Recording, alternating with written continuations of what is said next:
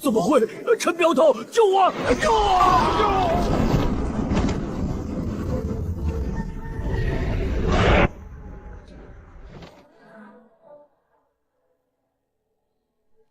聒噪！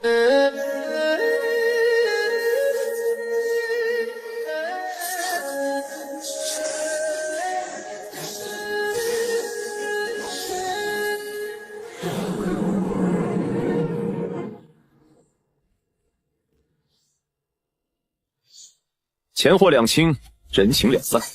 自己养的祸害，拿捏不住，怪不得别人。任务完成，可以抽取新词条。恭喜获得永久鹿泉词条、开道斩和现世词条、金刚不坏之身。忙活这么久，也不算亏。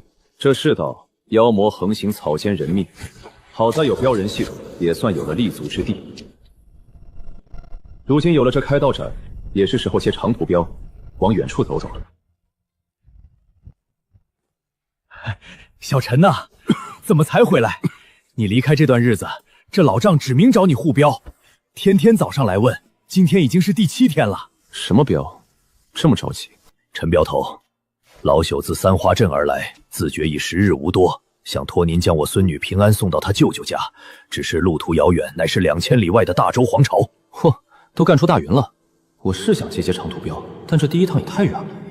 老朽知道规矩，这是20两定金，只要他平安到达，他舅舅还有100两白银的酬劳奉上。120两，这价钱确实公道。这贪财之徒真的比先前的9位镖人更强吗？既然如此，也应该知道我的要求。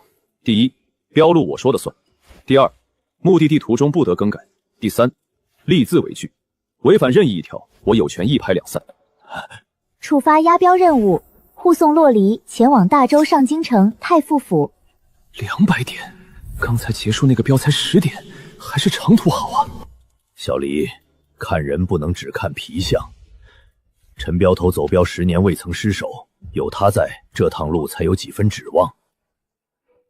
有劳陈大哥了。哼，被这小丫头看扁了。没问题，在最后一页按手印。我靠，这么厚的条款，但既然爷爷已经确定了，我签。任务已接受，可使用技能，得加钱。陈镖师，那今日我们便回去准备一下，明日一早三花河畔见。张叔，晚上喝一顿，不醉不归。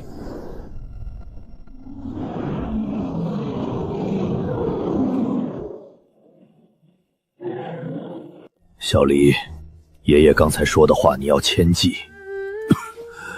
最后这一路上凶险万分，只有一人可信，就是陈镖师。爷爷，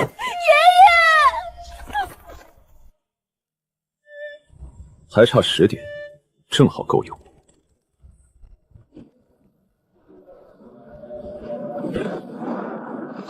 子府记此行也算有了些底气，这10年押镖的积蓄就留给乡亲们吧。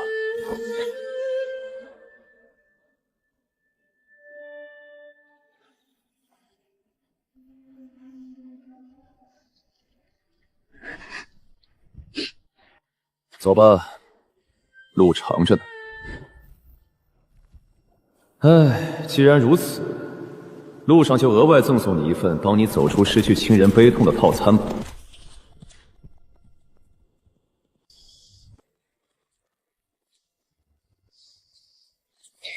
喂，我们不休息一下吗？骑马还嫌累？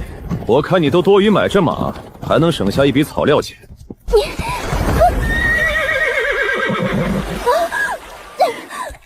马都骑不稳，也不知道你买这千里良驹干啥？真是钱多的没地方花。靠！这家伙也太气人了！到底谁是雇主啊？不仅让我从小良好教养养成的心境濒临破碎，就连爷爷病故的伤心事都有些淡化了。天色刚好，在这休整一下，趁在天黑之前翻过这座山。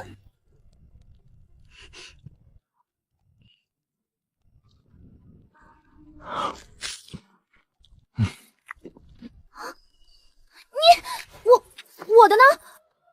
你的什么？我说小祖宗，好，你付的是镖费，又不包含伙食费，想吃啊得加钱。你混蛋！老子是镖人，保你小命的可不是你家保姆，没空理你这大小姐脾气。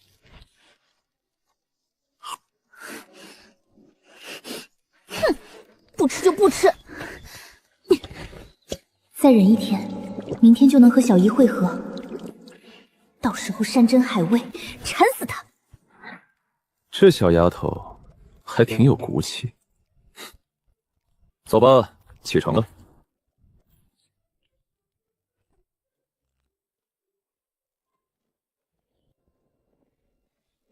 现在不是斗气的时候，虽然这屋檐山脉并不是特别危险，但它地处十方沼泽边缘，传闻那沼泽深处的妖魔，连统御10万镇妖司的司主都不敢轻易涉足。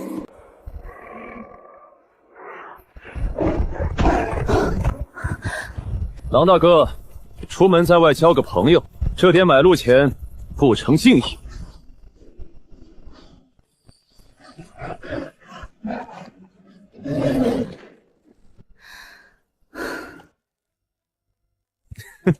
怎么样？我跟你说，你这辈子也找不到我这么专业的镖人了。哼，投机取巧，不过是一头刚入先天境的魔狼，厉害点的镖人一刀就解决了。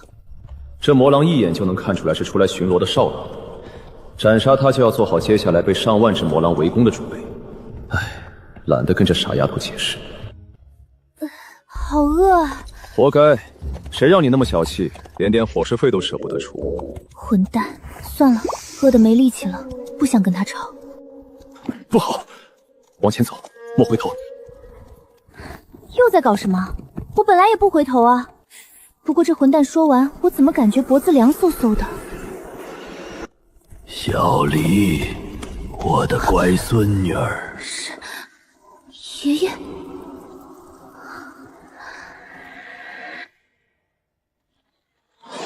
蠢货！天元归一，无形八方，一语定乾坤。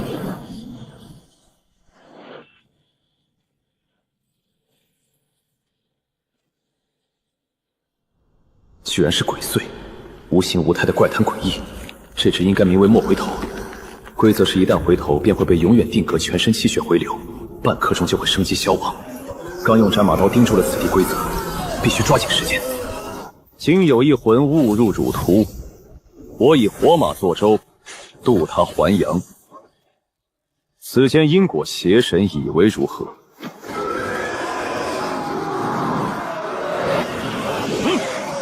给脸不要脸是吧？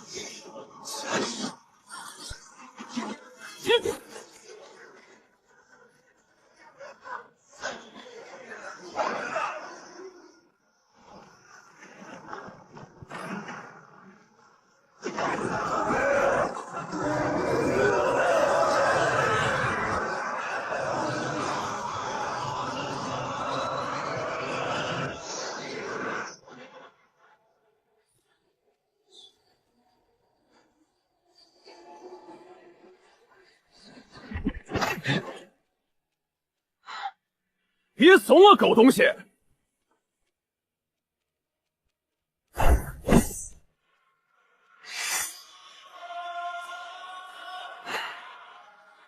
真想给你2个大耳刮子，就20两，你可算是赚大了。要不是老子的实力给他吓住，他能答应火马换你小命？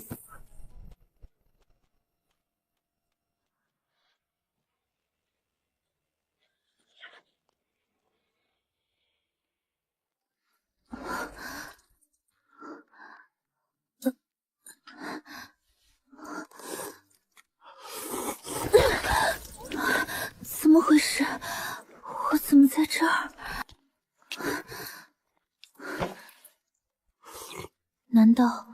难道我昨天饿晕了？我靠！我马呢？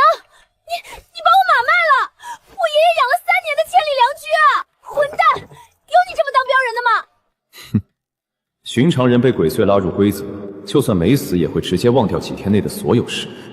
这傻丫头居然只忘了关键的一段，还能活蹦乱跳的，体质不简单呢。吵什么？是你自己舍不得花钱吃饭，也是你自己不信邪，非要回头。马用来换你命了，现在闭嘴！你到底饿不饿？你不饿一会儿就走了。我吃。老板给我来2碗面条。等会儿见到我小姨，我看你怎么陪我马。哼。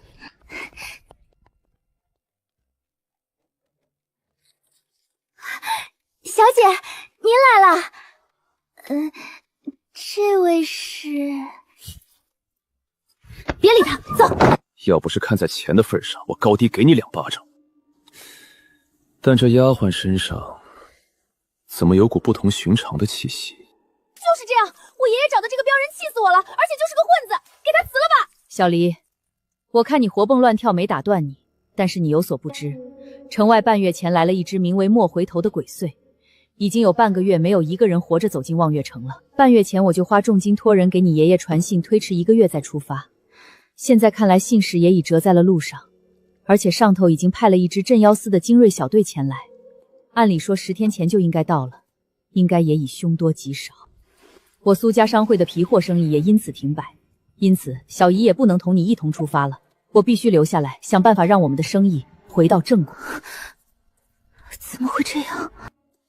而且听你的描述，你应该已经遇害，但是硬被那镖人用某种手段拿黑马从莫回头手里换回了你这条命。你自己想想，你一个先天境武者，就算饿2天也不至于饿晕吧？难道他真的有那通天的本事？还有那魔狼，据我所知，十方沼泽边缘的魔狼群，最小的一只规模都超过了1万只。你遇到的8成是巡山的少狼，一旦少狼死去，位置会瞬间共享给魔狼王，到时候你将面临魔狼群的围攻。你爷爷果然给你请了一位顶尖的镖人呢。我错怪他了，的确，爷爷的眼光从未出过错，他的安排必有深意。好了，不说他了，你爷爷呢？他身子骨可还好？我过世的消息除了陈彪方，绝对不能告诉任何人，包括你的小姨和一切你认为可信之人。你就当这是我唯一的遗言，切记，切记。爷爷最近身体一直不好，他嫌路上舟车劳顿，说想在老家待些日子，过段时间身体好些再说。喂，有什么话赶紧交代，我的时间就是金钱。我应该给他道个谢，可钱，你就知道钱，我又不是不走。小黎，不可无礼！居然这般年轻，还有这般本事，但他为何会屈尊窝在三花镇那种小地方？苏月见过陈镖师，多亏镖师一路护送，苏月感激不尽。我这外甥女性子骄纵，还望陈镖师担待。这女人和那丫鬟的气息一样。苏夫人客气，平安护送是我镖人的职责。至于小孩子闹脾气，我们做大人的理应担待。你劳烦陈镖师再耽搁半日，我这边有事缠身，无法同行，所以请了一批镖师，想让他们一同护送前往大洲。路约第3款第7条，不得无故耽误甲方镖人的护送时间，若有违反，我有权解除合作，不退定金。但也不是不可以通融，得加钱。我靠，奸商怎么还带坐地起价的？唉，没问题，给陈镖时加2两银子的耽搁费，如何？行，你们慢聊。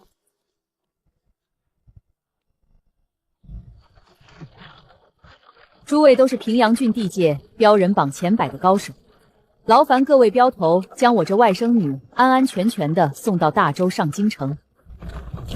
没问题，苏夫人，包在我们身上。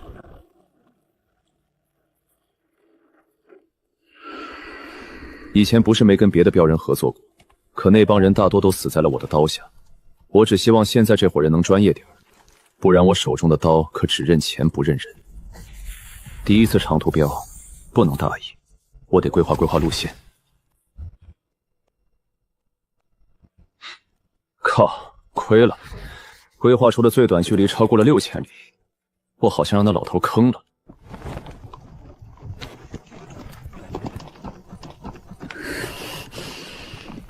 这个混蛋，碰到危险时你最好真的有通天的本领。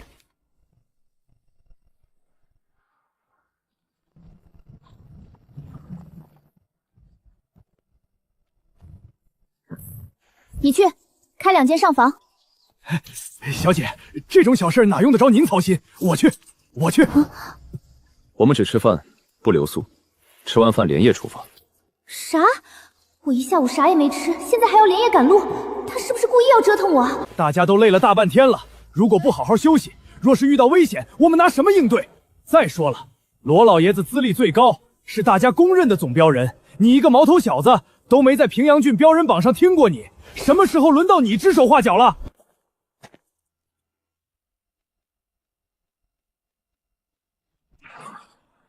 我靠，这家伙疯了！通玄后期，不到20岁的通玄，原来是个武道天才。但这并不代表你有指手画脚的资格。此地名为青苍山脉，横跨800里。如果今晚休息，明晚只能走到山脉中心。山脉中心的危险程度，无论是留宿还是深夜行镖，都不必我过多转述。但如果连夜赶路，明日下午就能到黑石镇，有客栈休息一整晚，后天便可直接穿过这片青苍山脉。这是保你小命最安全的路线。确实有道理。好，听他的。就显得你能耐。我们这么多高手在，连夜穿过没有？你妹的！你们没给老子钱，最好老实点。好歹也是走镖几十载的老镖人，让这么个毛头小子装了个大的，跟打咱们脸有什么区别？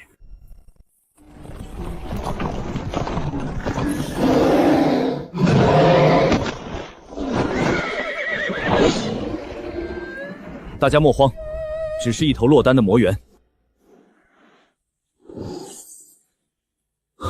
不好，这是妓院魔猿！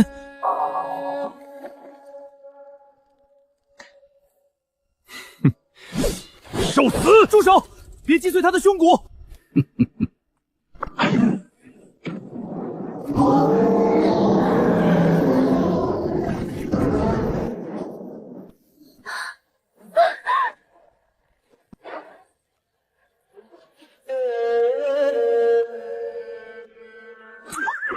陈官，你刚才鬼叫什么？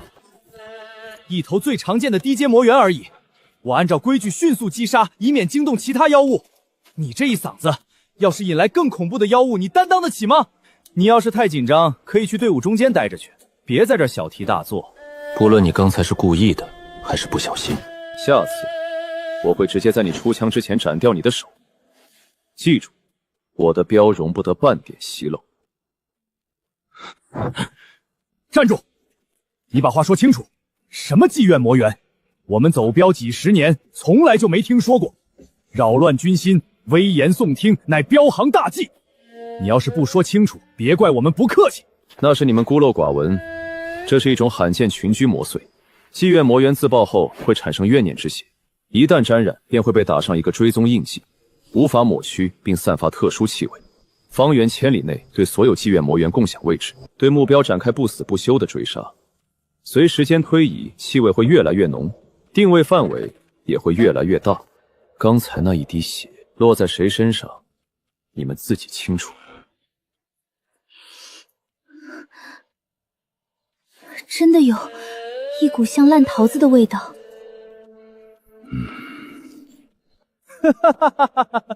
我说你小子装神弄鬼也要有个限度，什么妓院魔猿，什么追杀令，说的跟真的一样。没错，要是真有你说的这么邪乎，咱镖人这行早就没人干了。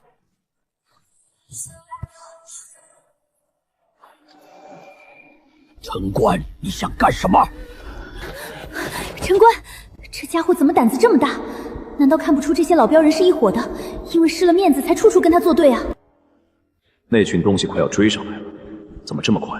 难道这2个家伙这是故意拖延时间？行了，收起武器，抓紧时间赶路。难道这小丫头身上带了什么财宝，让那2个家伙眼红了？可这丫头不就是三花镇的一个大户人家吗？能拿出什么值得人眼红的宝？虽然这小子的嚣张确实让人火大，但说的也不无道理，宁可信其有，不可信其无。这速度肯定会被追上，不知道这群魔猿数量多不多。如果不多，全部途径印记就会解除，不然就麻烦。其他2种方法都不太现实，一是小丫头自己的修为高过魔猿的王，再者就是和他们的王谈判。唉，好麻烦。我再查看一下图谱信息，找找有没有第4种办法。不说魔猿会追杀到天涯海角吗？我怎么一个都看不见？哼，我看这小子就是想英雄救美，看上咱们小标主的美色，真是丢我们标人的脸。就是，仗着自己年轻长得还行就想骗小姑娘，真不是个东西。真正的标人不应该这么无脑才对，这帮人一直在无脑针对陈官，完全不像一个行走了几十年标路的老标人。已经被包围了，但是为什么他们还不开始下手？跟了一路了，他们是在等伏击的最佳位置，居高临下。撤！洛姑娘，山下危险，现在必须改道，绕过黑石阵，离开青苍山脉。你小子真当自己是跟踪是吧？我们忍你很久了，一惊一乍。不说别的，绕过黑石阵，路程起码要增加1倍。言尽于此，洛姑娘，你自己决定跟他们走还是跟我走。洛小姐，别听他忽悠，你要是觉得他不靠谱，尽管让他滚蛋，有我们兄弟几个护送，保证让您舒舒服服到家。爷爷跟我叮嘱过。行，听他的，走。够了，陈官！标队指挥向来是按资历来定，罗老爷子走过的桥比你走过的路都多，指挥权理应由他来担任。凭什么你小子嘴皮子一碰，让我们停就停，让我们绕就绕，张口就让我们多绕2000里冤枉路？你当你谁呀？标王吗？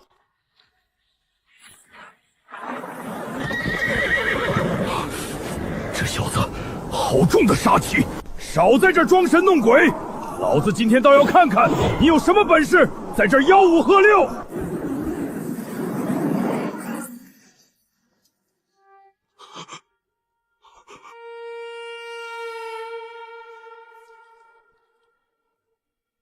赵人是除罗通之外资历最老的一位，可是老牌通玄后期的高手，竟然毫无还手之力。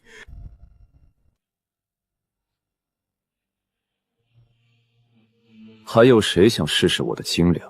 你们要庆幸接下来有场大战，否则……哇，这家伙原来这么狠，一个人就能镇住这么多老头。看来这小子真的不是在唬人，而这一路周围确实有些安静过头了。听城关的，这个老家伙好在没老糊涂。不好，那些家伙动手了。这小子疯了！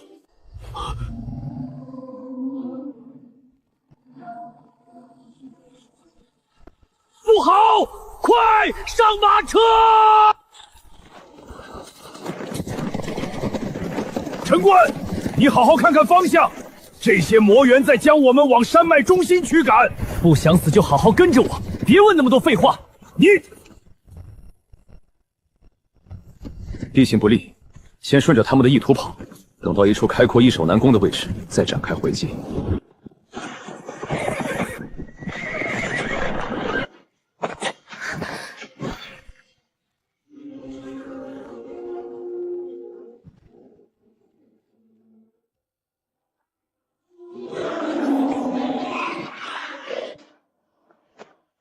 抓紧长刀，别怕。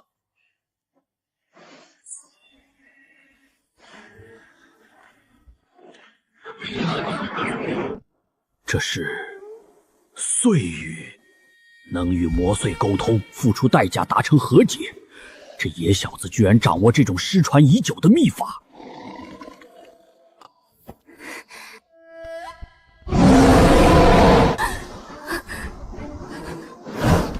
那就是没得谈了。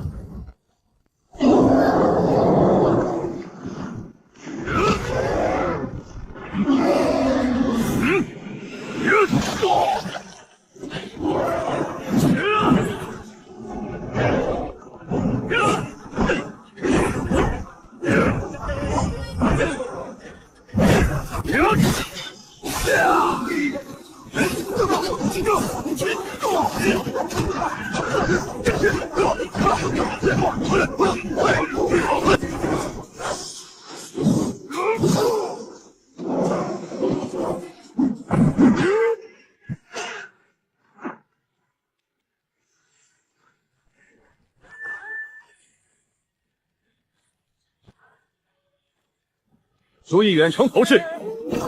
老刘！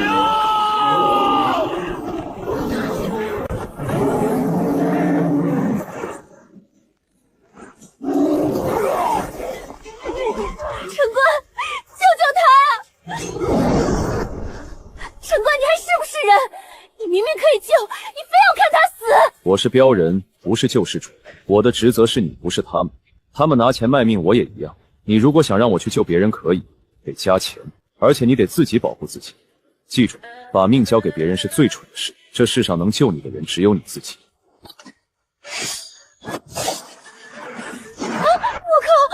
我就加钱加完了，他就给我砍了。愣着干嘛？赶紧滚过来！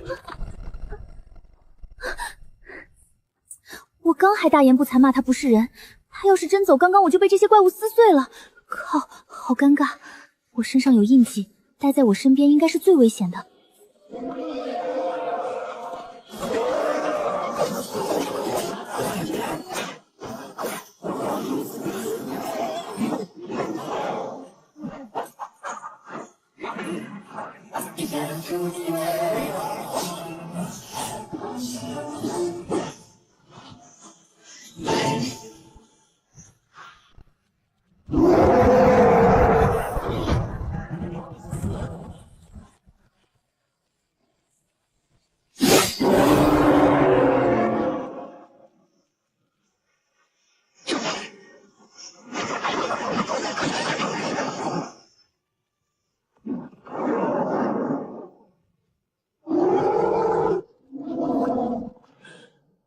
赵武死了，那么多兄弟都死了。如果早先不听信谗言，7条人命本不必葬送在此，都怪我。唉，这千头妓院魔猿只是一个试探，真正的招牌军还没出面，不然我一个人就解决了，还跟这些家伙啰嗦什么？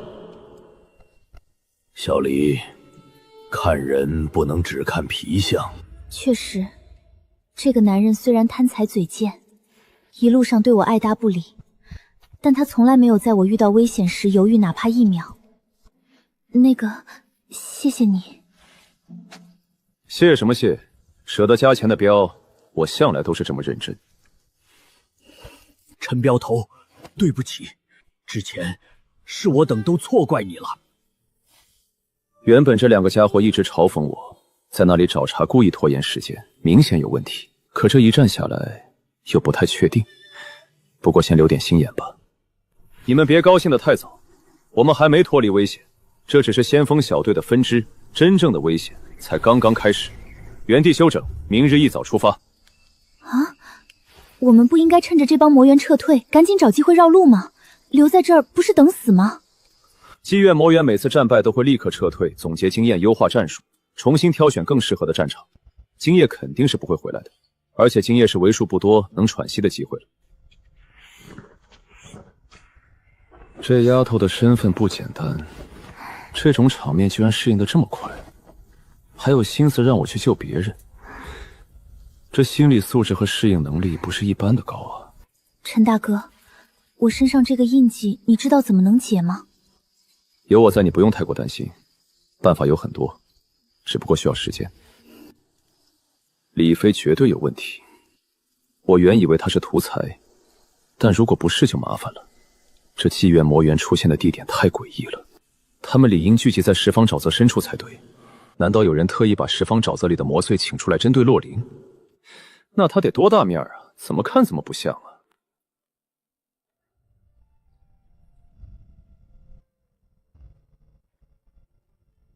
陈镖师，队伍已经整顿完毕，趁着天色微亮，妖祟尚未完全回巢，咱们赶紧出发吧。好，准备进山。陈大哥，我昨晚想了想，咱们这么走下去太被动了。哦，怎么你有好办法？群居魔祟必然有着极强的领地意识，那咱们要不要去找一只跟这妓院魔猿实力相当的群居魔祟，直接将魔猿引到他们地盘上？一山不容二虎，他们肯定会打起来。到时候咱们就趁乱脱身，驱虎吞狼，借刀杀人。没想到小镖主还懂兵法，可谓绝处逢生之计。这小丫头身份果然不简单啊！这个想法居然和我想的破局之策一样，不错，还算有点脑子。平时没白读那些圣贤书。这青苍山脉往西600里，是黑风岭，那里盘踞着一群铁甲魔牛，皮糙肉厚，脾气暴躁，十分合适。这条标路老夫以前走过几十次，知道一条隐秘小路可以直通那片黑风岭。不如由我带队，咱们即刻出发。不去黑风岭，咱们直接往东，进十方沼泽。什么？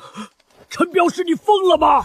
就是啊，那可是十方沼泽，哪怕是边缘地带，镇妖司都不敢轻易涉足。咱们现在这点残兵败将，直接闯进去，和送死有什么区别？这里去黑风岭的路程有600里，哪怕我们日夜不休，也至少需要2日。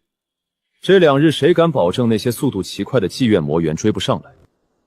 况且凭那几头只会用蛮力的畜生，给他们热身都不够。而十方沼泽，从这里下去有一条废弃古道，直插沼泽外围腹地，仅有100里。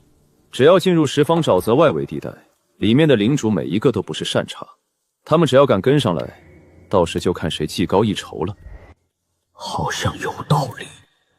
让马匹吃饱喝足，调整好状态后，咱们直接出发。好。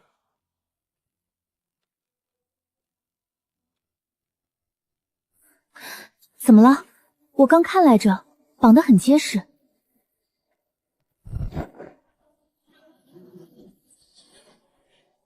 这什么玩意儿？妖魔的皮子啊，你看不出来吗？我问的是，你没事带这些东西干什么？还能干什么？我家的钱也不是大风刮来的，不做点生意哪来的钱？没钱怎么给你付标费？这话说的好像我很贵一样，我都感觉被你爷爷忽悠了，好吧？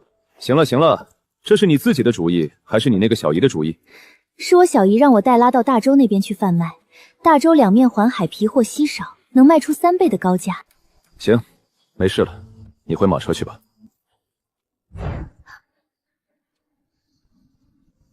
有虫子，有意思。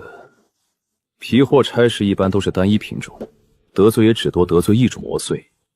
这2只，各种妖魔皮毛混杂在一起，几乎不重样。各位，我刚才仔细想了想，决定兵分2路，一队跟我护送洛离走古道进十方沼泽，另一队拉着这2车皮子前往黑风岭，然后绕道去千里之外的望北城，咱们在那里会合，再一同赶往大洲。陈镖师，我们镖人走镖最忌讳人镖分离，万一雇主遭遇不测，这个责任可不是你一个人承担得起的。您这好端端的要分成2队，总该有个说得过去的理由吧？对啊，任务若是失败，镖行盟会可不会听你什么原因。十方沼泽环境恶劣，没有什么正经官道，这2车皮子根本进不去，就算强行抬进去，声势浩大，必然吸引大妖注意，人少反而更灵活多变。我们只是甩开追逼，又不是去拼命。我既然敢这么安排，就有一定的把握能带洛林安全走出十方沼泽。我只需要5个人，你们自己来选。不过我话说在前头，走十方沼泽九死一生，你们无论遇到什么危险，我都不会出手。我希望你们自己能想好了再回答。陈镖师，我随你一起去。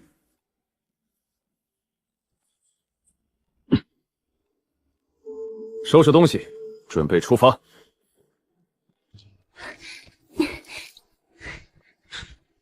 你干嘛？当然是跟你做一匹马呀，难不成你还想让我自己骑一匹？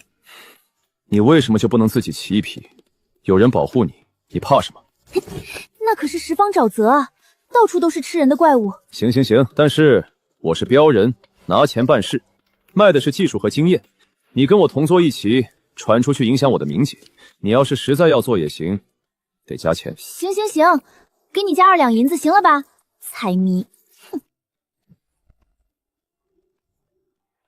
你们5人跟在后面，记住，任何情况下都不要掉队，尽量压制马匹的生意。没我的允许，任何情况下任何人不得擅自发动攻击。好。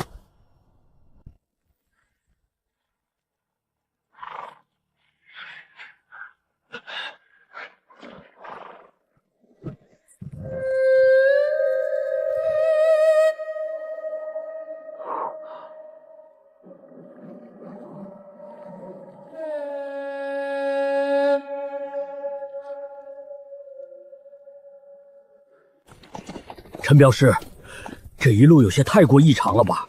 一路上寻常的妖魔都没遇到一只。准备战斗。啊！我等奉行天道，乃是过路之人，欲借此地一过，不知妖仙大人可否行个方便？不好，是妖怪，口吐人言的大妖。既然来了，那就都留下来吧。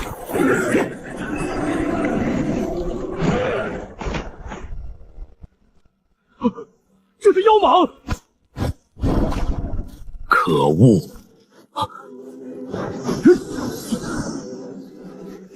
好硬的鳞片！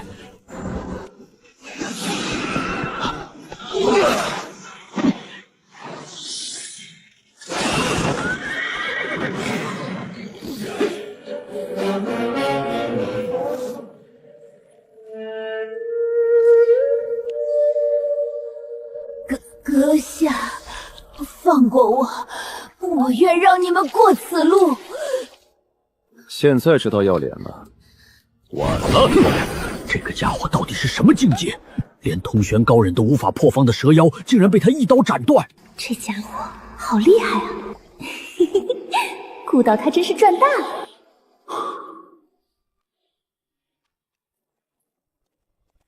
陈镖师，这头妖蟒的尸体该怎么解决？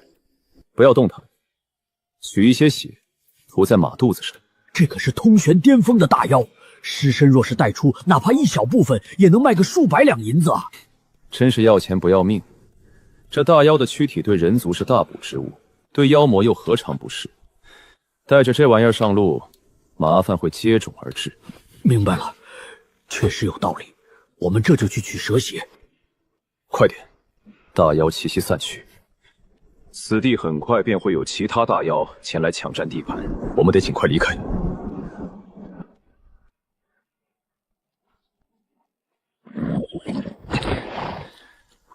找个地方先休整一下。陈镖师，咱们这已经是彻底进入十方沼泽腹地了，那些妓院魔猿为何一直没有动静？哼，因为我已经解除了洛姑娘身上的标记。陈镖师，此话当真？当然，你们这一路不都看出来了吗？可这味道还在啊！陈镖师，您是用什么办法去除那标记的？好厉害！祖传秘法不方便告知。那我们是不是可以直接出沼泽和李飞他们会合了？此地一直向前，可以直达苍凉山脉。山脉横跨大洲，我们直接从山脉前往大洲，可以节省1/3步程。到时候让当地镖行盟会飞鸽联系一下望北城的李飞他们，我们在前方的城镇等他们便是。也好，正好也给了他们足够的时间休整疗伤。再向前100里会进入另一个大妖的领地，只要通过，我们就可以直接穿插出去。好。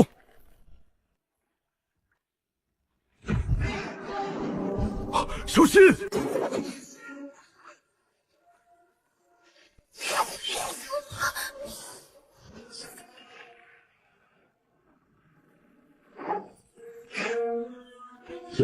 这是怎么回事？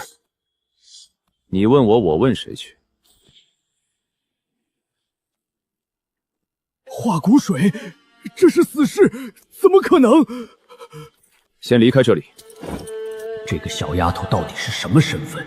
能动用死士来劫杀的人物，即便是望月城城主，恐怕都还不够。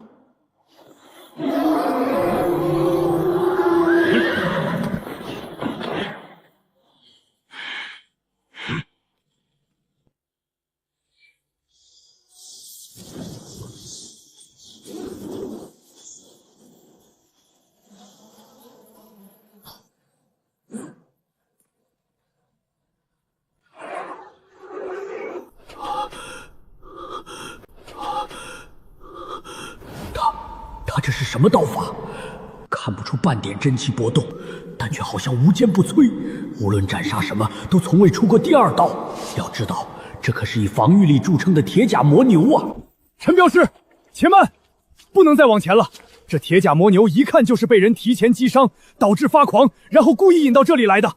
对，前方高阶妖魔越来越多，我们再这么走下去，恐怕要成为这些神秘人手中的刀。陈镖师知道我们进入十方沼泽还能追上来，只可能是从李飞他们那边，他们可能已经……不用已经了，他已经死了。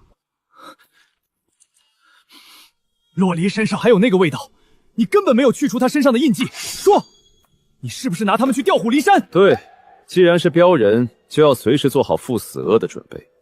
没人吸引主力，你们绝不可能活着走到这里。你不应该感谢我吗？不过李飞并不是死在妓院魔猿手中，他刚刚就死在你面前。什么？你是说刚才那个黑衣人是李飞？这不可能！等等，你是叛徒！罗大哥，你这是什么意思？这十方沼泽普通人进来都会迷路，更何况是进来找人。除非有人一路给那些死士留下标记，否则他们绝不可能这么快这么准的追上来。罗大哥，你这也未免太武断了吧？我们一行7人，你凭什么就认为我是那给死士留下标记的叛徒？从我们出发开始，就你和李飞一直明里暗里的针对陈镖师。妓院魔猿那场大祸也是因李飞而起，若不是他，我们绝不会有那么多兄弟死掉。而且这一路上就属你的话最多，询问别人的保命秘法，这是江湖大忌，只要是个修士都知道，而你却脱口而出，你不是叛徒，为何急切想知道这种秘法？我那是没有多想，就是纯粹的好奇。罗大哥，你听我解释，我真的不是叛徒，我那就是个习惯，是谨慎。死到临头还敢狡辩，去地府好好解释吧。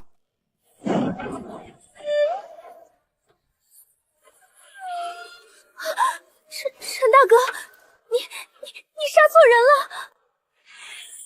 没杀错，刘硕不是叛徒。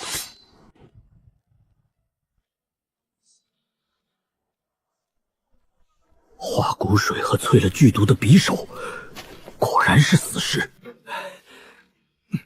陈官，多谢您为我洗清冤屈啊！不是，你这家伙一路上不是跟这个作对，就是跟那个作对。我这都是从龙小养成的习惯，嫉恶如仇，见到不平事就忍不住要多嘴两句。对了，你们这么一说，我也反应过来了。当时我本来没想过针对陈官，就是那李飞还有那个程毅几个老家伙，总在我面前叨叨，说什么陈镖师不给我们这些老人面子，装大尾巴狼。我这才……你怎么不早说？我哪知道他是有着这个目的。咱们这个职业虽然危险，但地位崇高，受人敬重，怎么会甘愿成为人家手中的一条狗，去当这什么见不得光的死士？陈镖师，借一步说话。抓紧刀，不要松手，否则小命没了可别赖我。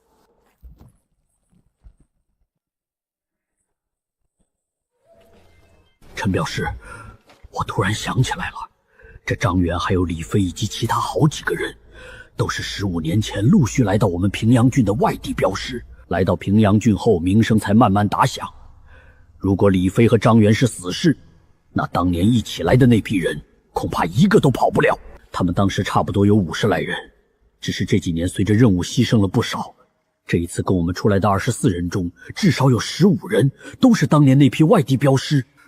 你说，是这些人本来就是死士，还是中途叛变，成了某些人手中的刀？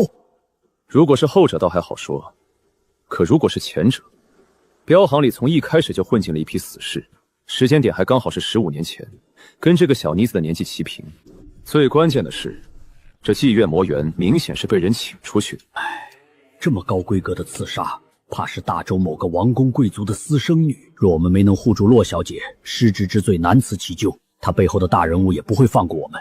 而且显然，赶前来刺杀的势力同样也来头不小。这单生意很棘手啊！知道这丫头的身份不简单，但怎么越来越离谱啊？这帮人已经不适合待在我身边了，只会拖后腿，得赶紧给他们打发走。陈镖师，你是怎么看出他们身份的？从李飞杀那头魔猿开始的。什么？那么早？可他那晚的应对，按照镖行规矩来说没问题啊。迅速击杀，然后利用真气压制其爆裂，以免血雾溅到雇主和货物留下气味。罗老爷子，你想明白了吧？他不仅没有压制妖祟自爆，反而顺着风向利用枪劲将爆炸污血精准崩到洛丽身上。甚至我大声喝止时，他也是利用你们的自尊和固执挑起对我的不满，掩盖了下毒手的事实。每次我提出绕路，都会与我争辩，明显是一种拖延时间的手段。原来如此。不过，真正让我确定这支队伍里有大问题，是那2车皮子。皮子？多种妖魔皮子混在一起，只要是有经验的镖师都知道，那玩意儿在这野外就是个行走的仇恨吸引器。这确实。最开始是李飞绑的货车货物，和魔猿大战后也是他去整理收拾的货物，加固的绳子，他肯定知道里面是什么，但是他没有任何惊慌，更没有主动疑问。他在刻意回避这个问题，所以你便断定他有问题。对，最后我通过李飞筛选出了队伍里所有有问题的人。所以你要区分为2队，这样正中他们下怀。那队人只要离开了队伍，便可暗中跟踪刺杀。我们一下就处在了妓院魔猿和刺客的双重追杀中。但你在皮子上动了手脚，反而把他们留在了十方沼泽外，要不然死士绝对不止这几个，妓院魔猿也早就追上来了。可这刘硕，他纯就是愣头青。再就是赵仁和程辉，他们心里没鬼，自然会为队伍考虑，从而主动站出来。那你打算之后怎么行动？应急没解，我只是用手段暂时压制了气味，最多还能持续半日。一旦失效，他身上那个如同黑夜明灯般的定位标记，必将引来妓院魔猿最后的绝杀。所以接下来我们依旧兵分2路，我带着洛灵去想办法解印记，你们出去之后直接去望北城，等3日。我现在想到了一个能彻底解决洛灵身上的标记的方法，但不方便带你们一起。而且这十方沼泽的凶险你们也看到了，一旦遇到顶级的妖祟，你们别说对付，恐怕连自保都难。说白了，我们现在已经成了拖后腿的累赘。不过确实，陈冠这神鬼莫测的刀法，恐怕遇到传说中的子府大妖都能过上2招。可我们拿了钱，就应该护着这趟镖走到目的地。没有说不让你们送，我只是需要一些时间去解决洛离身上的标记。接下来我会从一条小路前往十方沼泽的边缘，先送你们出去。你们出去之后，即刻前往望北城，在城里等我3日。我解决了他身上的印记后，再与你们会合。3日之后，若是还没有等到我们，你们便继续前行，直接前往大周的上京城。沿途每经过一座城池，都在城里最大的镖行客栈里留下我们约定的标记和信息。如果我们走到了你们前头，我也会用同样的方式留下信息，以便联络。你是想将我们推出这场阴谋，一人承担所有风险与杀机？陈镖师，行了，我们没有那么多时间在这里浪费，你去跟他们3人说清楚，我们即刻启程。死丫头，你可算给我坑惨了。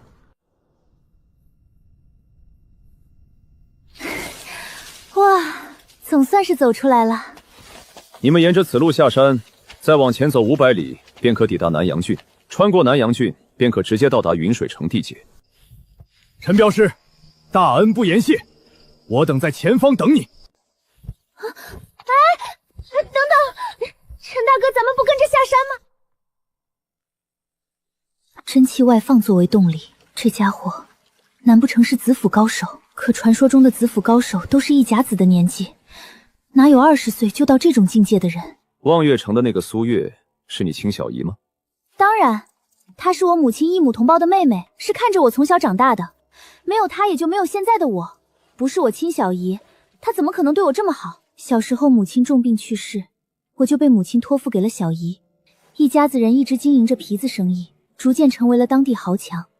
6岁的时候，我跟我外公去三花镇住，学习琴棋书画这些大家闺秀该会的东西。这镖人都是苏月雇来的，而且那2车皮子明显是用来吸引妓院魔猿的源头，我在其中就感受到了魔猿的气息。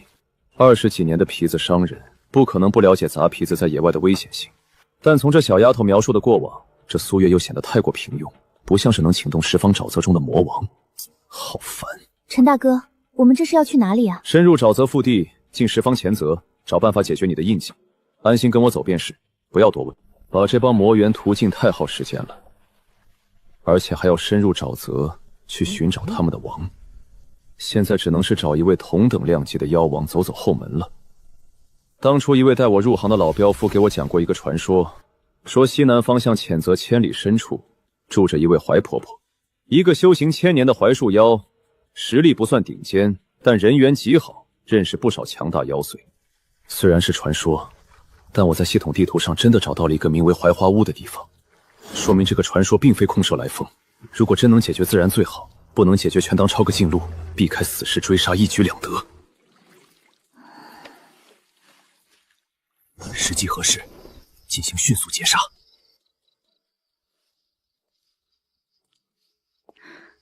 小黎，有些事等你长大了就会明白的。小姨怎么可能害我呢？不可能。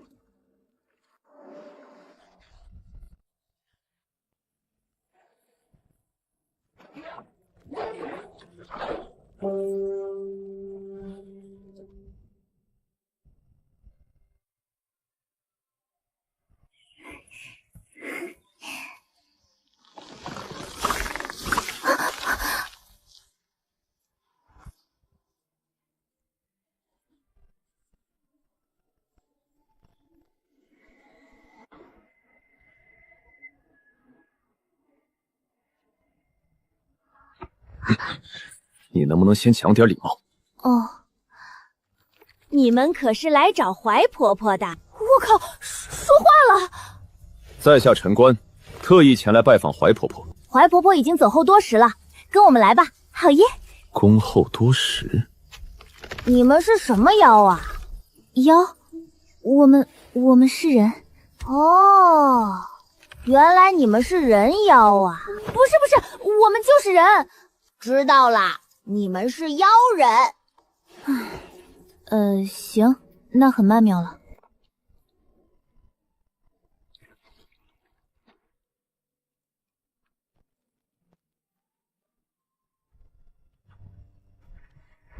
晚辈陈官，见过怀婆婆。晚辈洛离，见过怀婆婆。年轻人啊，胆子就是大，敢从外面自己走进来。婆婆没什么好招待的，这是我亲手培育的百花玉露，请慢用。谢谢婆婆。谢谢婆婆。你来此可是为了她身上的东西？前辈慧眼如炬，晚辈冒昧来此，确实是为了此事。办法是有，但老身有个不情之请，这是小敦和小红，是老身唯一的2个孙子孙女。怎么突然开始介绍孩子了？这老树妖不像大限将至之人，为何要托孤，还是给一个人族？难道那只妓院魔猿的地位还在婆婆之上？去，你们带着这位洛离姐姐去后院找小草玩玩去。婆婆早就知道我会来这里，只是猜到了迟早会有人带着那个小丫头来这里，但没想到来的是一位镖人。老身可以帮你解决她身上的怨印，那头老猿之事也不用你管。作为交换，我希望你能带我这2个孙子孙女离开这里。我是镖人，只行护镖之事。如果要用婆婆的命来换这一趟镖的成败，那这买卖太亏，我不做，告辞。等等，年轻人别急着走，婆婆我并没有让你承担因果的意思，这本就是我的命数。你是不是认识洛离，或者说认识他背后的人？1个月前，一支由5000头妓院魔猿组成的先锋军从我这槐花屋路过，那领头的猿将顺路进来向我讨了一杯百花玉露解渴，从他那里我得知了他们走出十方沼泽深处的目的。5000头？那时我便知道了之后的命数。至于他的身份，既然他自己没有告诉你，老身也不便多嘴。他来到这里就是命数，老身已是大劫难逃，借此人情也不过是顺水推舟。我最多还有3日时间，还望小友看在这2个孩子从未作恶的份上，成全老身。一个1000年老妖竟然会不计代价地帮助一个初次见面小姑娘，甚至不惜以整个槐花屋的覆灭为代价。为什么？为什么？老身这千百年来也时常在问这天地为什么。老身当初只修炼了200载，便已开启灵智，修炼500载便化为了人形，如今更能在此地称王，庇护一方生灵。而眼前这棵老槐树呢，它在此地扎根生长，已受天地之灵滋养足足3000余年，但至今它依旧只是一棵普通的老槐树，始终不能诞生哪怕一丝灵智。这又是为何？老身这一辈子都在追寻那个答案，临了老身才得知此乃命中定数。我怀妖一族身在这十方沼泽，却有了不该有的能力，这便注定了结局。老身今日如此选择，也不过是顺应天命。也没看出这老妖有什么特殊的能力，而且为什么洛离一出现，就会让他的特殊能力为他招来杀身之祸？这老妖到底怎么想的？明知有祸还不跑。洛离这死丫头真是超级无敌大没性，身份复杂的要命也就罢了，怎么到哪拿死人？就来拜个门，喝了杯茶，就把这一家老小全都带走了。行，你希望我带他们去哪里？此行向北，直行2000里，跨过一片迷雾密林，密林深处有一座桃花坞。你只需将我这2孙儿平安托付给那里的桃花仙，便算是了却了我们之间的这一桩因果。向北，那是继续深入十方沼泽腹地，危险就不说了，时间都得至少浪费半个月。靠，亏大了。行，那解除他身上的印记需要多久？老身已将我这1000年修为加上槐花坞积攒1000年的百花精气，暂时将他身上的怨印压制住了7日。那只魔碎老猿有着2000年的修为，这不是普通怨印，即便十方沼泽能解之人，也不超过1手之数。你需要在7日内找到我那桃花仙，他便是能解此怨印其一之人。他那里有一味天香豆蔻，可解除天底下任何怨印的根源，但若超了时限，怨印会彻底爆发。到那时，方圆万里内的任何魔碎都能感知到他的位置。看来从洛离进入此地时，这一家老小便被拖下水了。救与不救都是劫难。多谢怀婆婆。还有一事，妓院魔猿老巢离此地多远？小友，这十方沼泽远比你想象的更加恐怖。我知道你想做什么，并不是你想的那么简单，而且你也没时间耽搁。一旦这怨印爆发，这天下魔咒都将是你的敌人。行，那事不宜迟，我们这就出发了。将这个带给你们的桃花椅。记住，到了那边要听话，不可再像在家里这般顽皮，更不可惹是生非，知道吗？走吧，哥哥，坐我的船。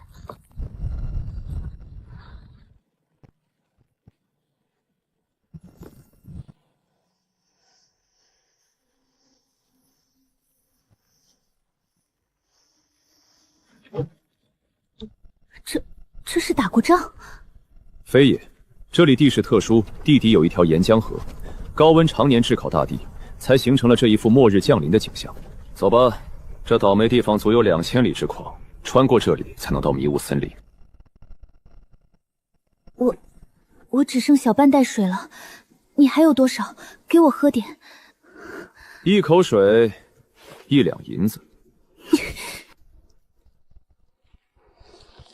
谢谢大哥哥。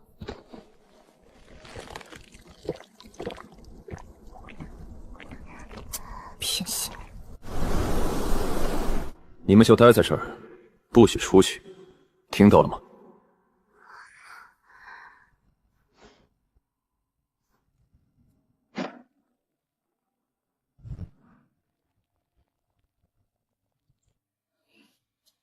给，这下面可没水分，先喝点。谢谢姐姐，可你也没多少了。少废话，让你喝你就喝。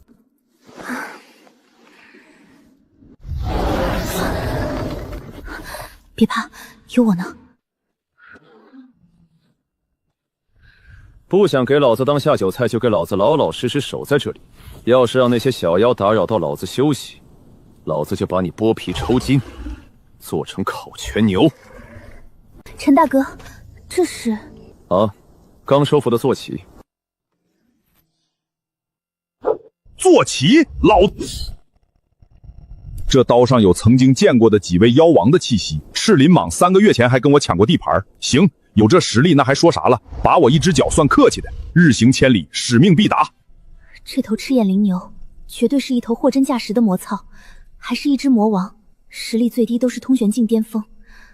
大魔一般都宁为玉碎，不为瓦完，这个家伙让魔王当坐骑。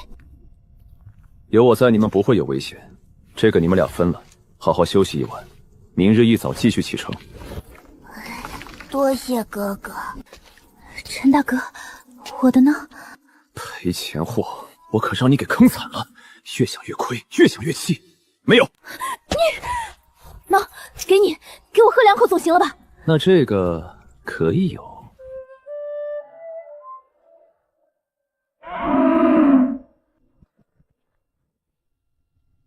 别说，这上面还真是宽敞，在这危机四伏的十方沼泽里，恐怕再也找不到比这更好的坐骑了。出发！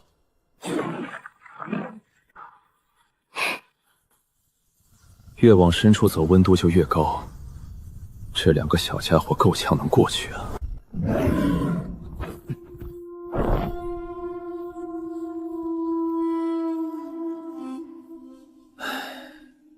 虽然已经越过最为酷热的中心地带，但如此下去，这2个小家伙到不了桃花沟啊！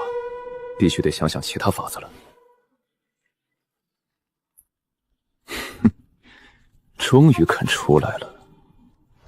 你们待在这里，不要动。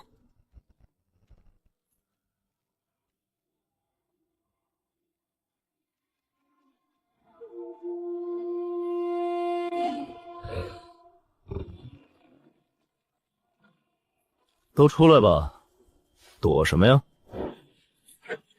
阁下好眼力。陈大哥，大晚上的这么没礼貌的堵在我家洞口，就是为了专程过来夸我一句？当然不是，我们知道阁下是一位镖人，拿钱办事，护人到家。既然都是做生意的，不如这样，你尽管报个数，拿了钱转身走人，将你身后这个小姑娘交给我们，如何？你还没有资格跟我谈生意，你到底出不出来？小郎君可真是好敏锐的洞察力呀！我森罗殿办事，闲杂人等离开，可以既往不咎哦。森罗殿是什么玩意儿？好嘞，你们慢聊。口吐人言，这竟然是一头大妖。能降服一头妖王，这可不是一般人能做到的。小郎君有点本事哦，刚才他的话就是奴家的话。这趟镖，雇主给了你多少钱？你开个价，奴家给你双倍，如何？原本想问问这个森罗殿啥完事，但是看他们欺软怕硬的样子，哼，算了。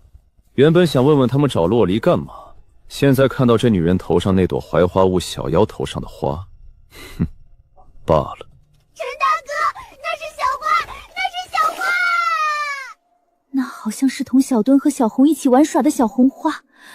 想不到刚离别几日，再次见面竟然会是以这种方式。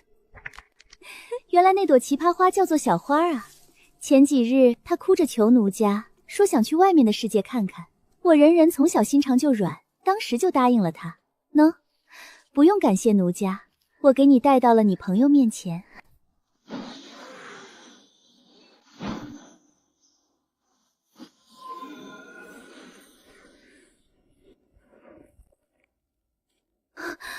这上面可是淬了我精心调制的魂洗散，无色无味，一旦沾上，瞬息就可化成一滩浓水。可这男人不仅一眼就看出了此花有毒，还能毫发无伤接过，又如此轻描淡写的将毒气化解。不过他只有一个人，问题不大。大哥哥，我奶奶她是不是也被他们？没事，你奶奶她很好。你们先带着小花去洞里等着哥哥，哥哥有些事情要跟这位姐姐好好商量商量。怎样，小郎君，考虑好了没有啊？2倍价格不行，3倍、5倍、10倍都可以哦。难不成那个小丫头还能给了你一座金山呢？但即便是金山，奴家也给得起。他倒没那么大气，只是给了20两定金而已。小郎君，没想到你竟然为了20两银子就敢趟这趟浑水。现如今，整个天下像你这样守信重诺的镖人可不多了哦。这样吧，我给你2000两，你转身离开，可好？不是说好的一座金山吗？你这砍价直接往脚脖子根儿砍。只要认钱，这事儿就好办了。那就1万两。我陈官行走镖道10年，送过人，送过畜生，更送过妖魔鬼祟，但最贵的一趟镖，定金也就这次的20两。姑娘，你倒是挺大方，真能给一座金山，这钱恐怕我一辈子都花不完了。那是值得我们欣赏之人，我们从不小气；识趣之人，我们将更加大方。但是你来之前，可能没打听过我的规矩。规矩，小郎君，在这世道，银子才是最大的规矩。这个难道你不懂？姑娘说的没错，毕竟有钱能使鬼推磨，做生意都讲究一个先来后到。小郎君，奴家这可是为你好，这趟浑水牵扯甚大，绝不是你一个小小的镖人能承受得起的。这女人话有点多，得加钱。啊，加钱？你想加多少？1倍。啊，才1倍啊？没问题，没问题。好，那不就40两吗？为了40两就要拼命，疯了吧？小郎君，奴家也加1倍，2万两，换你现在当做什么都没看见，如何？原本是可以商量，但你手太欠了，碰了不该碰的东西。护法小心！好霸道的刀法，通玄中期的高手毫无还手之力。一起上，做掉他！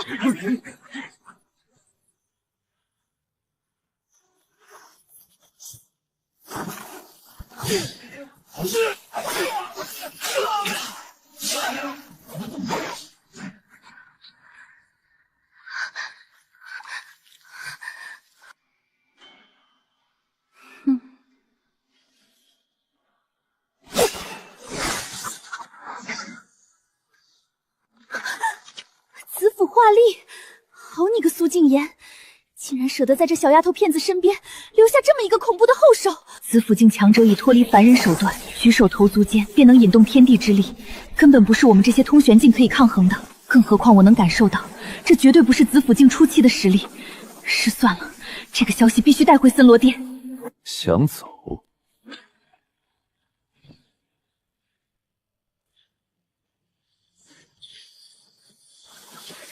原来是妖术，有意思，人族竟然修炼妖术。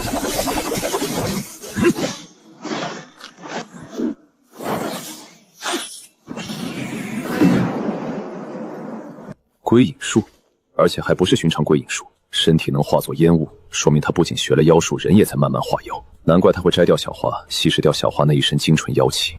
不能追了，无论什么情况都不能脱离护送目标100米范围之外。万一护送目标出事就亏大了。但他知晓了我的实力，他必须死。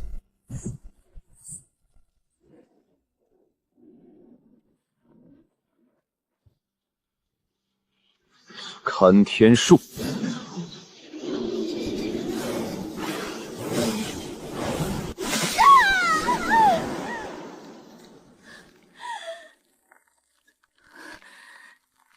小子，你一定会后悔你今日的选择。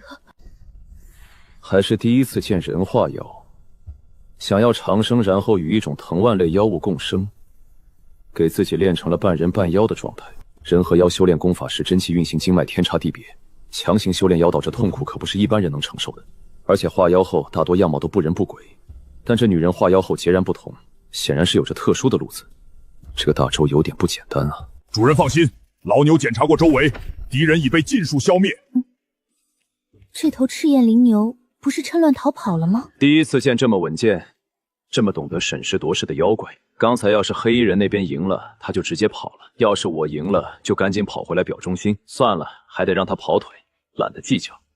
算你识相。多谢陈大哥救命之恩。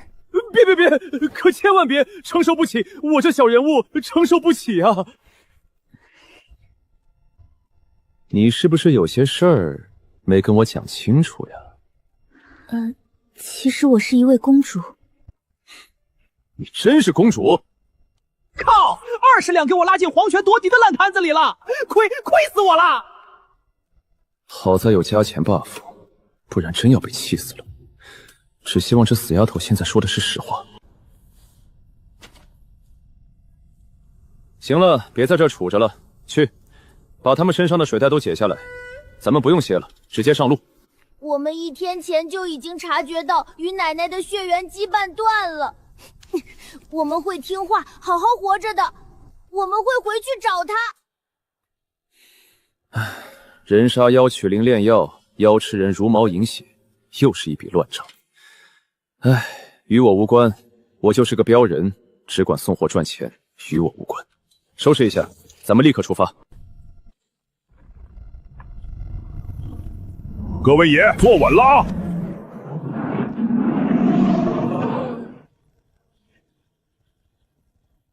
这天底下神秘宗教势力确实不少，这个森罗殿算是碰到的第一个独立于皇权之外的神秘宗教势力。但这帮自命清高的修士，向来都是占着某处名山古迹，极少现身，从不会主动沾染皇权清药这趟浑水。可这丫头不就是大周上京城皇帝老儿的私生女吗？怎么会把这种神秘势力给牵扯进来？这大周怎么感觉有点乱啊？怎么这趟镖死士、魔祟、妖祟还有宗教势力都有牵扯？这大周皇室关系这么杂吗？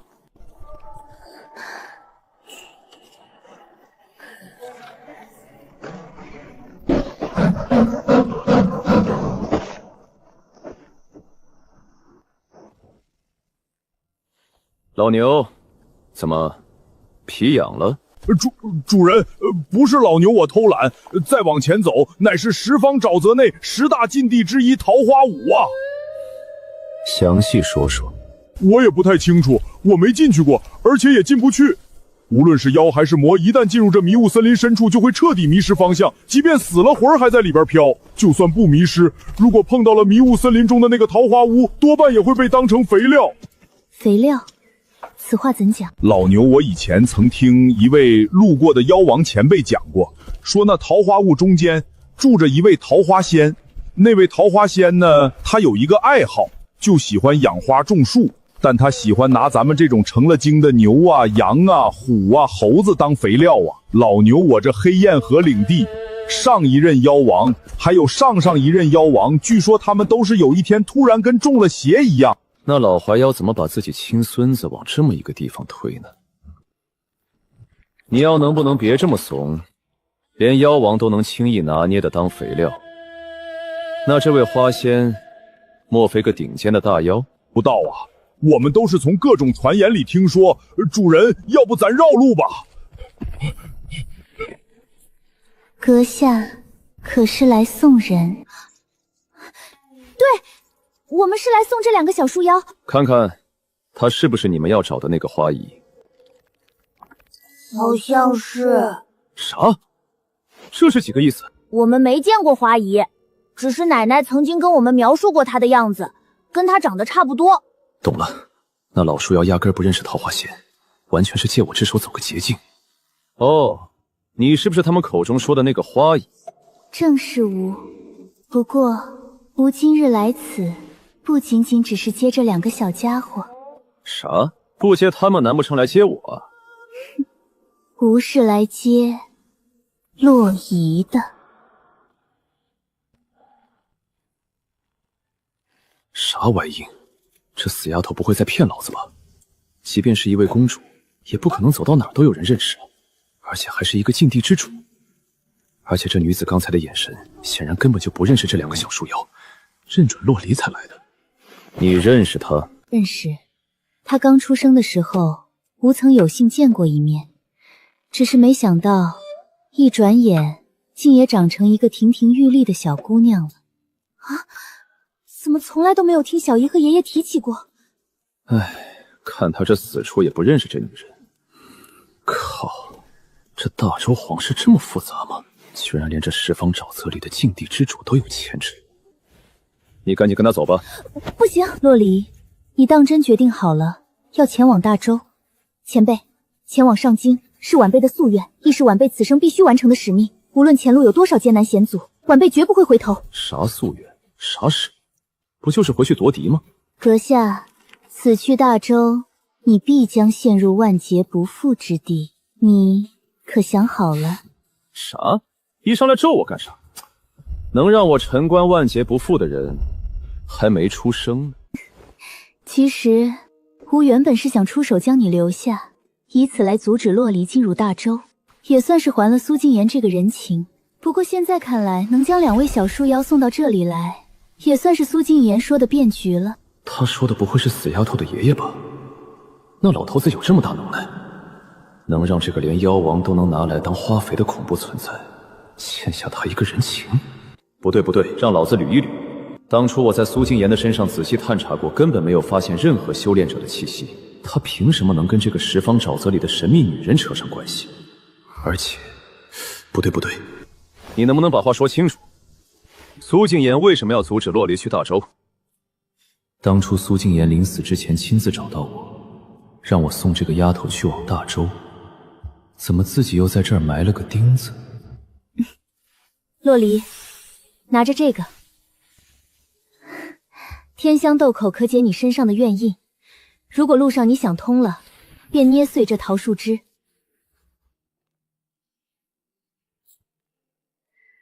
届时吾自会去接你来这桃花坞，斯人相望不如相守。哎，靠，这个娘们还会吟诗了。刚才那个女人说的话到底是什么意思？我也听不懂。死丫头，骗鬼呢？你真是一位公主，你确定你没骗我？真的，陈大哥，能调动一方镇妖司的皇权令牌。那我是不是要叫你周离了？我只随我娘，姓骆。算了算了，平时一个任务也就几个标点，而且能加钱的客户半个月都碰不到下回。风浪越大，鱼越贵，我只是个标人，其他什么都跟我没关系。走了，送我们去落凤山脉。啊，落凤山脉，从此地去往落凤山脉，沿途足足有3000里路啊！老牛，我这4条腿可能有些吃不消啊！少废话，你想现在就被做成下酒菜吗？走，现在就走，即刻出发，使命必达。这傻牛10天10夜瘦了一大圈，也算把脚力给彻底练出来了。原本一天撑死跑个300里，现在咬咬牙，一天跑个1000百里都不带喘粗气的。就这脚程，我都有点舍不得放他走了。哎呀妈呀，这位爷丁丁瞅我干啥呀？俺老牛这么卖了命的跑图啥呀？不就图把这位爷哄高兴了，好早日放自己一条生路吗？这怎么感觉好像骑我骑出感情了？行了，就到这里吧。啊，主人，不让我送您出这落凤山脉吗？啊，那既然你这么客气，那个主人，我开玩笑的，咱们这些妖怪可不能随便踏出十方沼泽，那样会坏了规矩。行了，回去吧，这一路多谢了。应该的，应该的。对了，主人，天上有只傻鸟一直跟着咱们，都跟了3天3夜了。我撤退了，告辞。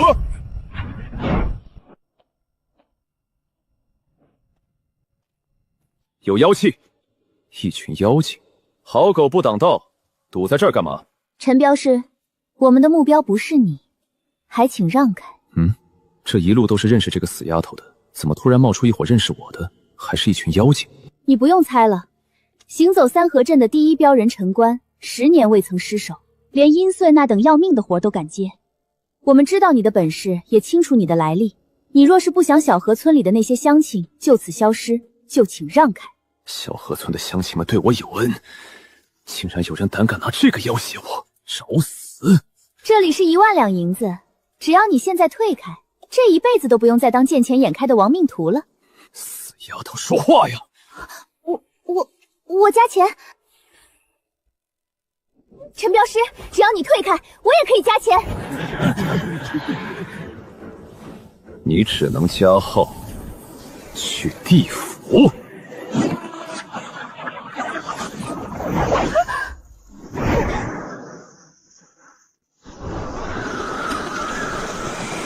血雨化物，以阵亡妖血驱动，融合妖气与自身，短暂提升至半步子府境界。杀！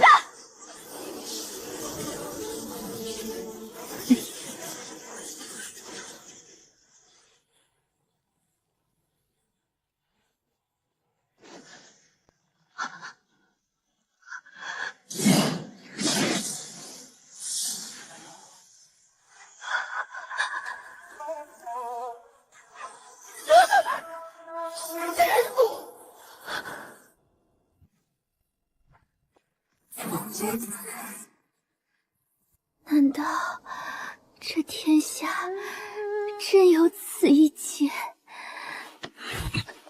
喜儿，苏月身边的侍女，你为什么要来袭杀你家小姐？你若不想万劫不复，不想人间生灵涂炭，就别送他去大周。洛离的亲爷爷想方设法要阻止他入京，他那位看着他长大的小姨，竟然派陪他从小长到大的丫鬟来刺杀他，结果这帮人又花大价钱雇自己来护着他，这他妈到底是什么操作？死丫头，还骗我！你到底是什么身份？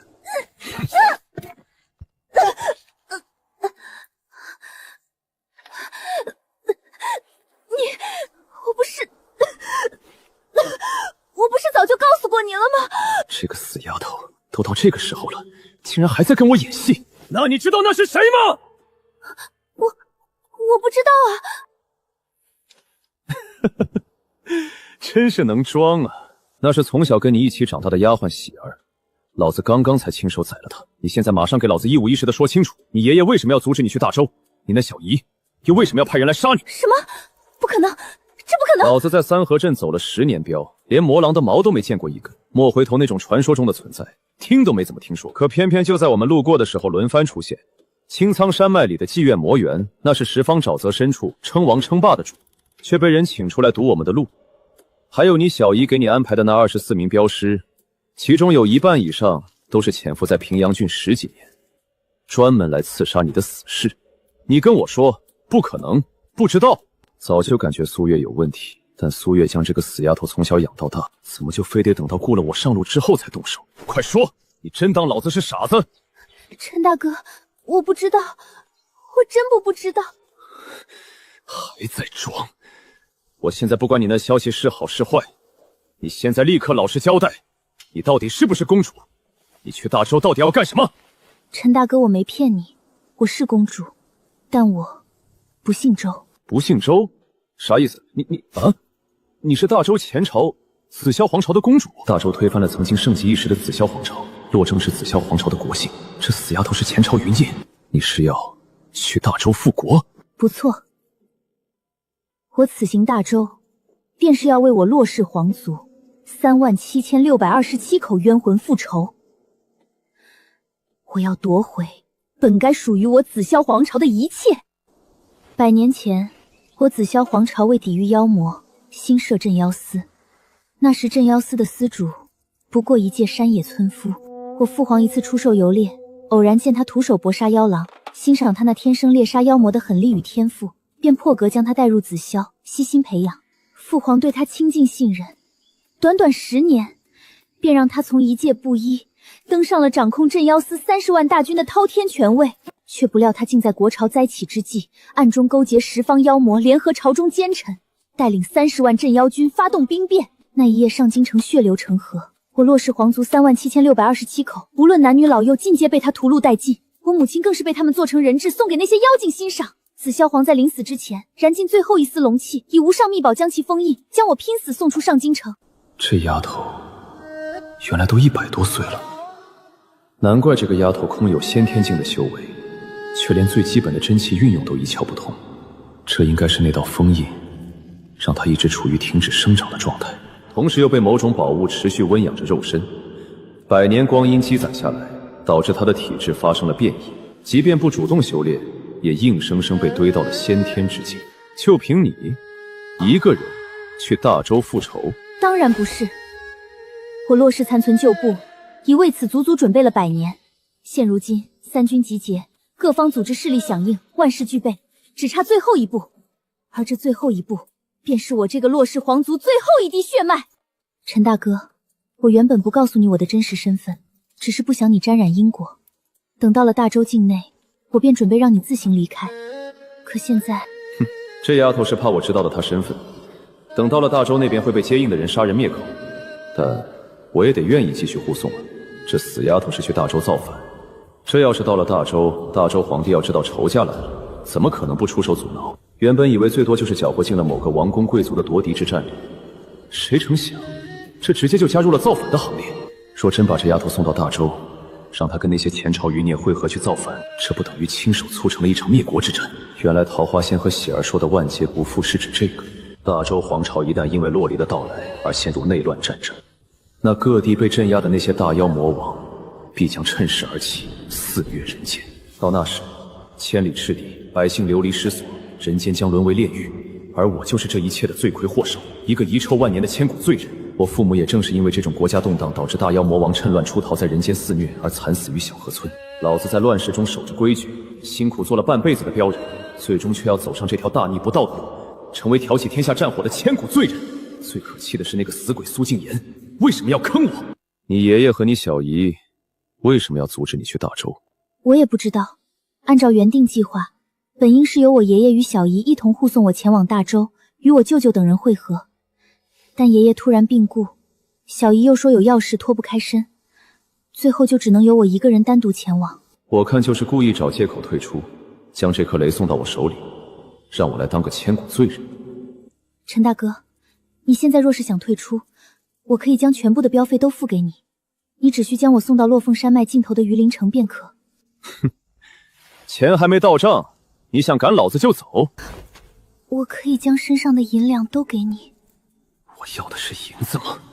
我要的是标点。我怎么之前就没看出他是前朝余孽呢？等等，不对，苏静言好像刚好是我进入镖行那一年出现在三河镇的。新人镖人的前3次出镖算是对新人的考核，只有顺利通过，才能去县衙里正式登记造册，拿到镖师的身份凭证。而我成为镖人，接的前3档生意，就全都是他苏府发出的任务。原本这都是正常事，可跟现在联系一起，那就有些不对劲儿了。难不成那个老家伙从10年前就开始布局了？你在找我护送之前，你爷爷是不是还见过其他镖人？一共走访了9位镖师，陈大哥，你是第10位。他们的年纪呢？他们好像年纪都不大，看着都不足20岁的样子。果不其然，苏静言从10年前就开始在三河镇布局，物色能护送他孙女去造反的人选，而我从一开始就是他的目标之一。这10年他一直在观察我，直到我出道以来从未失手过一次，更是言而有信后，我就成了他心中最适合的人选。你爷爷到底是什么身份？他乃是前朝紫霄皇朝执掌天下国运、辅佐2代军的国师。国师？难怪。你小姨呢？真是你亲小姨？小姨是父皇的侍卫统领的女儿，至于我舅舅是洛氏世子，为了隐藏身份便改姓苏。那你知道苏月为何杀你？不知。行了，他那个爷爷恐怕从始至终就不赞同洛离去大周复国送死，于是便留了一个后手，就是那个桃花仙，用他来检验我的实力，看我是不是他这10年来寻找的那个变局。至于他的小姨苏月，我完全看不懂。辛辛苦苦养育他10几年，却又在他身旁埋藏了李妃等死士，甚至连10方沼泽中王者都能调动，还能安排莫回头刺杀洛离。如果说他投靠大周皇帝，那就合理了，毕竟大周皇帝有勾结魔祟的毛病。可还是不对，这苏月既然投靠大周皇帝，那为何不在这死丫头小时候动手，非要等出山河镇才开始动手？难道是钱没给够？实在不理解。若取消这趟镖，那我坚守了10年的规矩就等于破了。但若送他去大周，我必将承受千古骂名。关我屁事！老子是镖人，镖人只管送货收钱。走，去大周，我送你去造反。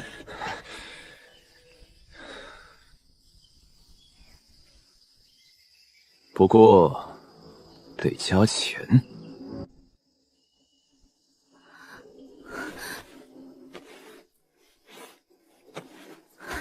陈大哥，等进入大洲后，我再额外送你一些。哟，20两，大爷。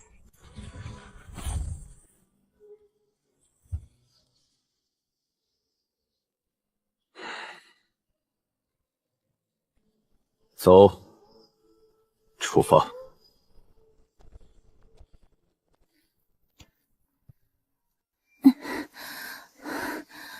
陈大哥，走1天1夜了，歇一会儿吧。行，那边石头上等着我，我去弄点吃的。但是2两银子。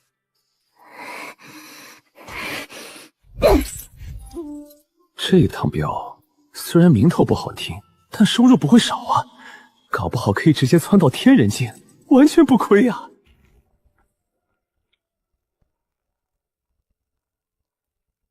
陈大哥，我此行去大洲，可是要去打仗，你难道就不怕吗？你一个小丫头片子都不怕，我一个大老爷们儿又有什么好怕的？那可不一样，我舅舅那边已经集结好了100万大军和数十个组织势力，只要我一到大洲上京城，立刻便可揭竿而起。我靠，100万大军！这恐怕还只是打头阵的先锋部队，鬼知道他们这些前朝余孽在这100年的时间里，到底准备了多少压箱底的后手。我只是个镖人，不是救苦渡难的圣人，爱怎么打怎么打吧。你去休息休息，我们2个时辰后出发。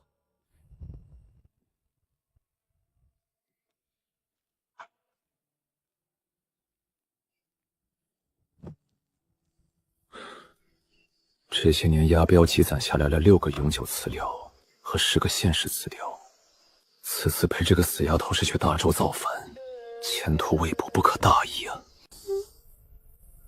喂，醒醒，该出发了。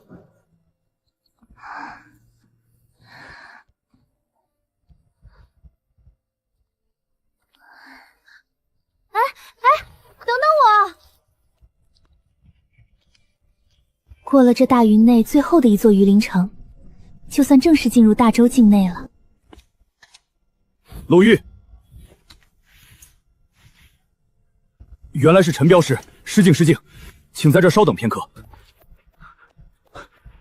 得，洛离的身份100%是暴露了，也还行，看这态度肯定不是通缉令。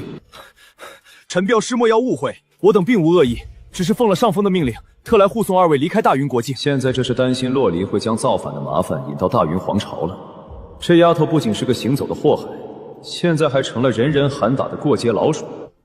官爷，赶了1天的路，可否容我们在此休整1日再走？我等也是奉命行事，职责所在，必须立刻护送2位出城。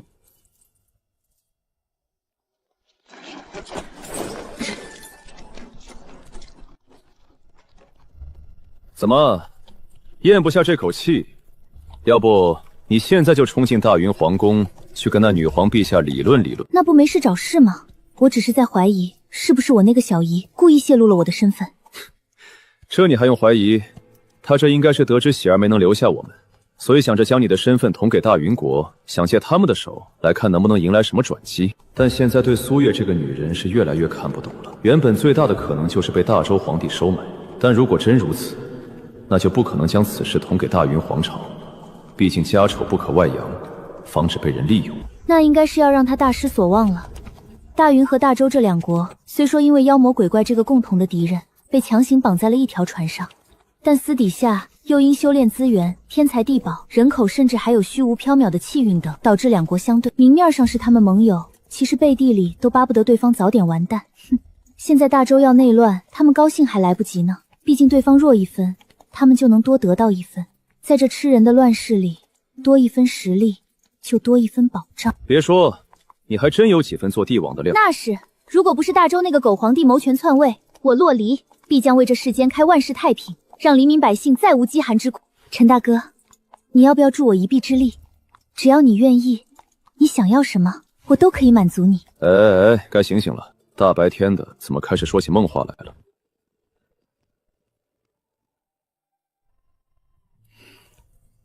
紧张什么？就你这样还想去大周造反？你这不是把我是反贼刻脸上了吗？我这是身上痒，难受。行了，你不用担心。人撤。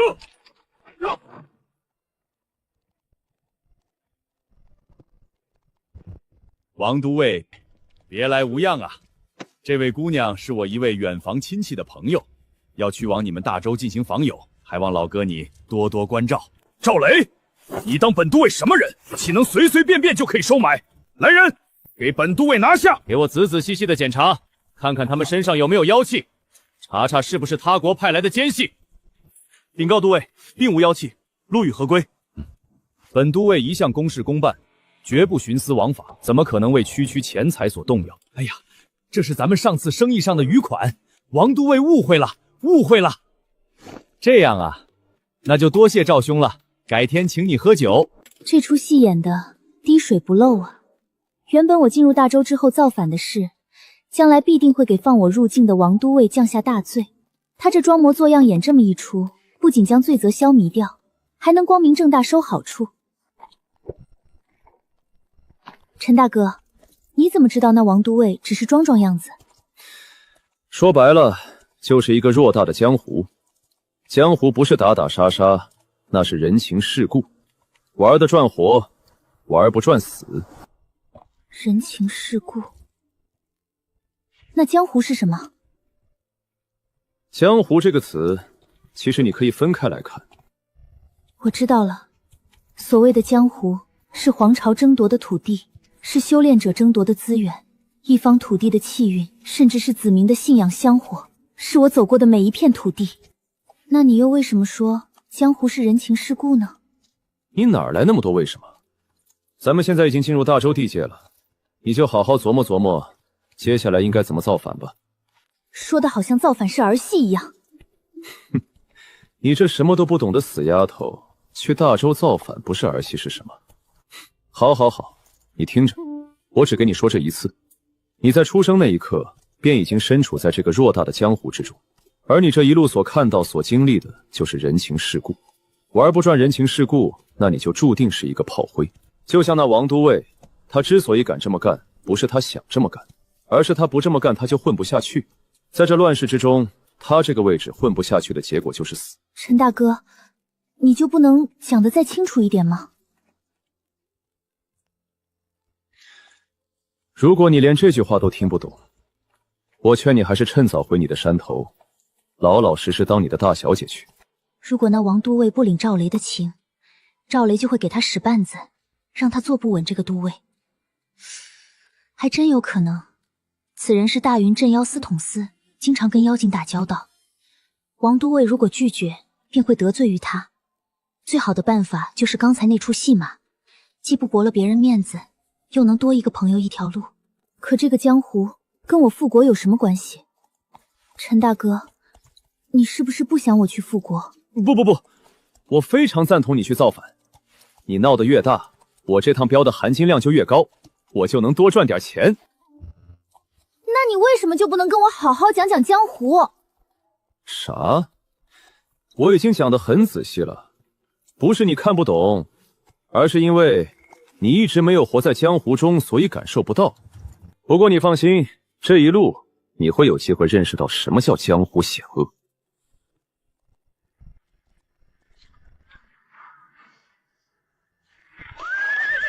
现在就是一个机会，你有2个选择。第一个是继续维持你的皇帝梦，第2个是先认识江湖。你想选哪一个？我当然看他的样子，这恐怕不只是随便问问。之前我以为江湖就是那些游侠快意恩仇、仗剑天涯的传奇故事，是一群不服王化、游离于规则之外的莽夫聚集地。但是一路行来的各种经历来看，好像又有些不同。所有人都有自己的追求，坚持着自己的立场。这个江湖或许是我此次复国大计之中最变幻莫测，也最至关重要的一环。陈大哥，我想先了解江湖，再谈复国。可以。你们打算等到什么时候才出来迎接你们的主子？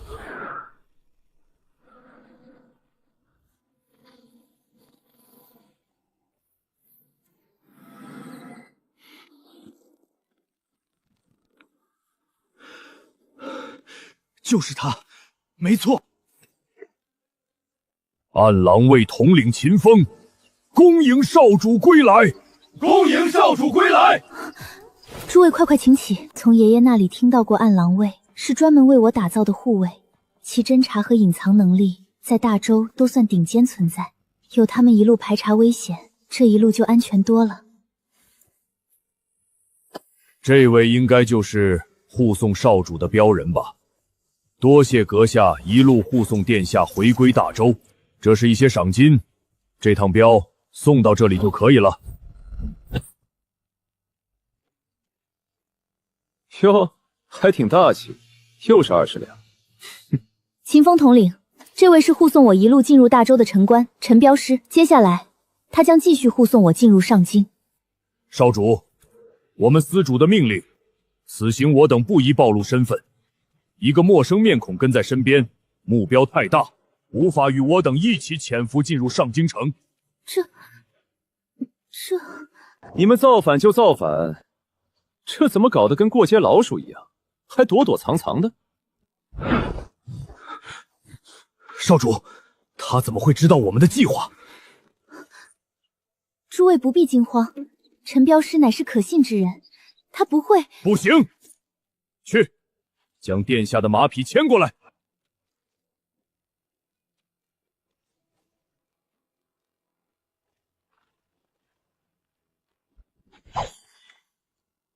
踏入镖主仪仗内者，死。这个家伙怎么这么冲动？一言不合就杀人，杀的还是自己人。现在他是我的镖，在没有到达目的地完成任务之前，任何靠近者老子都视为劫镖之人，格杀勿论。你这是什么规矩？以我对陈官的了解，这个举动背后必然有他的道理。刚才那一刀没有任何真气波动，难道是传说中子府境高手？一个不到20岁的子府，这怎么可能？此次奉司主之命，千里迢迢前来接应殿下，难道就要这么空手而归？陈镖师，你只是一个镖人，现在人已经平安送到了我们手上，理应算是完成了任务。不知此次的镖费多少？我们可以双倍，不，3倍奉还。镖费嘛，也不多，他爷爷就给了我20两银子定金。20两银子？哼，这里是20两黄金，足够顶你那点镖费的100倍了。拿着钱滚！你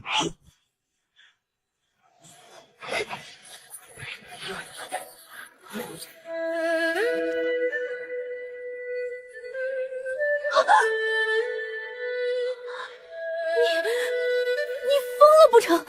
难道是这些人有问题？仔细一想，确实有点不对劲。他们一上来丝毫没有将我当成主人来尊重，言行举止之间都是在机械地执行那个神秘司主的命令，却根本没有考虑过自己的感受。是选择皇帝梦，还是选择江湖？陈大哥，这些人是不是有问题？他们认出你后，有一丝轻微的杀气被我发现了。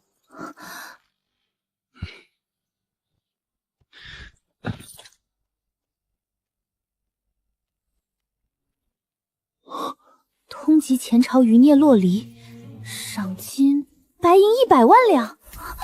我也加，我靠，加100万两，那可是一支100万大军几年的开销啊！我怎么加啊？100万两，没想到这个死丫头竟然这么值钱。你赶紧给我加钱，我有点想拿你去换赏银了。加，我给你加50万两。不过需要我到了上京城才能想办法给你。虽然有点少，但你要知道，这种赏金，你就算完成了任务，也不一定能领得到。而且你还会遭到我舅舅他们的疯狂报复。不过，跟这真金白银的100万两比起来，还是有点亏啊。这纸张泛黄破损的程度，显然不是最近才发布的，至少也有1个月以上的时间了。半年前，大周皇朝就已经开始通缉这个死丫头了。这大周的消息这么灵通。所谓的王权富贵、盖世功劳，在这唾手可得的100万两白银前，不值一提。贪婪乃是人之本性，这些人潜伏在大周上百年，不就是有朝一日能从龙成功，换一个泼天的富贵吗？倘若不是经验老道、冷酷无情的陈官在，我一旦跟着他们离开，恐怕下一刻就会被他们绑了去换那100万赏金，导致整个复国大计失败。也只有陈官这种将规矩看得比命还重的怪人，才能在如此巨大的诱惑面前保持最后的理智。难道这就是陈官所说的江湖？有人的地方就有江湖，有江湖的地方就有利益纷争和人性博弈。连这些潜伏100年的自己人都会被悬赏令动摇，那我那些所谓的落世旧部，又岂能没有几个心生贪厌之徒？难怪我刚到这里就有通缉令，我的信息被出卖了。现在我才知道陈官为何会说我心里只装着不切实际的皇帝梦。行了，老子血亏50万两，都还没来得及伤心呢，你在这摆着个臭脸给谁看？陈大哥，这难道就是你所说的江湖？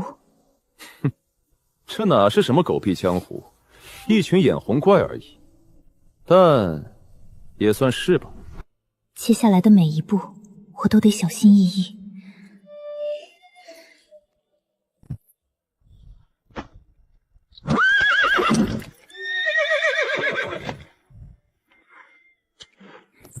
这个死丫头似乎在一瞬间就变得成熟了不少。人只有被打脸才能长教训，真当造反是儿戏。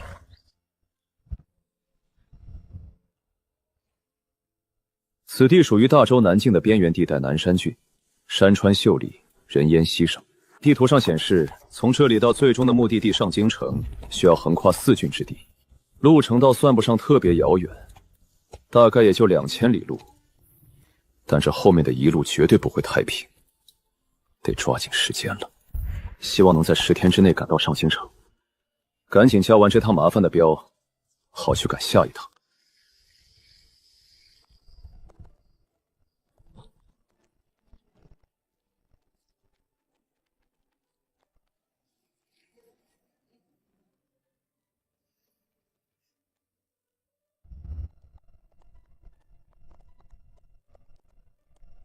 2个陌生的外乡人来到镇子里，竟无一人好奇打量，说不出的不对劲，但又看不出什么。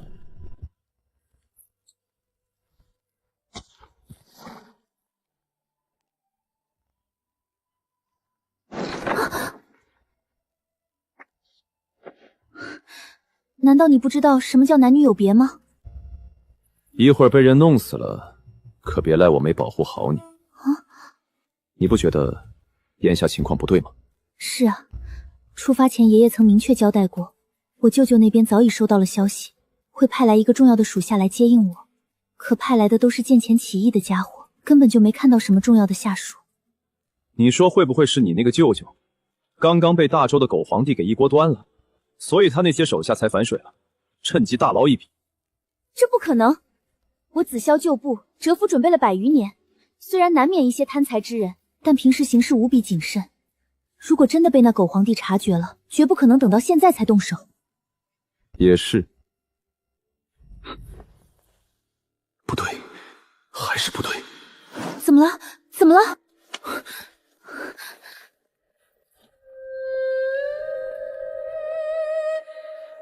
我们应该是无意触发了鬼祟的怪谈规则。什么是什么时候的事？我怎么一点都不知道？废话，连老子都疏忽了，你这个小丫头片子又怎么可能知道？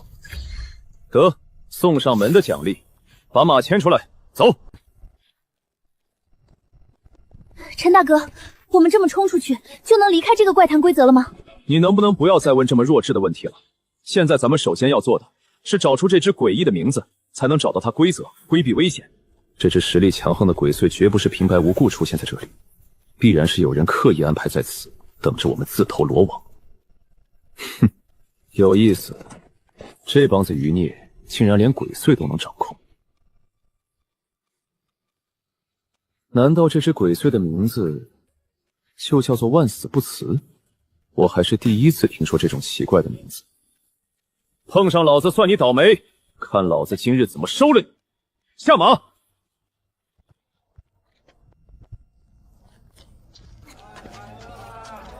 陈大哥，你看什么呢？你没发现时间静止了吗？没错，我们骑马刚进镇子的时候就是夕阳西下，经过刚才那么长时间，天边夕阳的高度竟然一点没变，一模一样。二位客官是来住店的吗？你什么意思？我们不是已经开过房了吗？是，二位开过了，是小老儿记错了，我想起来了。这除了咱们的包裹，屋子里的一切竟然都恢复原样了。啊！喂，你知不知道什么叫男女有别？啊，这不是形势所逼吗？行了，走，先出去。哦，记住，在这个鬼地方，千万不要乱问问题。如果你非要问，也一定要问我能做到的事。还有，不要主动跟这里的任何人搭讪。这种鬼地方，就是借我100个胆子，我也不敢随便跟人搭讪啊。老板，这个梨花糕怎么卖？刚出锅的梨花糕，热乎着呢，3文钱一块。1文钱一块，卖不卖？卖！他这也太会砍价了吧！砍得这么低，这大婶还这么开心。大爷，你这鸡怎么卖？客官，我这可是上好的芦花鸡，30文一只，个个都有5斤足，您随便挑，随便选。我用这刚出锅的梨花糕跟你换1只鸡，换不换？换，当然换。这老头是傻子吗？这样做生意，怕不是要亏死。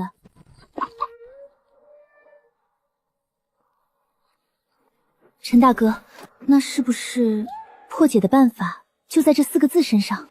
你这书也没算白念。这个丫头确实不算笨，只不过她从小到大都被关在家里死读那些书本上的知识，导致她对修炼一窍不通，对人情世故以及柴米油盐这些最基本的生活常识更是一无所知。甚至可以说，她对生活阅历比一般同龄人还要差上一大截。不过好在脑子还算灵活。陈大哥，咱们在这儿等什么呀？等血阳下山。啊，可是时间不是静止的吗？不要多问，等着便是。只是你看到的时间静止了。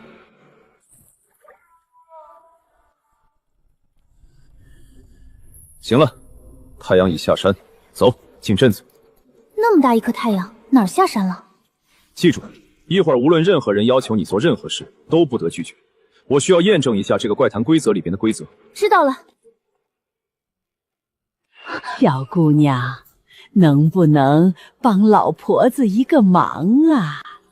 婆婆，您需要我做什么呀？我家的小狗中午跑出去，到现在还没归家，你能不能帮我找找它？多谢小姑娘了，一看你就是个心善的人。我怎么去找他的狗啊？怎么办啊？这就慌成这样，你还想去造反啊？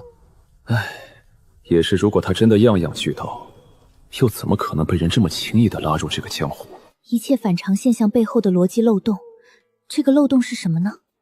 我知道了，陈官刚才那么离谱的和商贩砍价，他们还笑呵呵的接受了，这么过分却不拒绝，这就证明这些人不能拒绝，所以这就是万死不辞含义，哪怕是死也绝不能推辞拒绝。他也太聪明了吧，竟然只是在镇子里转了一圈，就找出了鬼祟的核心规则。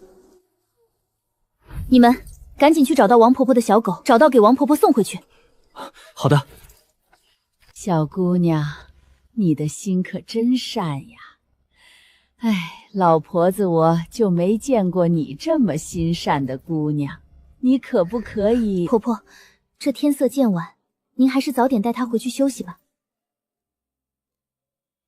这丫头一旦用心起来，这脑子的灵活度的确远超常人。这幸亏没让这老太太接着说下去。陈大哥，我刚才是不是躲避了一次规则的绞杀？是的。那我们是不是可以利用这个规则走出这个怪谈了？你想的太简单了。啊，难道不是这样吗？你说的没错，想打破这个怪谈规则，就必须先利用它的规则。但你有没有想过，这只鬼祟为何会突然出现在这里？岂有此理！本公主冒死走到这里，竟然还想着考验我，还不算太笨。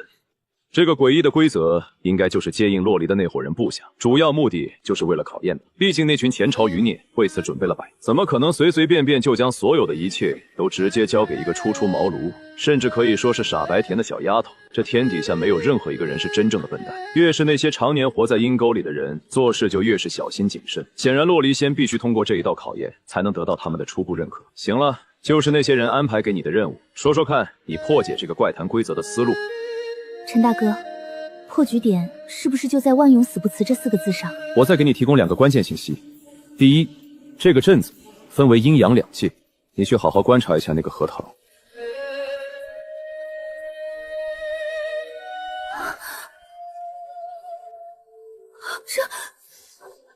这小荷塘里没有夕阳的倒影了。没错，你听好了，有残阳倒影的是为阴间，这种现象又被称为水镜映煞，而没有残阳倒影的才是我们所需的真实世界，是为阳间。处在阳间时，规则相对宽松，小镇村民不会向我们提要求。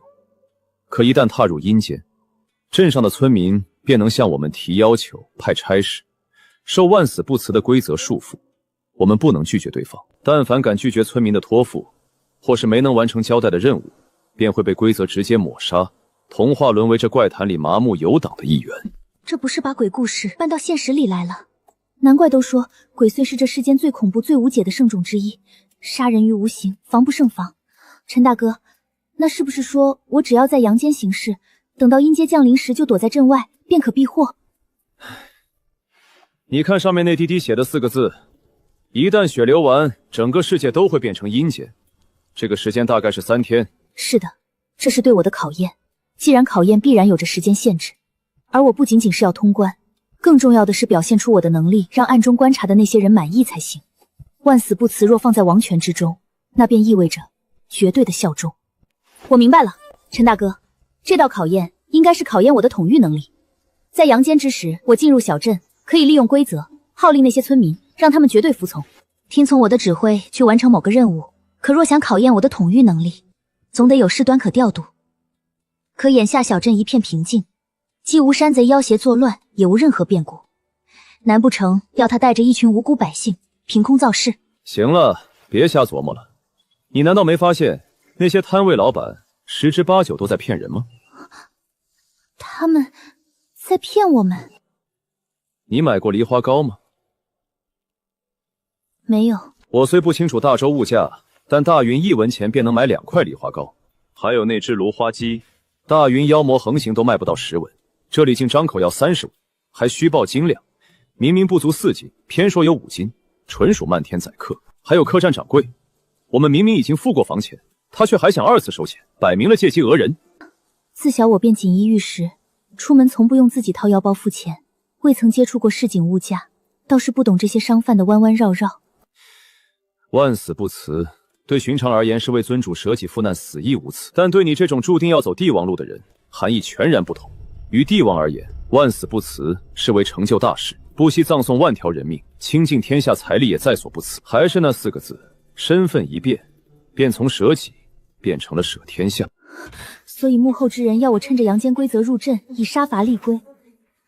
所谓万死，是要以万人性命为代价；所谓不辞，是逼我狠心镇杀所有奸商虚伪，为这座腐朽的小镇立下诚信铁规，所以这是要逼着我染血杀伐，以所谓人命炼铸帝王心性。怎么，很为难？我连杀鸡都未曾，现在却让我去屠戮成千上万的人，我……就你这样还想去造反？我看你还是赶紧打道回府，继续做你的大小姐得了。一将功成万骨枯，这道理你不懂，更何况是帝王。帝王之路从来都不是单枪匹马的中杀，而是用无数人的血肉、尸骨与财富铺就的通天阶梯。那牺牲的何止万骨，那是百万、千万乃至亿万生灵的代价。洛离有心性，有头脑，也自幼系统学过帝王之术，可身上却毫无血污，更未沾半点市井烟火。他所学的不过是书本上的纸上谈兵，脱离乱世江湖，一心追求不切实际的太平盛世，从未在江湖中摸爬滚打，缺了那份果决，更无生死边缘逼出的狠辣。这样的人做智挠尚可，若想成为杀伐决断的帝王，便是笑话。帝王是什么？是孤家寡人，是天底下最无情之人。帝王的心性必须坚如磐石，能为天下苍生舍弃一人，也能为一人之念屠尽苍生。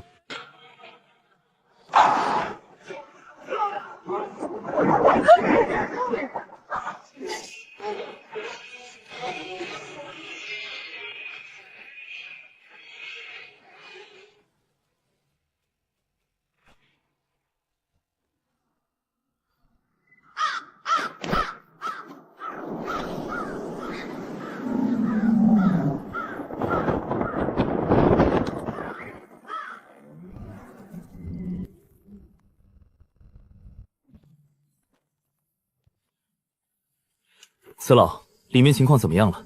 不是说好的10人进入万磁，可我只感应到了2人。2人？难道接应之人没碰到殿下？去查查怎么回事。这2人修为如何？殿下只有先天境，但另外一位老朽竟然有些看不透。不过从他气血上感觉，应该不过20岁。那就好，20岁顶天了，算他入微境。苏静言那个老匹夫倒还算讲规矩，没有让他踏入修炼意图，破坏我们的计划，很好。阁主，那位殿下不懂修炼，我们安排的人没有带他进入，这场考验恐怕不容易完成。不，小金，这万死不辞的考验，实则是对他的改造。他这16年来从苏静言那儿学的，那只不过表面上的东西，真正的东西他需要从现在开始学习，而这个任务便由我们泰安殿来培养。此老放心，我鬼命书生向来说话算话。100年前我们付出了极大的代价，才捕获了这只强大鬼祟。为了我们计划，你已寄身于他，在此地苦等100年，也算是我泰安殿最大的功臣。是时候该离开这小镇了，给你准备的香火庙自然不会小。放心，虽然那小丫头不会有生命危险，但是想从里面走出来，就必须要以血立规，除此之外别无他法。通知上去，让上边将我们铺设的路给咱们殿下一一展开。是。我连杀鸡都未曾，现在却让我去屠戮成千上万的人。陈大哥，你说他们如此安排这场考验，是不是就是为了锤炼我？锤炼？天真！若那些人真要将他练成合格的帝王，早该从他出生起就把他丢进江湖草莽、朝堂诡谲中摔打磨练。五指不沾阳春水，怎知家色之艰难？连一碗面多少钱都不知道，又谈何治理天下、体恤万民？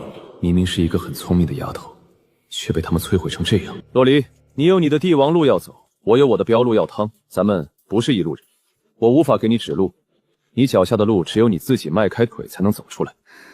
陈官这番话看似在撇清关系，实则每个字都在给我指路。我自幼被圈在深宅，苦学帝王之术、权衡之道，熟知家族过往，却从未沾染丝毫杀伐与鲜血。原来我缺的是这个，但为何偏偏要在大周此地逼我直面这最重要的一刻？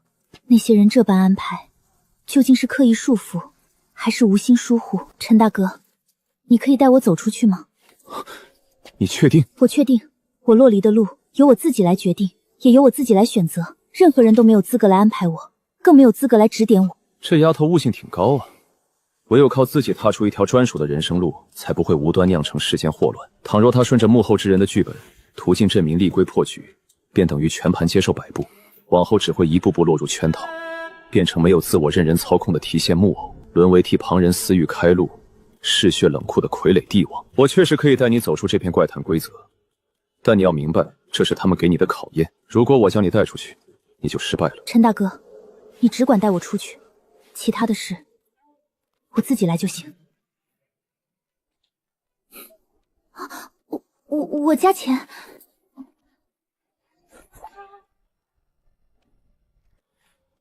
你这才有点帝王的料。感情只有加钱你才会夸人呢。不过这就当你认可我了吧。我们应当是在路过这片小荷塘时，西下的夕阳恰好将我们的影子投射进了荷塘之中，于是那个东西便带走了我们的影子，将我们无形中拉进了这个规则形成的世界中。规则的形成一般都源于人的强烈怨念、天地的煞气交汇，以及世间万物的规矩纠缠。这鬼域的所有杀招都建立在他对万死不辞四字的扭曲之上。他把自愿的信义变成了强制的枷锁，把双向的契约变成了单向的奴役。但他从来不是单向的锁链，而是双向的绳结。外来者一旦承接村民请求，完成的任务越多，耗时越长，就会和鬼域牵变越深。任务会逐步触及鬼域核心运转层面，一步步将人拖入规则深渊。正常应该是阴间入阵，顺着任务触碰到规则深处，找出漏洞，但太麻烦了。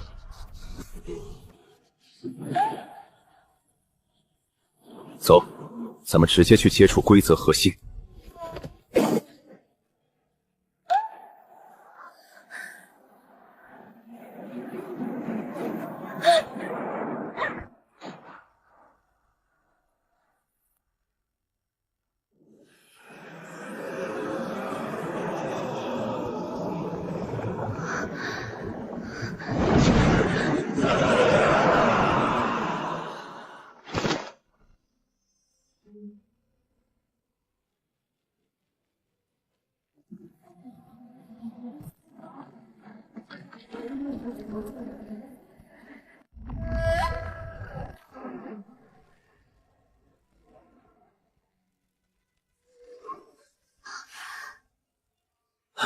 怎么又是这么多怪？没有群攻刀法，只能一只一只砍过去了。等打完出去看看能不能合一个出来。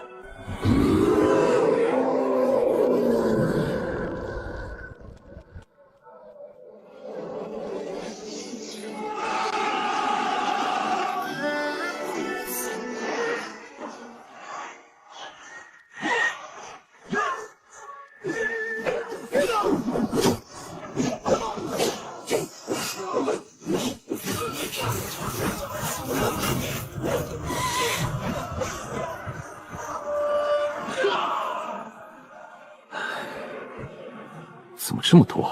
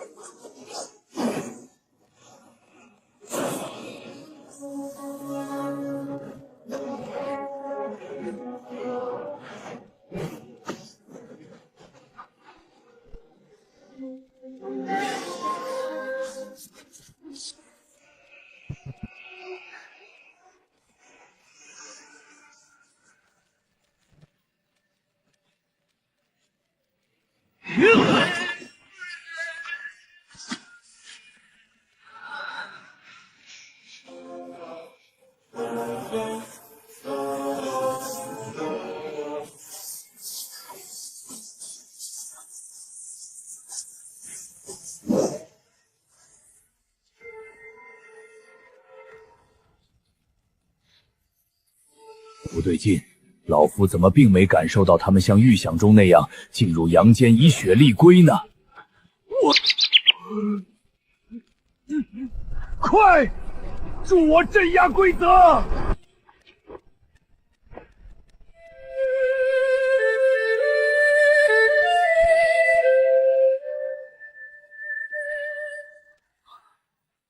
泰安阁用香火奉供了100年的怪谈规则，竟然被破了。当初耗费30年和无数天才地宝，才成功让此老寄身于上，可以将鬼祟带到任何地方，足以顶千军万马。不可能，绝对不是洛离，一定是那个陪他一起进入万磁的男子，岂有此理！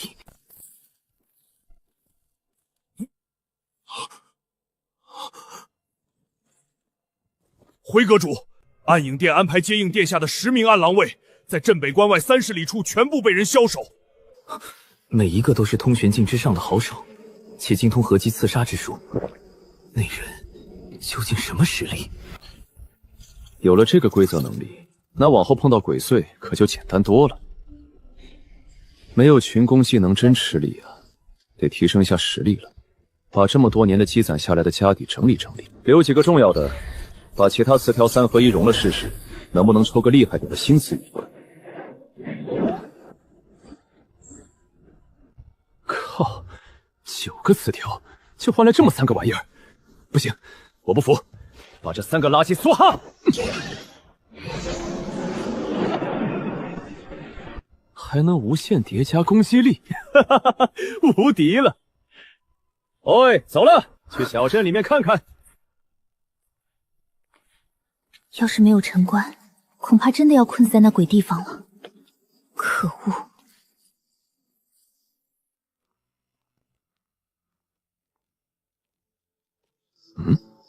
如修，这世道如修可不多见。泰安阁右护法张文，见过少主。请起。完全看不透这个人的实力，但能破出万磁这种级别的鬼祟，此人绝对不简单。不知这位是？这位乃是大云皇朝的标人陈关。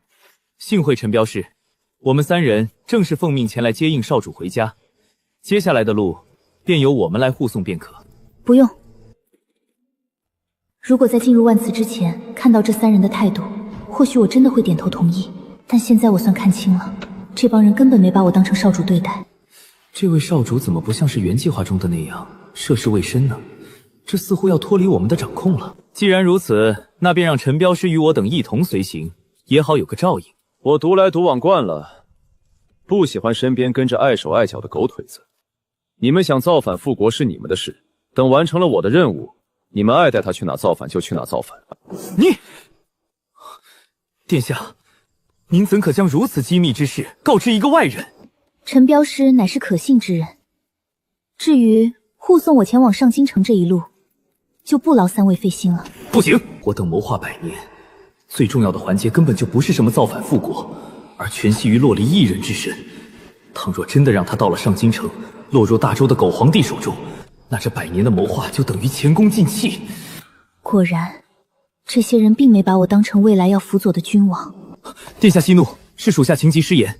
属下知道您是因我等设下万磁一举考验您而心生芥蒂，但您要知道，帝王气魄，首重果决，这世间从未有哪个皇帝的王座下不是尸山血海。我们此举既是考验，也是磨练。如果您连这区区规则演化的血腥都无法承受，我们又如何能辅佐您完成复国大业？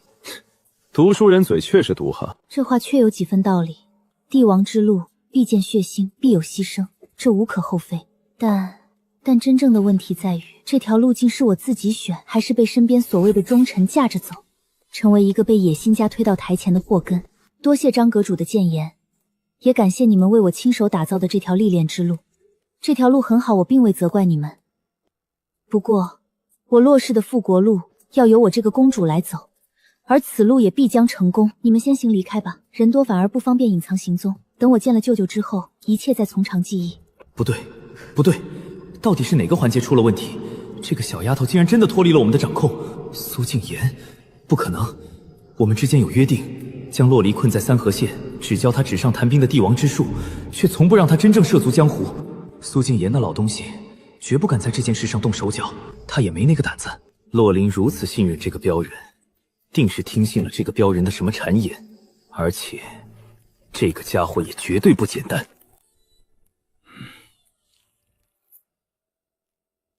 我可告诉你们啊，敢拔刀，我可就全当你们是来劫镖的了。殿下，您千万不要听信此等小人的谗言，属下严重怀疑这个人有问题。陈大哥有没有问题，我心里有数，请你们退开。殿下，此人明知我们所行乃是谋逆大罪，却还敢大摇大摆地将您护送到这里。这种人如果不是个彻头彻尾的傻子，那就只能是为了求财。您可知，您现在的悬赏金可是100万两。没给钱还敢这么诬陷老子，给你脸了是吧？拖住小心！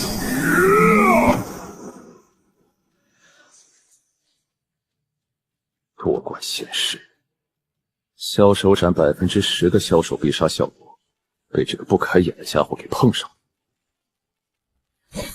触发血图八方被动，攻击力提升10%。好快的刀，岂有此理！成大事不拘小节，殿下您也看见了，此辽的真面目已经被我们戳穿了，这就直接翻脸杀人灭口了。放肆！看来洛离已经彻底被这个镖人带离了我们100年的布局。但我不信啊，真有人啥也不图，就为了所谓的诚实慎信，冒着死的风险护送一个反贼头子深入大周京城。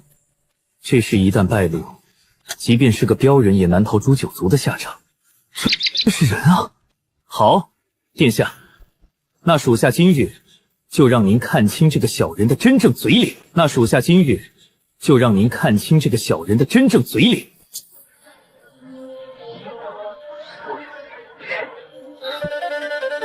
真当老子是个菜鸡是吧？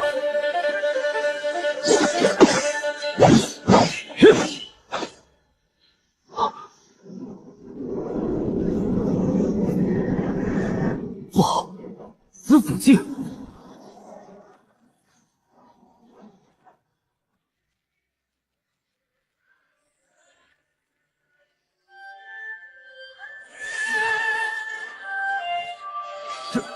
这怎么可能？小小的三河镇，怎么可能会有子府镜的镖人？好你个苏敬言，竟敢违约！论境界，张文也算是子府镜，但这个男人的刀法太快了，连我的神识都无法捕捉，绝不是一个普通的子府镜，连我恐怕也不敌。不行，损失1名阁主和3员大将，此事必须禀告苏盟主。你不觉得现在耳边清静多了吗？我没让你加钱就不错了，说谢谢。你这复国之路似乎远比我想象的要复杂且阴暗，而且这张文的态度明显有问题。但这3人一看修为就不简单，这全给砍了，我到时候怎么和舅舅交代啊？陈大哥，我要不要想办法易容一下？不用，你要是实在嫌自己长得丑辣我眼睛，就戴个面纱吧。我是怕那通缉令会给我们这一路招来很多大麻烦。你现在才知道有大麻烦了？不过你这不掩耳盗铃吗？这确实，简单的易容，只要有点眼力的武者都能看出痕迹，反而会增加更多注意。不过陈大哥，我还有个问题，你说我这通缉令早就已经发布了，为什么偏偏在这个时候大范围传开？你说会不会是我小姨干的？如果是你小姨，那就说明他一开始就知道这一路的刺杀注定失败，而且他也会把你的具体动向和时间透露给大周皇帝。那样的话，边境早就是天罗地网了，根本不会让你入境。可这一路我们几乎没碰到任何大周官方的杀手，这就说明大周皇帝根本就不知道你从哪里入境，只能先发布通缉令，让贪财之人提供线索。如果不是小姨，那就只能是我那从未见过面的舅舅苏文渊那边出了问题。行了，先别想这些有的没的，一会儿跟我去镇子里的镖人联盟据点看看，然后再找间客栈休整一晚。好。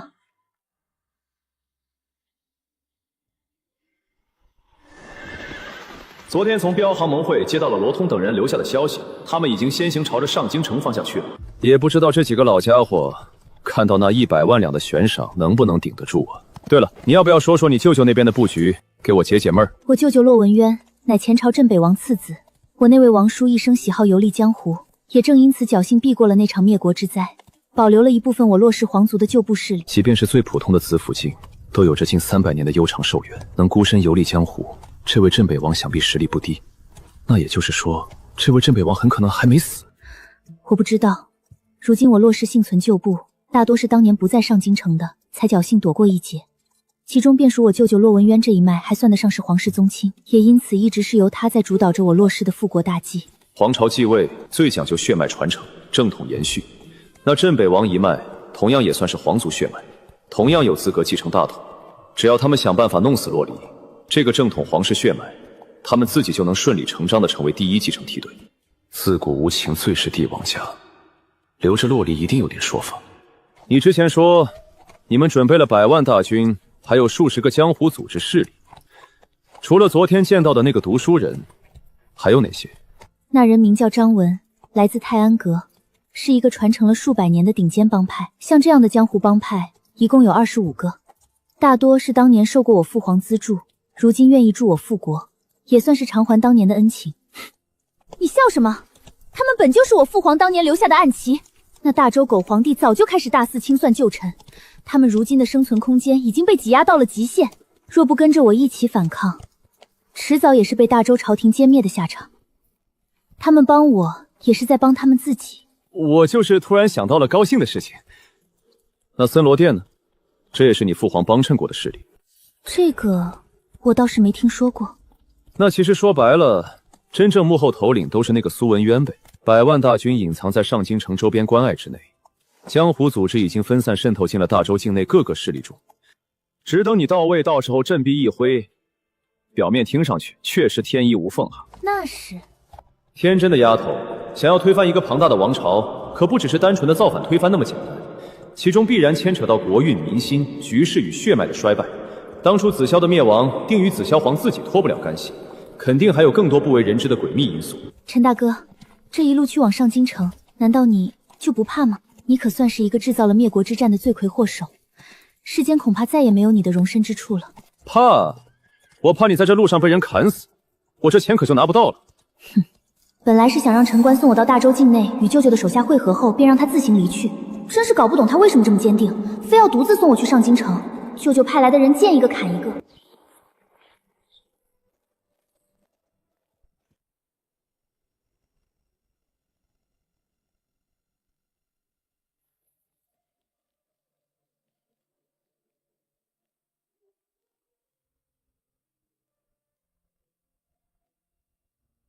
无常阁副阁主殷人求见盟主。进来。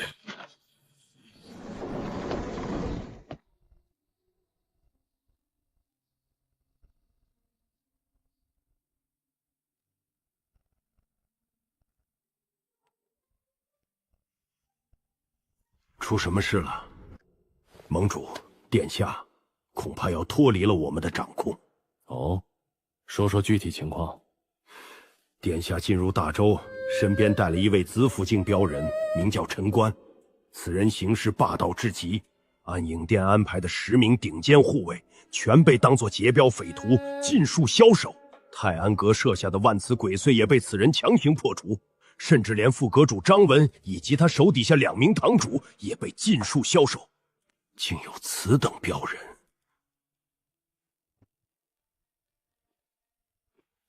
这种切守自身规矩，连造反的镖都敢护的镖人，在这世道上可不多见了。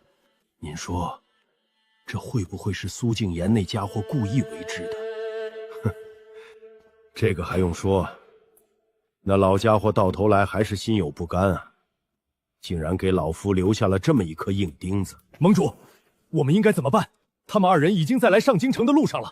一旦殿下进入上京城，没有达到我们的要求，我们准备了100年的计划，很可能要前功尽弃。老殷啊，说过多少次了，万事要镇定，急则生乱。子府境虽然算得上是能镇压一地的高手，但他终究是一个人，只要是人，就必然有他的欲望和追求。我问你，他为何会冒着天大的风险护送一个造反公主入上京城？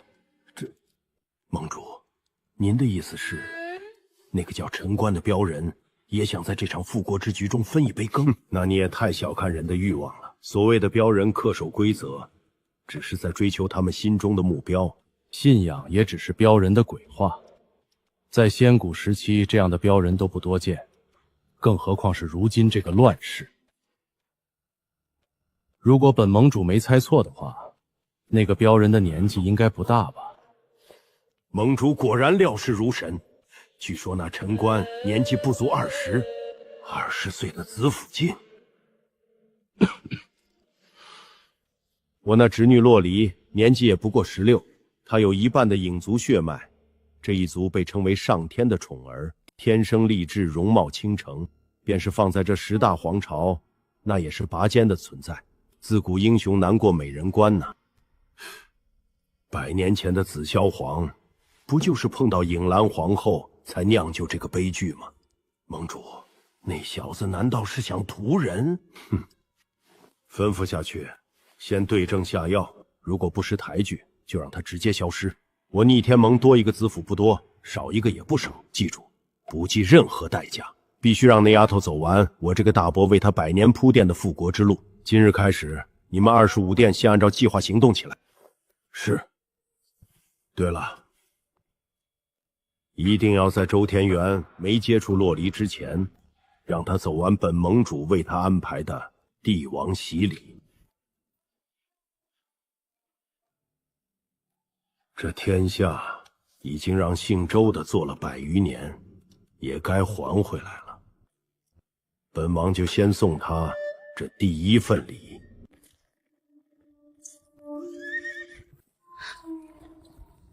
姑奶奶，你又咋的了？陈大哥，你说我是不是不应该去复国？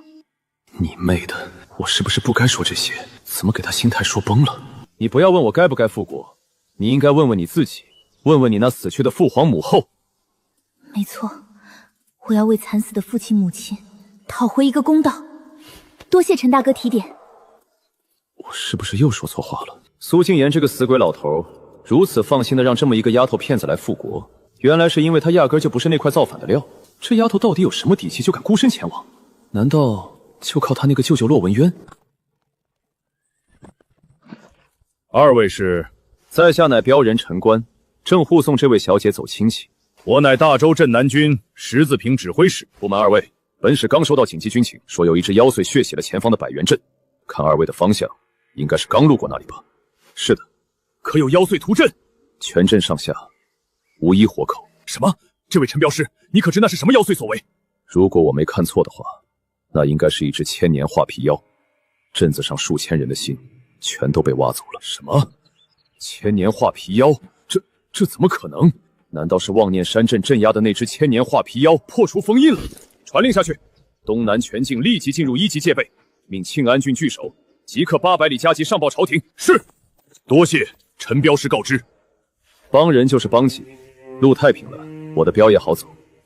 不过那只千年画皮妖刚收集了数千颗人心，短时间内应该不会再次作乱。你们眼下要做的是立刻封锁消息，安抚民心。确实，如果此事传开，必然造成地区动荡，百姓惊慌之下四处逃难。多谢陈镖师提醒，分出一队护送这2位前往庆安郡城。多谢。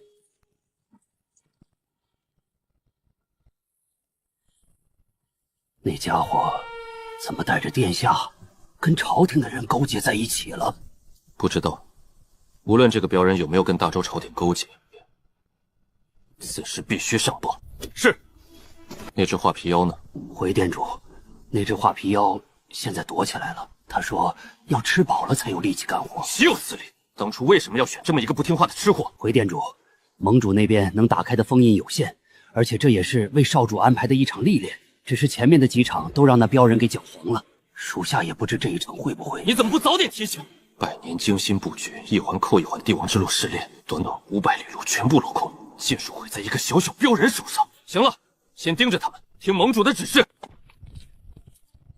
陈镖师，已安全到达庆安郡，我等就送你们到这儿了。多谢，路上注意安全。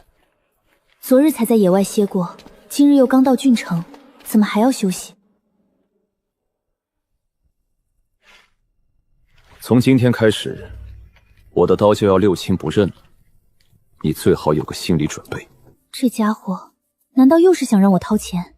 不过钱倒无所谓，现在只期盼舅舅安排的人不要再来接触自己了，否则还没等到上京城，这些年培养的那些好手真要被这个不讲理的家伙给杀光了。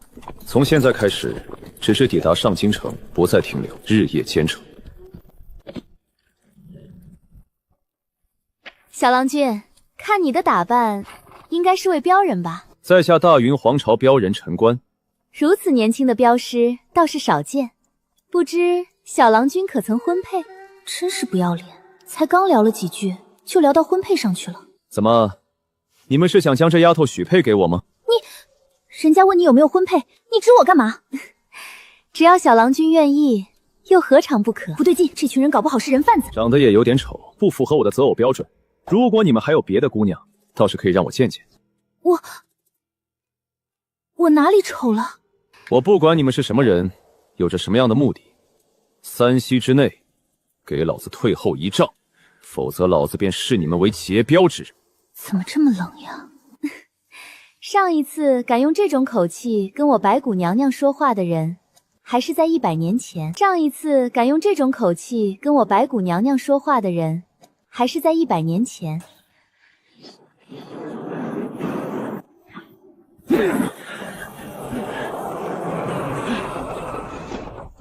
陈官，不要以为你一个子府镜就没人能治得了你。是吗？至少你们这些人还治不了我。想让他跟你们一起造反，就给老子滚去上京城，老老实实的等着。等老子将这小丫头安安稳稳的送到太傅府，你们爱怎么折腾就怎么折腾，都跟老子没关系。但现在别妨碍老子赚钱，简直狂妄至极！区一个镖人，竟敢将复国大事视作儿戏，从未见过这般无法无天的家伙。我们昨夜查实，他并未勾结大周朝廷，镇南军也只是顺路护送，无凭无事却敢肆意挑衅我盟，不惧朝廷律法。这小子到底在盘算什么？根本让人捉摸不透。放肆！你们眼中当真没有我这个殿下？殿下，我等来此都是为了您的复国大计，而这个陈官处处与我等作对，已经打乱了我们的100年大计。他这分明就是在阻拦您复国。当我是傻子吗？你们是在为自己复国，还是在为我复国？殿下，您误会了。属下只是以此试探一下陈镖师，看有没有亏欠你的美色。现在我们已经验证他人品绝对没问题，但他突然出手斩杀白堂主，与我断月殿结仇，我等可以不计较，但也已经不适合护送你去往上京城了。接下来就由我等护送吧。又是试探，这些人都把我当傻子糊弄。不需要，你们回去告诉我舅舅，复国之路可以由他来谋划，但我脚下的路必须由我自己来走。你们现在立刻给我离开，一切等我到达上京城与他会合之后再说。这丫头的蛮横不讲理的劲儿，总算是用到别人头上了。殿下，此次复国大计，我断月殿上下13200口人，全都将脑袋别在了裤腰带上。谋逆之事一旦失败，结局就是我们所有人都得死。你现在必须按照盟主的计划，随我等一同进入上京城。这连哄带吓都用上了，说的好听，什么脑袋别在裤腰带上？要不是为了满足心中的那些私欲，谁敢豁出命去？如今我能信任的人，怕是只有陈官了。一共是13个，子府镜4个，通玄巅峰5个，人有点多啊。你这个得加钱啊！这个家伙护镖，居然还坐地起价！加多少？你报数。他们胆敢阻拦，杀无赦。好，爽快！这9个家伙每人10两，一共就算你90两，剩下的菜鸡算赠送。给你们3息时间滚蛋，否则老子就当你们是劫镖的。区一个刚入子府境的毛头小子，口气竟然如此之大。既然敬酒不吃吃罚酒，那就给本店主去死！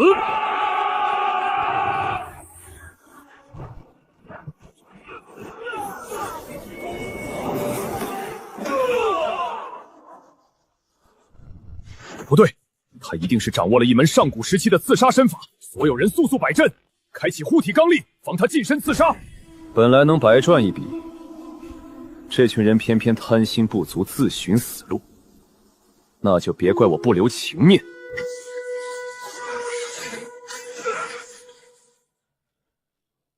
中奖了啊，朋友们！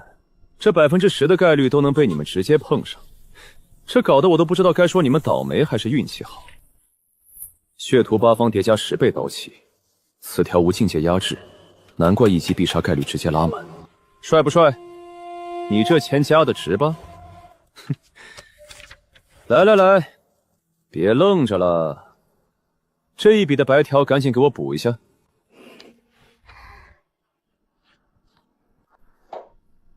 不错，这一路算是适应了厮杀场面，接下来到大周之路能顺畅多了。哼！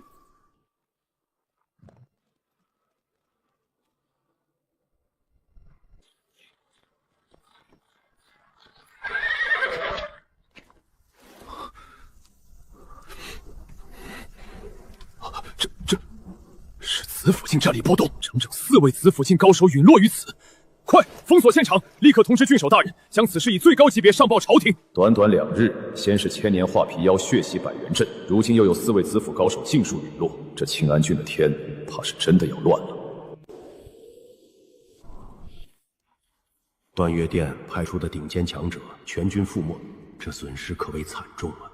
唉，断月殿那些蠢货竟然没有第一时间派人去处理现场，结果这些人的尸体完完整整的落到了朝廷手中。哼！当初是怎么跟你们交代的？你们欺人为何不派人盯着？盟主息怒，我等也未曾料到会是这个结果。4位紫府境，外加9位通玄巅峰的高手，谁能想到会全部折在一个镖人手中？叶枫，将殿下帝王之路交给你泰安阁，你就是这么给办事的。传令下去，命影部不惜一切代价，必须抢回那13具尸体，抹除所有痕迹。是。具体说说那个陈官。这个横空出世的家伙，直接将100年的布局捅了个对穿，打得满盘皆乱，甚至已经开始威胁到整个逆天盟的存亡。这一切仅仅发生在这短短不到3天的时间里，这谁能信？盟主，根据属下调查来的结果，此人生于大云3河镇，据传此人极为贪财，无论是人还是物，只要肯掏钱，连阴碎的活他都照接不误，并且什么地方他都敢去。最重要的是，他押镖10年，从未失手过。如果真的贪财，玄镜司那100万两的悬赏令，他早就接了，何必与我们为敌？我开始一度怀疑是假消息，但再三确认后，才敢将这份情报呈上来。他到底图什么？好你个苏静言，好啊，好得很！你竟然妄想用一个镖人来阻止我落世复国！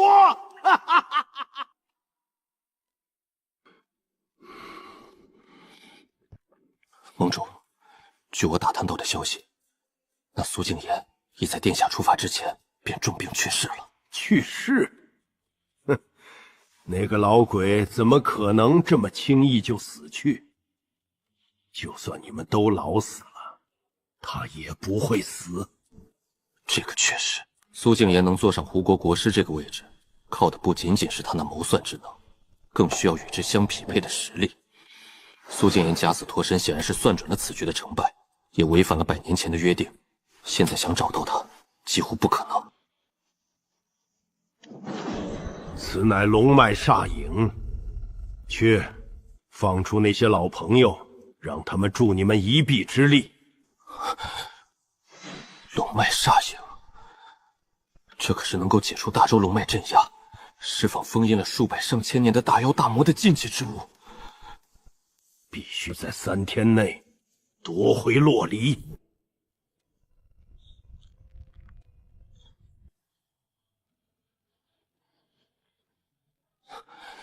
是。这一路出奇的风平浪静，只不过这丫头好像患了失语症，一路上除了手渴了饿了喊几声，就没说过多余的话，还真有点不习惯了。怎么，发现造反不是那么简单了？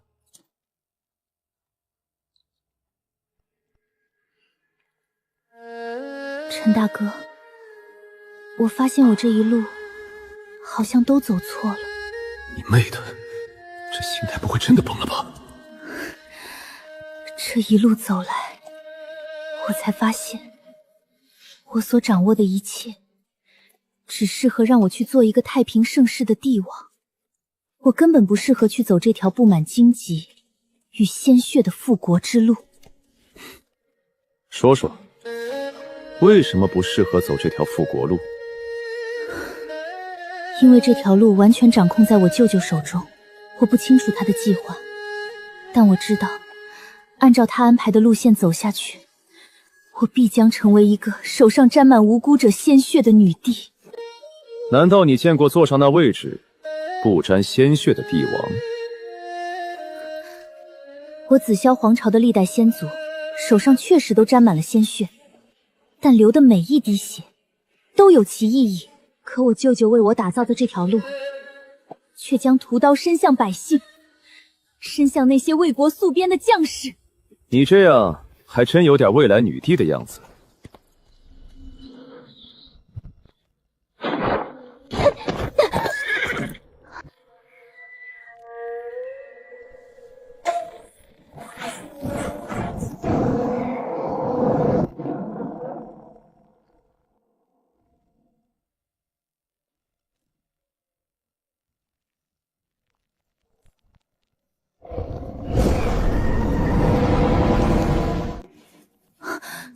是人脑为实的山魈，妖祟与魔祟的结合体，与画皮妖同属一个级别。无刚脱困，便有如此新鲜的脑子送上门来，哈哈哈哈！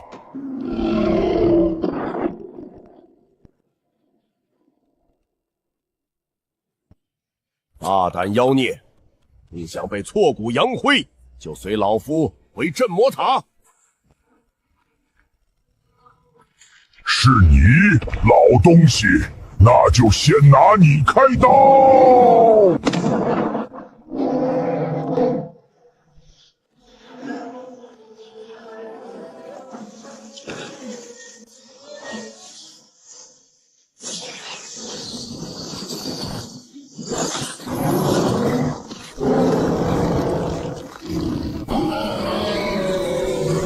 天所困兽。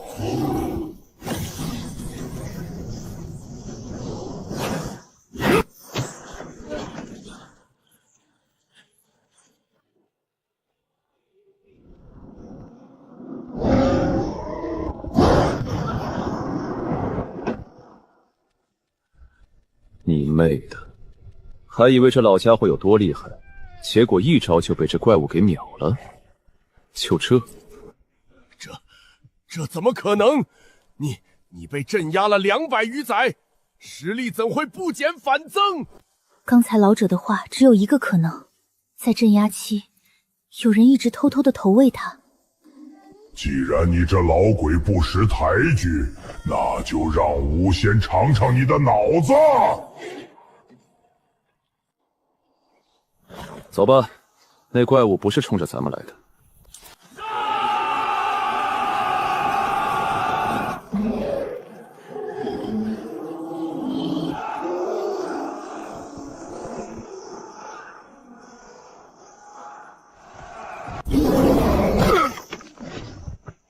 张将军，带着兄弟们先撤，立刻向上京求援，这是命令。撤，前往广安郡，让郡守派兵增援。老东西，怎么可能让你们跑掉？兄弟，别愣着了，赶紧快跑啊！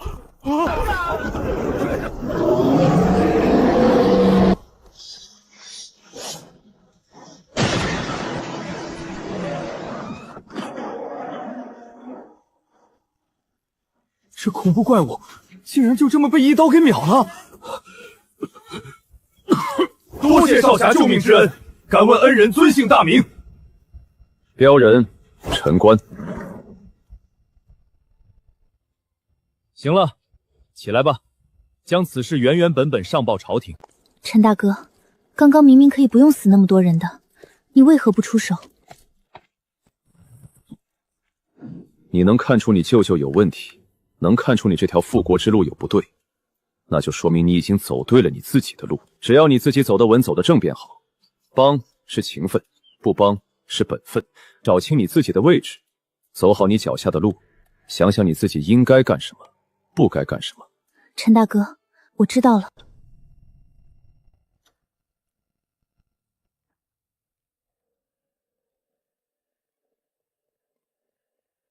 陛下，800里加急。念。启禀陛下，关内5州境内，于这3日之内，有5只千年大妖与3只千年狮王接连破除封印，逃脱而出，已在各州府造成数万平民伤亡。各地守军正调兵遣将，全力镇压。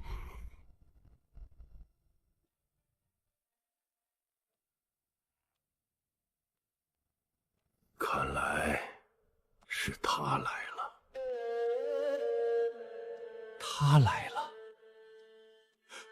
陛下，您说的是那洛氏遗孤？除了他，还能有谁值得躲在阴暗中的那些人如此兴师动众？若是寻常的镇魔塔，年久失修，跑出来的也该是不成气候的小妖小怪才对。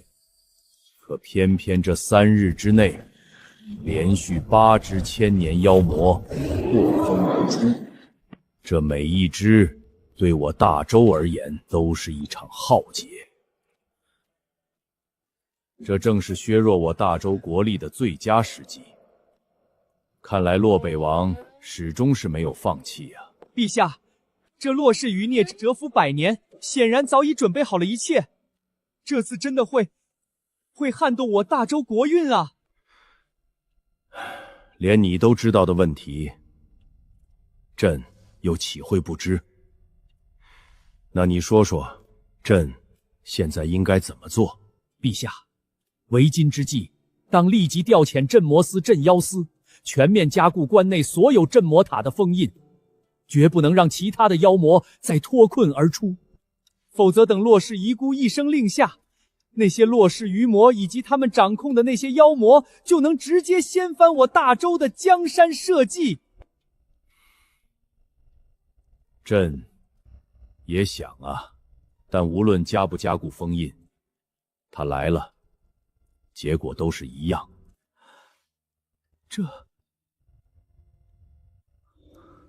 对了，陛下，镇压在平阳郡镇魔塔的那头千年山魈，刚一脱困，就碰上了镇魔司的王元。王元怎么样了？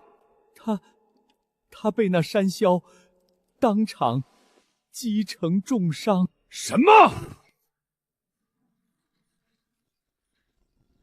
那山魈惹到了一位路过的镖人，被那位镖人给一刀斩了。镖人？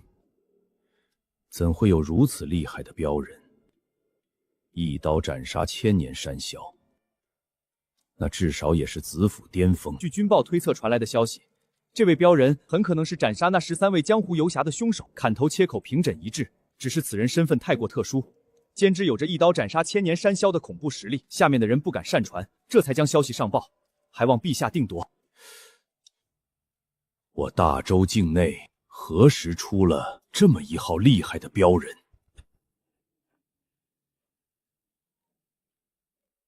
既然以前名声不显，那就说明这位镖人很可能不是我大周之人。难道是？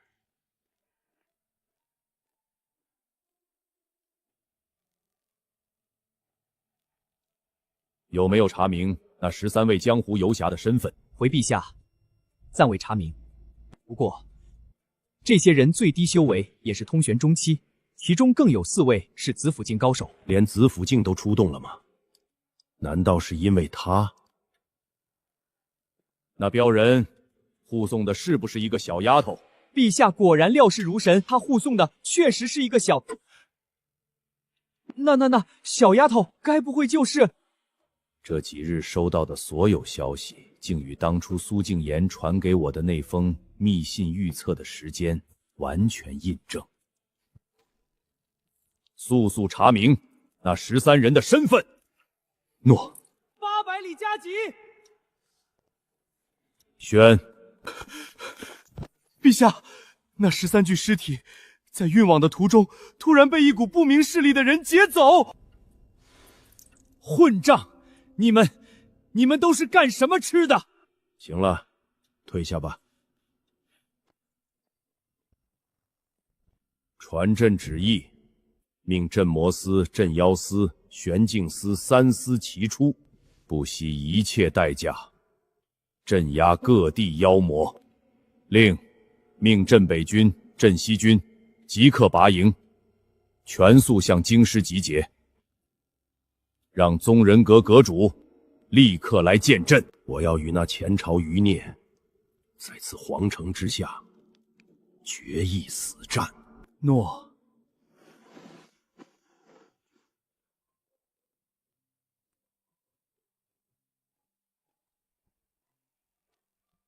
臣刘敬宗见过陛下。刘爱卿免礼。国战将起，如今这大周朕能信得过的人不多，你便是其中之一。现在有一个极其重要的任务要交给你。我大周来了个镖人。还有800里就到大周上京城了。这走了快1个月，总算是要到目的地了。也不知道你这死丫头片子，到时候还不还得起？行了，起来了。我们这连续赶了1天1夜的路，你就不能让我多休息一会儿吗？哼，你也是武者了，几天不合眼都死不了。别废话，赶紧上路。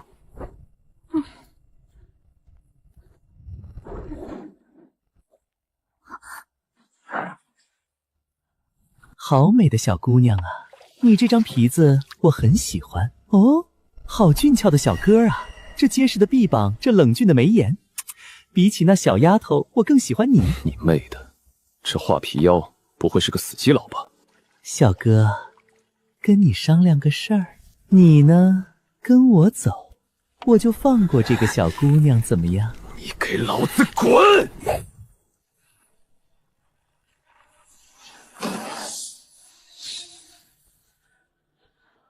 哎呀，小哥哥怎么这么粗鲁嘛？哦，忘了告诉你，我的本体是一张皮影。皮影，陈大哥小心！是吗？这样，我跟你打个赌，你让我砍3刀，如果3刀之后你还不死，我就跟你走，怎么样？哦，这可是小哥哥你说的哦。我说的。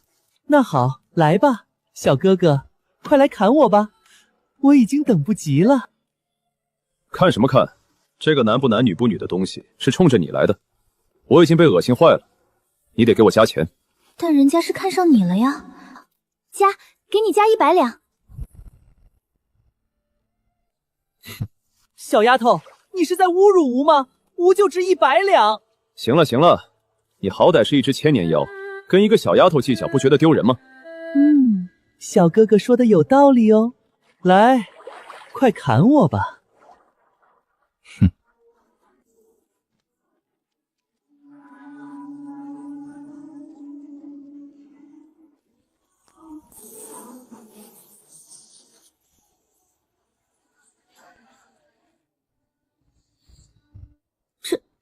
这个家伙就这么被陈官给砍死了。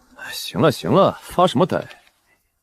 这个家伙还真是什么时候都忘不了赚钱。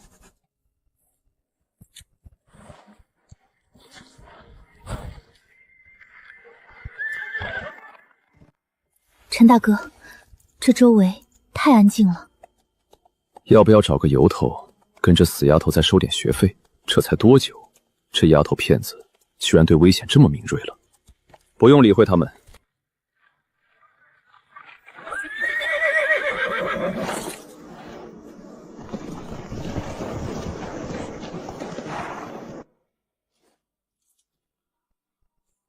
像，真是太像了。洛公主，其实你本不该来大周。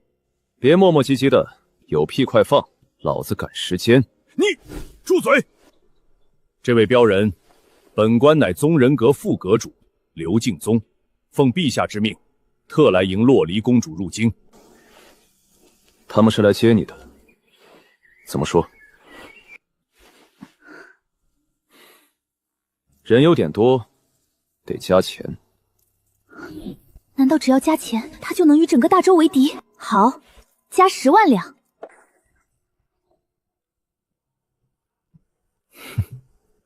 这位镖师，滚！我陈官行镖，神鬼不义，给你们3息时间后退10丈，让开道路，否则我就当你们是劫镖之人。刘大人，这3，哼，你算个什么东西，也敢在大周宗人府面前放肆！2，小子，你怕是真不知道我大周宗人府的力量。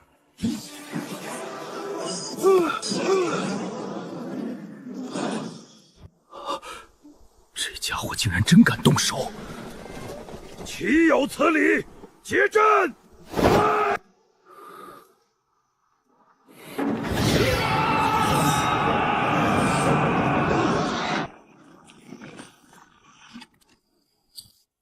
你们是想迎接客人也好，还是想擒拿反匪也罢，都去上京城里等着。等我将镖送到，雇主交接完毕，钱到账，你们想怎么玩随便。他是在执行镖人那古老的规则：镖在人在，镖亡人亡，镖行之路，神鬼不忌。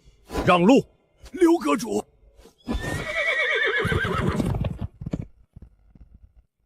打扫战场，然后远远地跟着他们。是。陈大哥，你此举前去上京城，那狗皇帝很可能已经布下了天罗地网。说说看，到了上京城，你打算怎么复国？陈大哥，你先答应我，知道后不要阻止我，不让我去上京城。那你还是别说了，我可不想心里增加压力。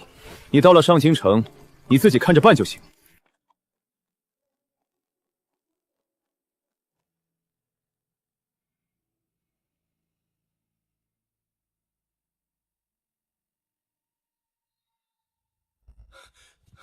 王爱卿免礼，快说，刘敬宗那边情况如何？回陛下，任务失败了。什么？细说经过。刚传回的密报，刘阁主跟那镖人刚刚表明来意，那个镖人便突然发了疯，拔刀相向，当场斩杀宗人府赵宗老以及玄龙军130余人。那镖人为何要对我大周将士下此毒手？这，听说洛离那边加钱了。加钱？臣也不知是不是消息有误。据刘阁主传信，洛离一加钱，那镖人是直接将他们当成了劫镖之人。劫镖之人？镖人行镖确实有权利斩杀任何劫镖之人，可这规矩里却不包括皇朝的官方势力啊。洛北王那边呢？我们也发现了他们的踪迹，看样子他们也想从那镖人手里抢走洛林，但因为我们的人先一步赶到，他们并未露头。至于现在，老臣也不知其动向。陛下，今日又有20尊千年大妖破出封印，祸乱各。如今我大周23郡郡郡告急，还请陛下早做定夺。宗人府白道然奉诏前来觐见。白阁主，我大周如今的局面，想必你也听说了，此劫可有解法？解铃还须系铃人，陛下问题不在于各地解封妖魔和前朝余孽，问题只在于您与洛离公主的态度。陛下要不直接派大军，不惜一切代价，先将那丫头拿下再说。你真当洛氏余孽都是傻子不成？他们费尽心机放出这些妖魔，目的除了牵制我们，再一个就是防着我们对洛离动手。今日我们敢动大军，明日解封的恐怕就不是20尊，而是200尊了。这，陛下时间不多了。那丫头如今距离上京城已不足700里，那镖人与大周翻脸之事，想必躲在暗处的镇北王也已经收到了消息。陛下，时间不多了，有些事你是时候该给洛氏一个交代了。天道轮回，报应不爽。好，那就有劳白阁主亲自去跑一趟了。朕希望那个丫头能来跟朕当面谈一谈。是，陛下。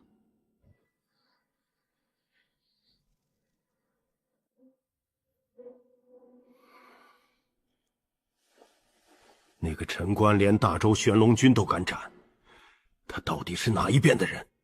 原本我以为他是苏敬言用来对付我的，可这怎么连他们自己人都砍？不图财，不图色，不图权，他到底是为了什么？总不能真是为了那句收人钱财送人到家的镖行规矩吧？岂有此理！让这么一个家伙以一己之力就将我谋划100年的大计全盘打乱。一旦让洛离进了上京城，我这太傅的身份就会暴露，周天元必然会顺着我的身份将我这100年的布局连根拔起，到那时我将再无东山再起的可能。盟主眼下首要关头，我们必须尽快做好接下来的打算。没错，洛离距离上京城已不足700里，而且他身后还远远跟着刘敬宗率领的玄龙军，等于我们之前给殿下安排的复国之路已经彻底宣告失败。现在我们必须要重新制定方案，传令下去，加派力量，不惜一切代价夺回洛离。盟主，那洛离也不过是前朝皇室瞬息的血脉，您也是啊。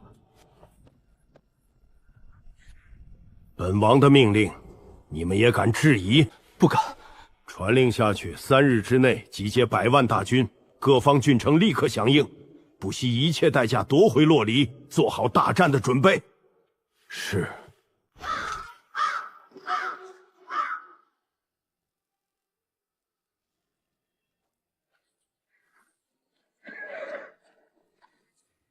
丁，宿主坐地起价成功，发财了，60万两了。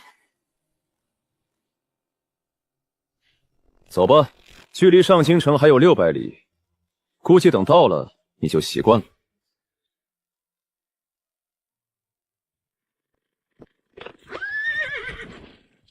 看气息，应该还是那些前朝余孽。来人，打扫战场。本阁主这一路竟然成了擦屁股的了。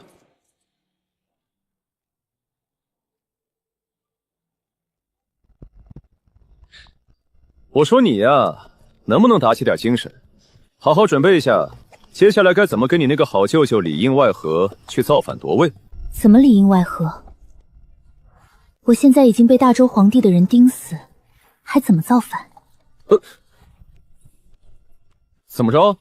听你这意思，好像这反造不成了，还赖我头上了。如果没有城关，别说造反了，自己能不能站在这里还是个问题。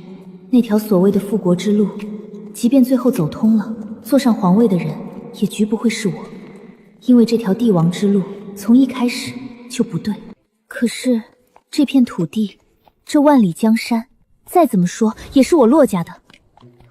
陈大哥，你是不是从一开始就不想让我去造反？我什么时候不想让你造反了？开什么玩笑！这2天我砍得那么带劲儿，现在可不能让他打了退堂鼓，否则自己这趟镖不是要打水漂？这小丫头就算不想复国，也必须得去复。这可是超级丰厚的任务奖励和超额的标点啊！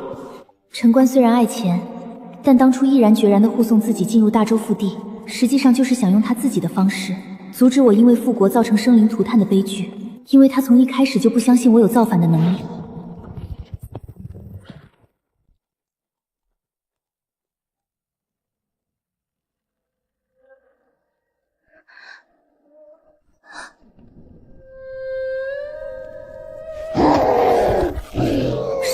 是白毛江煞，这是阴 C， 是最为嗜血的一种存在，是由尸体异变而成，没有灵智，天生以活人血肉为食。这里怎么会有？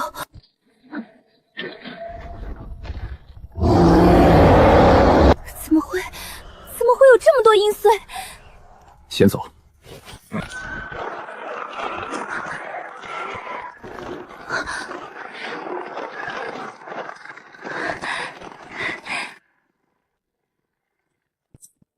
这是有人将附近的镇妖塔的封印破开了。不好，那竟然是阴碎白浆！快，封锁城门，绝不能让任何一个人跑出去！这是要将这一城的百姓全都当成给这些白将的祭品吗？陈大哥，你能不能出？不能。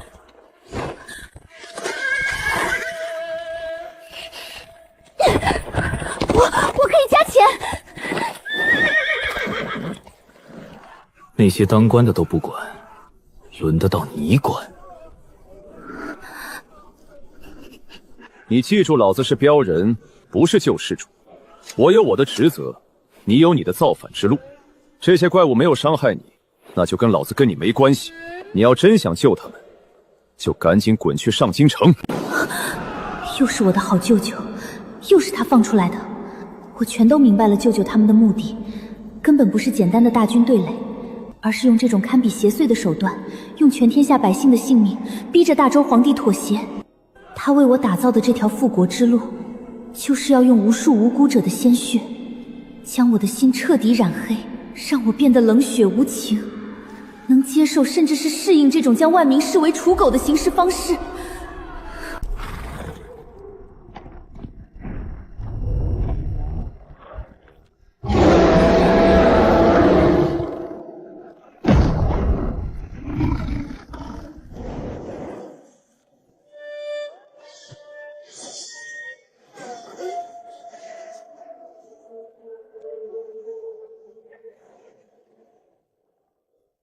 这是什么刀法？不对，刀身上似乎附着了一种至阳至刚的气息。正是这种气息，天生就克制着白毛江煞这类阴碎邪物。这怕不是只存在于古老典籍传说中的存在。鬼兵，相传它是应劫而生，逆劫而来，使命达成后便消失，可不能被任何人控制。可他这把刀却半其未有消失，这到底是什么兵器？他不是冷血无情，是碰到这种事，如果让人求他才出手，那样会使他心意难平。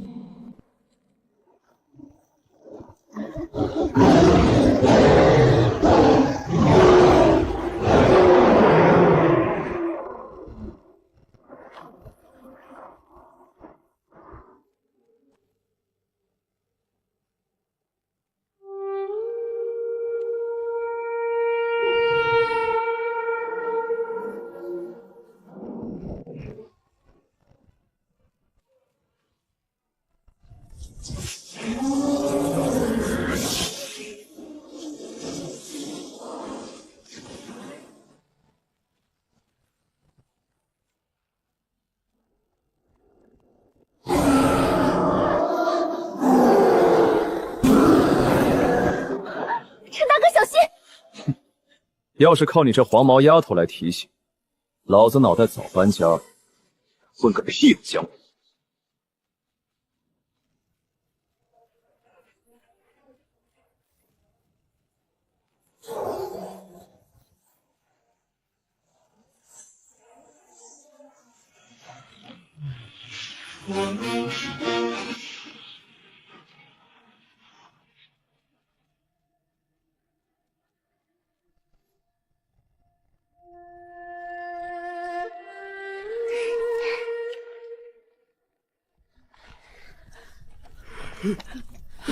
大侠，有大侠来救我们了！大侠救命之恩！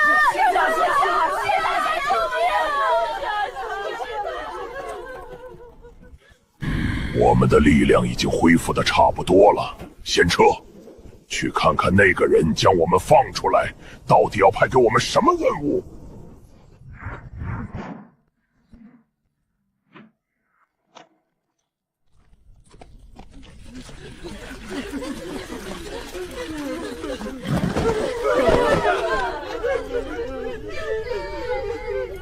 多谢恩公，多谢大侠救命之恩啊！老天有眼，降下活神仙，活劈了这些吃人的畜生啊！要是您再晚来一步，我那刚满月的孙儿就要被生吞了呀！恩公，您是我们全家，是我们全城的大恩人啊！是啊，恩公，留下你的大名，我给你设长生位，让我子孙后代奉滚！公。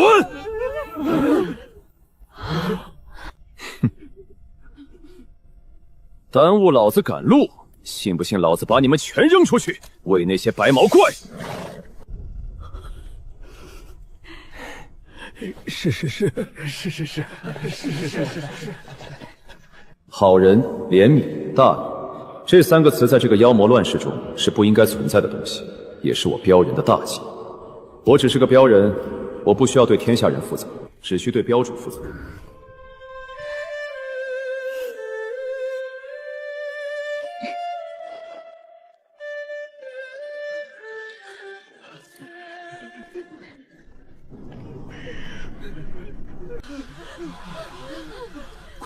快走！恩公大侠已经走了，我们得赶紧离开这个鬼地方，去找官府。找官府？你瞎了不成？你没看到那是什么？那就是官府，那是来封城让我喂的怪物的。唉，我也没有办法。阴髓的可怕之处，不仅在于他们自身的强大，而是他们体内那阴毒无比的尸煞之气。普通人只要被抓伤，甚至只是沾染上一丝煞气，便会在几日的时间变成只知嗜血的僵煞。若是不封城，放任任何人出去，一旦尸煞蔓延，到时候大周朝要面对的，就不是一个镇子的危机，而是整个天下的尸山血海。来人，派快马去通知周边郡城，调遣镇魔司的高手前来清理现场。其他人跟上。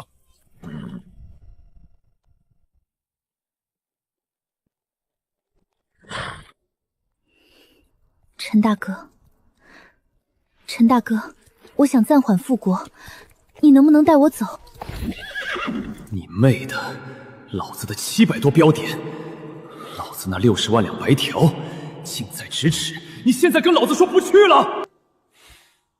哼！老子跋山涉水，不远万里陪你个死丫头走到这里，眼看就要到地头了，你说不去了？你逗老子玩呢？这些妖祟阴祟全是我舅舅放出来的，他们屠城不是为别的，就是为了让他们吃饱恢复力量，帮他攻打大周，全都需要用这些无辜的百姓血肉来喂养。如果我再往前走，死的人会更多。即便是我父皇在世，他肯定也不希望我这么做，而且这皇位我也不需要用别人的命来换，我会亲手斩掉那个狗皇帝的脑袋，但我不想跟我舅舅掺和在一起。陈大哥，我知道一处宝藏，那是我父皇留下的后手，只有我能打开。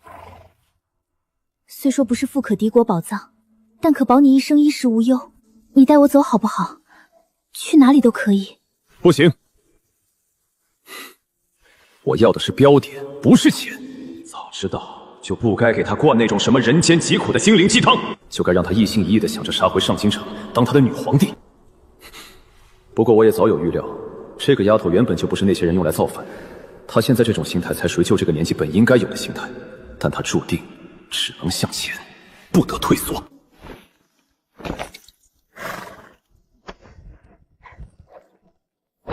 洛瑶，你有没有想过，造成这一切的因果到底是什么？因果？我不知道什么因果，我只知道我舅舅的野心很可怕。洛瑶，我告诉你，放弃复国，远远比你去复国要更加艰难。从你当年被送出皇宫的那一刻起，你就已经被人推进了这个叫江湖的漩涡里，因果早已经落在了你的头上。你既是你洛家血脉最后的希望，也是那大周皇帝眼中钉肉中刺，同样也是你那位舅舅的拦路石。你不死，他们都睡不着。我知道今天这座城里的惨状确实并非你所愿，但只要你还活着，只要你还是紫霄皇朝的末代公主，那么无论你走到天涯海角，这样的事情都还会发生。你逃不掉，也躲不掉。以我身上的秘密，他们是绝对不会放任我活在世上，哪怕我放弃复国，也必然会招来无尽的追杀与追捕。你之前说你父皇被害，乃是你舅舅告诉你，但有些事，眼见为实，耳听为虚。是啊，我对于国家的仇恨和未谋面的父亲这一切的认知，全都源于那个强势的舅舅和爷爷的只言片语，我从未亲眼见过。万一……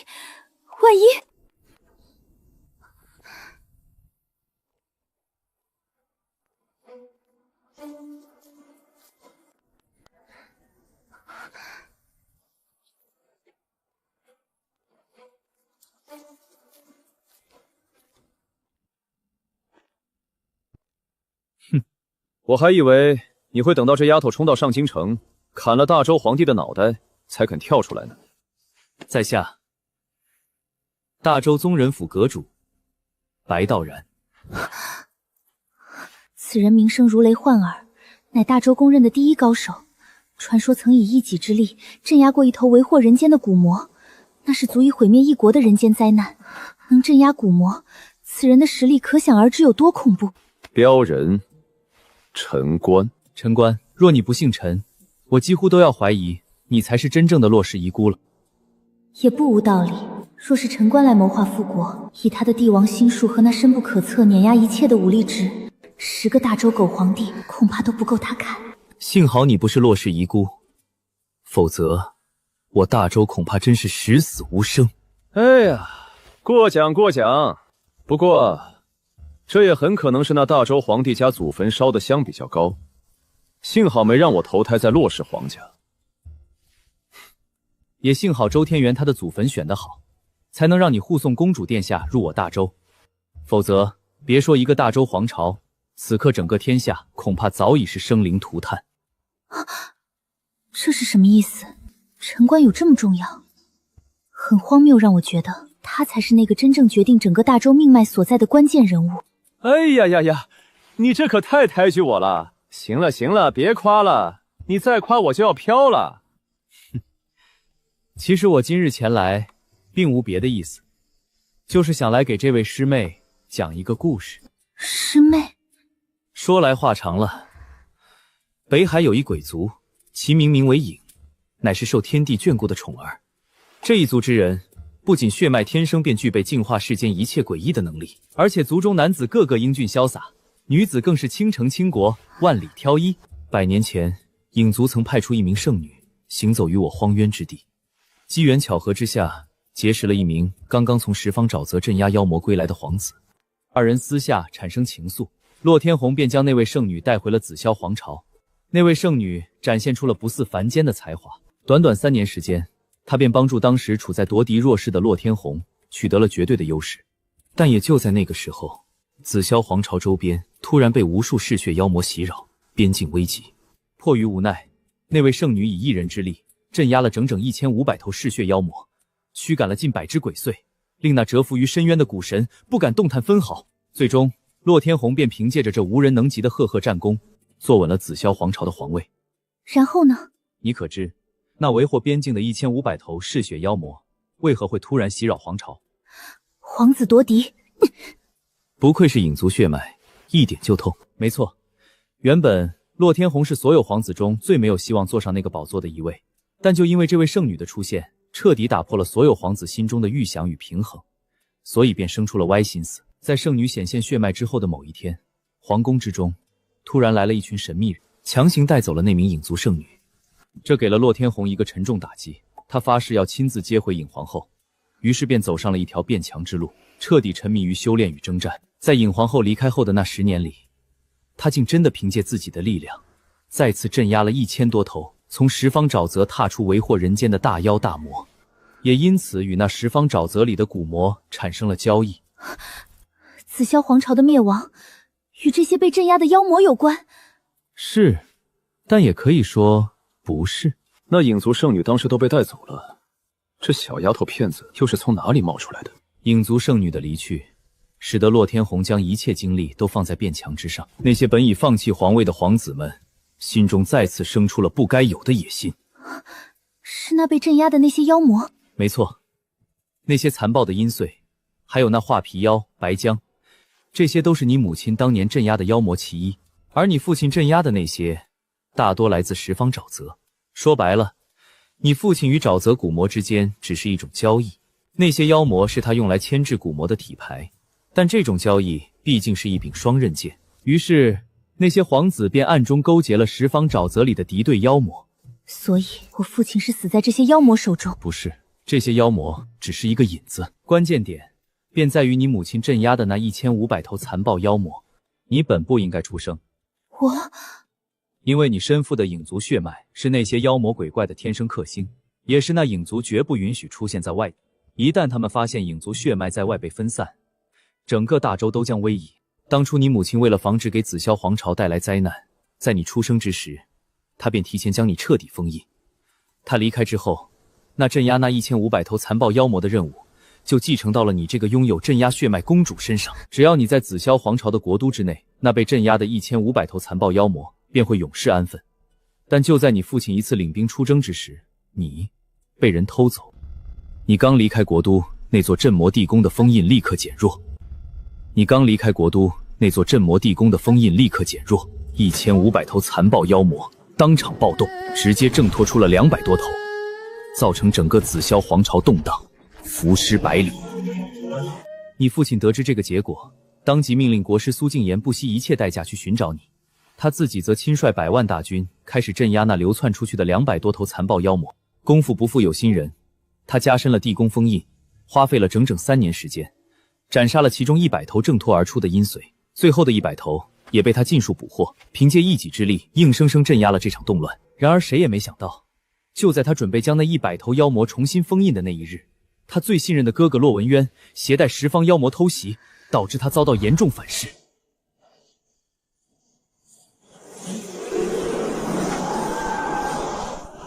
不好，镇关守！我说你个小丫头片子，脾气还大得很，气得血脉都开始暴动了。你先听人把话说完再生气。这竟然是镇压之力。继续说吧。骆文渊为了坐稳那个皇位，谋害你父亲，又将整个骆氏皇族屠戮一空，让他成为你之外的唯一继承人。不过骆天侯能坐上皇位，自然不是庸才，他提前留了一个后手，便是他的亲信，也就是当时的30万镇妖军的司主周天元，以及他与十方沼泽交易的底牌。当时的周天元正在外执行任务，等他回来时，便收到了你父亲留下的一封密信。周天元按照密信，动用了你父亲留下的那300头大妖，将骆文渊的势力一一瓦解，最终驱离上京城。可这个时候，皇位已无骆氏血脉继承，他便应了你父皇密信临终所托，暂代皇位。也就在这个时候，苏敬言也终于找到了你，但你已经不适合返回大周了，因为影族终究发现了你，并派来了使者。为了保住你这唯一的皇室血脉，周天元与苏敬贤只能跟骆文渊妥协。3人之间达成了一个约定，约定中，苏敬言带你远走他乡，隐姓埋名，防止影族的清除。周天元暂代皇位，放弃追杀骆文渊，以换取他不再作乱，不将你存在的消息告诉影族。而那镇北王骆文渊也刚好需要时间重新发展自己的底蕴，于是便同意了这个约定。最终3人便以你解封为界限，重新划定那个护卫。而你解封的时间为期是100年，刚好就在16年前到期。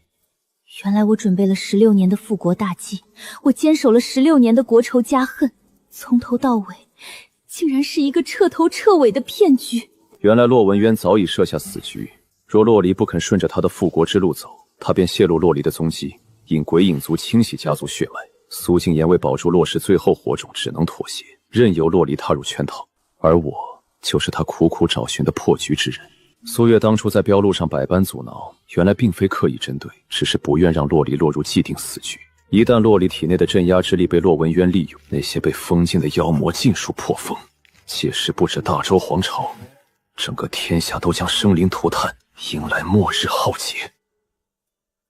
所以那个暂代皇位的大周皇帝，如今屁股坐热了，就不想起来了，是这个意思吧？谁知道呢？人心最是难测。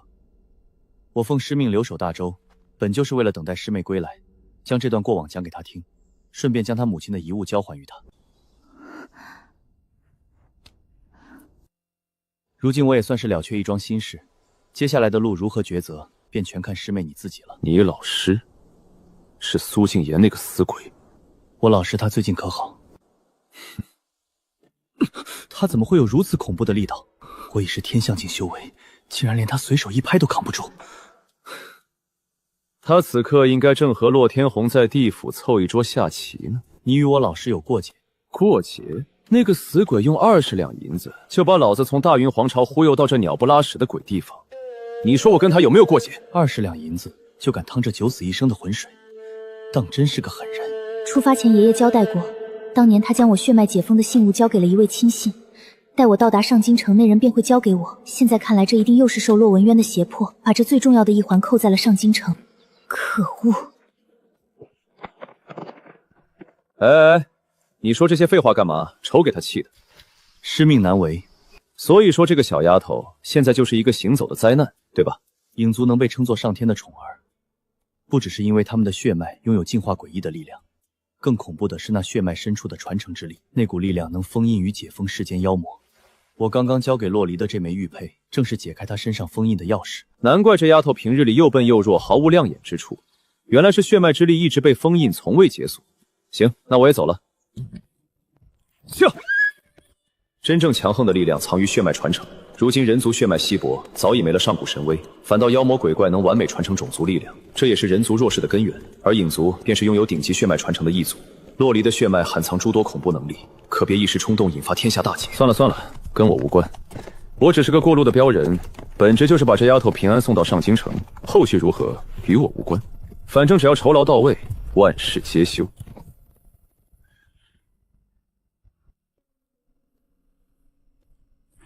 阁主，为何方才不将他们留下？我为何要留下他们？陛下的本意便是让他们入京，你们直接前往上京城等候即可。啊，阁主，若真让他入京，万一他与洛文渊会合，我大周江山岂不是岌岌可危？行了行了，那你去了。陛下的旨意，所有的内情我都已经尽数告知，听与不听皆是你们的选择，与我无关。往后莫要再来烦我，否则我的良心会痛。刚才听白道然的意思，洛离的杀父仇人是洛文渊。那问题来了，我现在的任务是护送洛妖去见洛文渊。洛文渊万一突然蹦出来要劫镖杀人，我到底是砍还是不砍？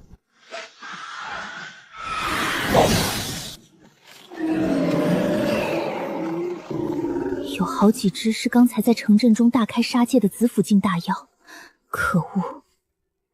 陈大哥，你躲远一点，这次交给我。你确定？那你自己解开封印吧。放心，你伤不到我。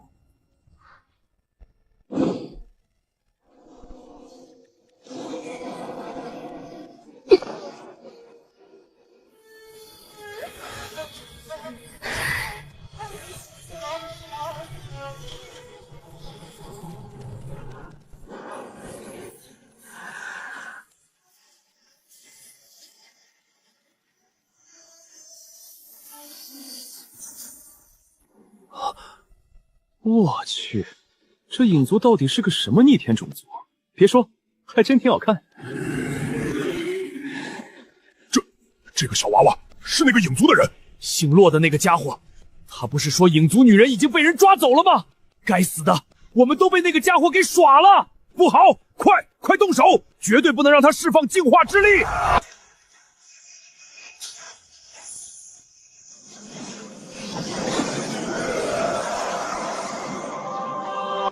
这就是净化之力，确实是不讲道理。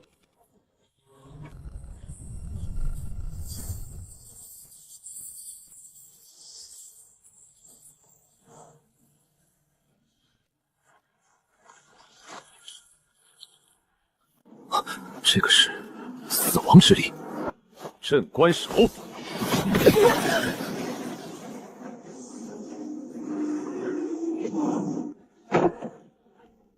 就这，弄死几头妖魔就把自己给干废了。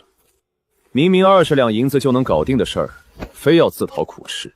现在好了，还害得我们损失了2头日行千里的坐骑。这到底是仙女还是魔女？刚才那股带着圣洁气息，说她是9天玄女下凡都不为过。可现在说是9幽魔女降世，都有些贬低了她。这股力量丝毫不比那些顶尖的邪祟妖魔差，甚至犹有过之。难道净化之力的死对头便是死亡之力？难道一旦过多的动用净化之力，便会导致另一股力量失控爆发？这也就说得通影族在世间根本不显的原因了。他们虽然拥有这种堪称逆天的力量，但伤人的同时，也必然会伤到自己。原来桃花仙和喜儿他们所说的万劫不复，指的是一旦让这个丫头被仇恨冲昏头脑，过度动用体内的净化之力，那么她体内积攒的死亡之力便会在顷刻间爆发，将万里河蛇化为灰烬。这简直就是一个行走的灭世灾难啊！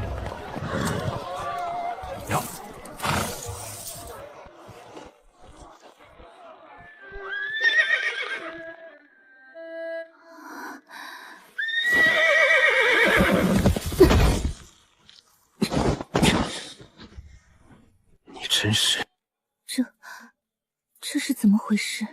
这是你弄死的，你没看见？赔钱。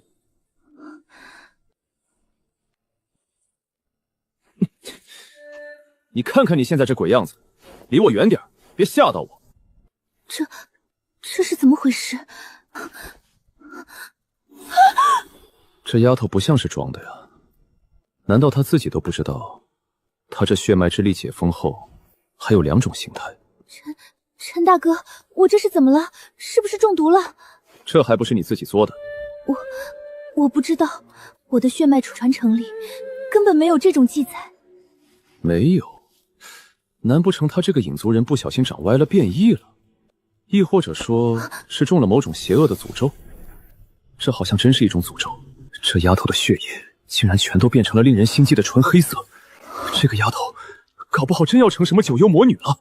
陈大哥，我这样子还能变回去吗？你这本就是你应该有的样子，你让我怎么给你变回去？可你刚才在我额头上点了一下，我身上那股奇怪的力量不就消失了吗？你真当我是神仙，无所不能啊！当初绑定系统获得了3种奖励，第一是无坚不摧可以不断升级的斩马刀，第二是万法不侵的标人体，第3就是这镇压世间一切邪恶的镇关手。可他这力量正在不断变强，如果爆发瞬间扩散开，所过之处万物殒灭。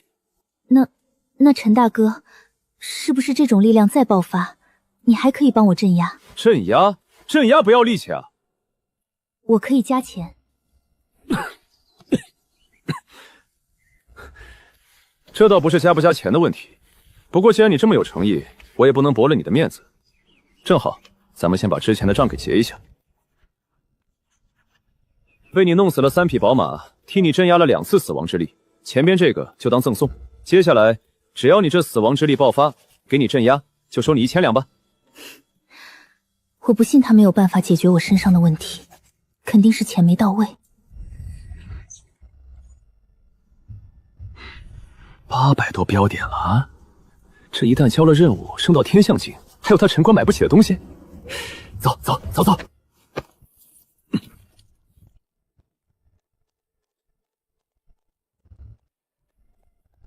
距离我的人生巅峰，也只差这最后的400里路了。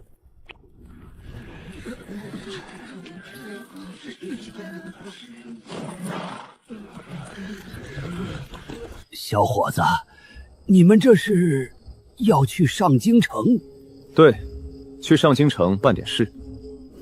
去不得呀！为什么？你这……老伯别怕，我这妹子是中了毒，正准备带她去上京城拜访名医呢。上京城现在去不得了呀！听说城里关押的那些妖魔全都暴动了，城外不知道是从哪里来的一支大军，正在攻城呢。难怪这关键的几百里没有任何人截杀，原来在前边狗咬狗打起来了。多谢老伯仗义直言，这些银子你拿去给乡亲们分的当路费吧。真打起来了。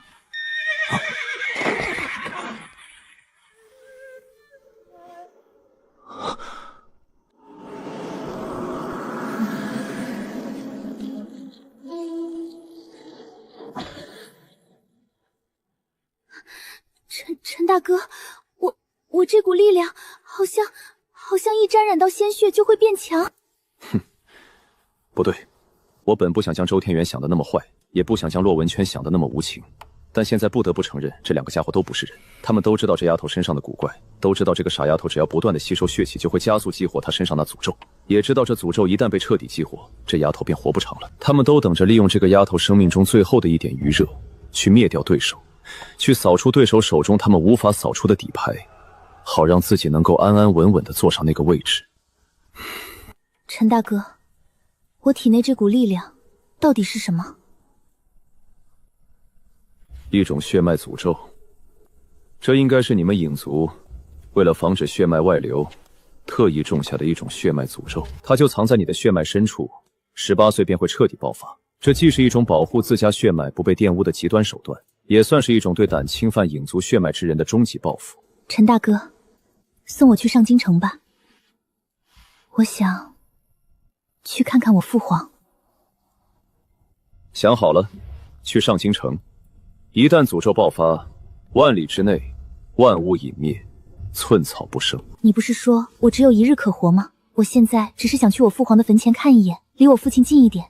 如果我身上的诅咒你真的压制不住了，我希望在彻底爆发之前，你能亲手用你最快的那一刀，让他永远不要爆发，好不好？可以，但得加钱。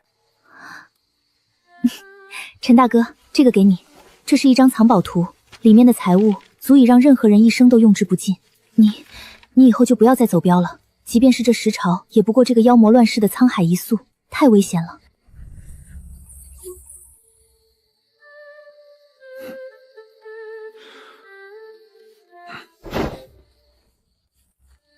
老子不要空头账，就算你要死，也得先把欠老子的账还清了再说。陈大哥，你是不是舍不得我死呀？不，你死得越早越好，免得到时候惹下大麻烦，把我的名声一起搞臭了，让我以后接不到生意。反正你不接这藏宝图，我就当你舍不得我死。哼，你少臭美了。还嘴硬，不然这可是一生都享用不尽的财富，你为何不接？如果我不是什么洛家公主，不是什么影族血脉，只是一个普普通通的乡野丫头，那该多好。还嘴硬，不然这可是一生都享用不尽的财富，你为何不接？如果我不是什么洛家公主，不是什么影族血脉，只是一个普普通通的乡野丫头，那该多好。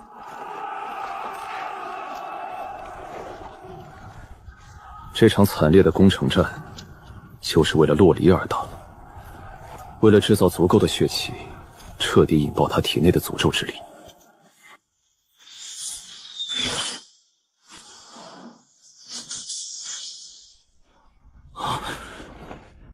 阁下何人？路人。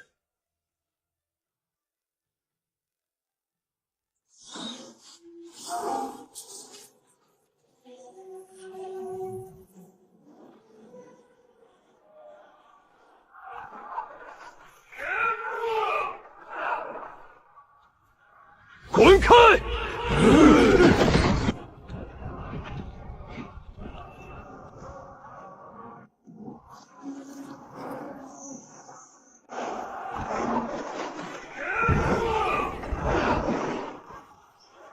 滚开！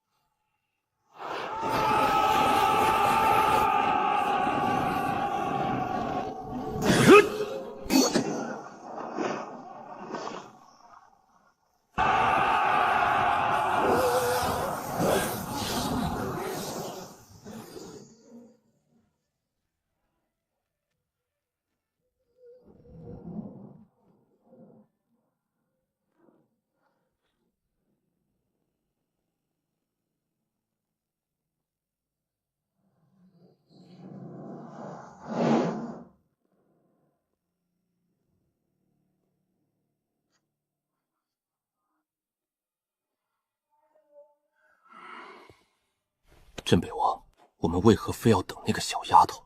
哈哈哈哈哈！你们以为这大周皇帝宝座是那么好做的？单凭本王这100万大军加上20万江湖武者，就能轻易推翻这大周的江山吗？虽然那大周狗皇帝盘踞在这上京城，但如今麾下也不过30万禁军，我们这边单论数量就已是对方的2倍有余，这力量对比完全不是一个等级啊！难道是因为那镇压的1400头嗜血妖魔？你们不要忘了，我们这拾荒之地可是妖魔挡道，人族卑微，而我们真正的威胁从来都不是彼此。无论是本王还是周天远，我们共同的敌人都是那1000头祟，这些祟是来自那不可说之地北冥。既然如此，尹皇后当年为何要将这些东西镇压在我们大周的地界？ 100年时间，我与周天元一明一暗探查，只摸清2个字：牵制。尹皇后早知他离去后，影族必会清算紫霄皇朝，十方沼泽巨头也会前来复仇，而这1000头祟就是他留下的后手。当年我偷袭洛天红，就是彻底抹除这枚能引爆天下的媒介。可我万万没想到，洛天红棋高一招，将部分底牌安在了周天元身上。我100年谋划功亏一篑，却让镇妖司司主周天元登上了帝位。镇北王，那我们今日在此等候洛离，就是为了用他来对付那1000头祟。不错，有这1000头岁在，这个皇位就算坐上去，也随时都会被掀翻。可她一个小丫头，如何对付得了那1000头恐怖的岁？洛离的体内有着一个诅咒，这个诅咒被称之为天恶，在她18岁那年便会降临。一旦天恶降临，以她为中心，顷刻间万里泯灭，万物不存。而这正是她一出生就被影皇后用秘法强行封印的真正原因。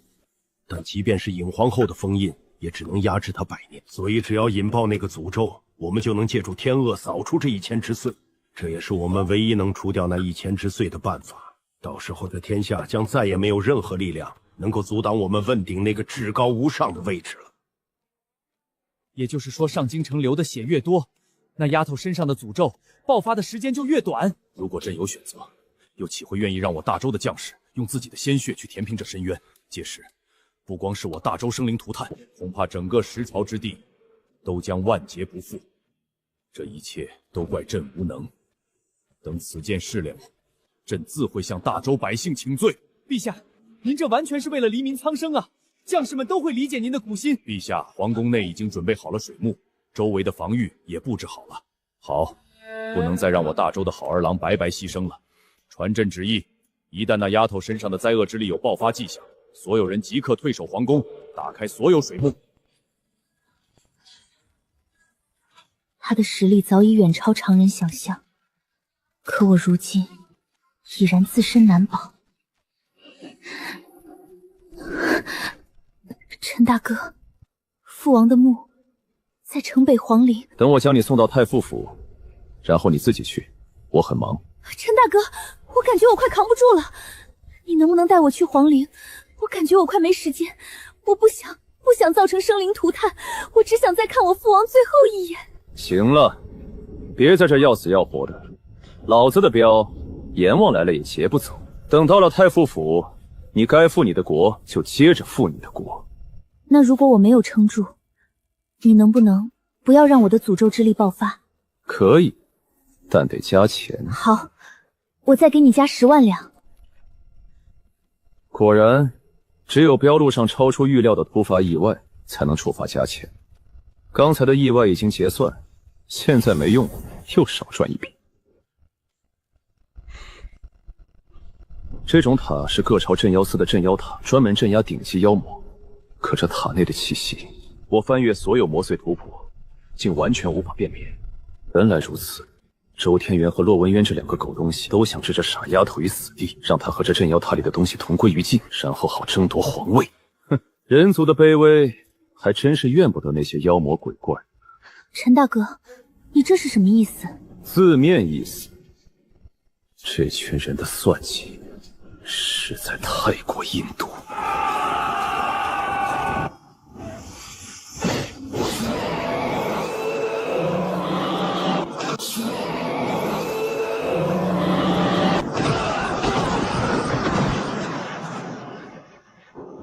此人到底是什么修为？为何上级非要拼死拦下这2人？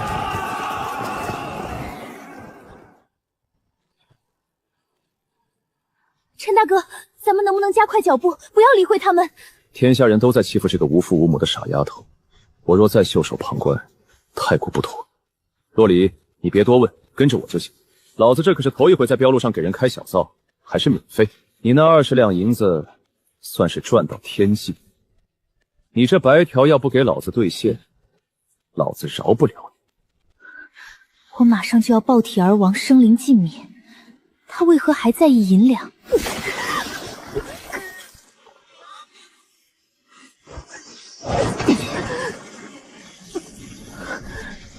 你要不想死，还想复国，就必须承受住这全城的血气灌体。听好了，跟着我默念：明守灵堂，义报玄关，万邪不侵，唯我不断。在这人人算计我、盼我死的乱世，唯有他拼尽全力护我性命。镖未交付，任务未完成，谁都带不走我的镖。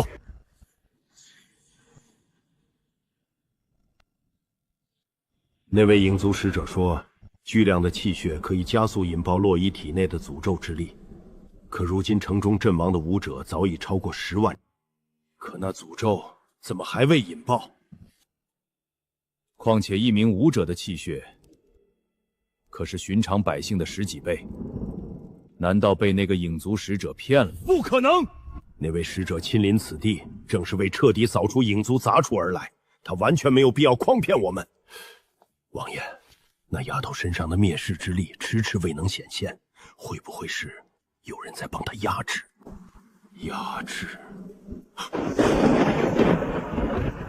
难道是那个镖人？快去给本王查查洛离的状况。按照你们的描述，洛离确实是处于天恶即将爆发的状态，可为何没有像那个使者所说的，以他为中心，万物泯灭，生机断绝呢？陛下，我们又有2万名弟兄丧命在他的刀下，而且他的刀法越来越凌厉，杀伤力越来越高，已经到了无人可挡的地步。什么？知道那个镖人的刀法了得，可为何会越杀越强？而且也就是说，那个镖人非但没有阻止我们制造血气，反而在主动帮我们。不对劲，但不重要了。洛离诅咒已处于爆发边缘，只要引爆诅咒，剩下的就是我和周天元的事了。去，继续探。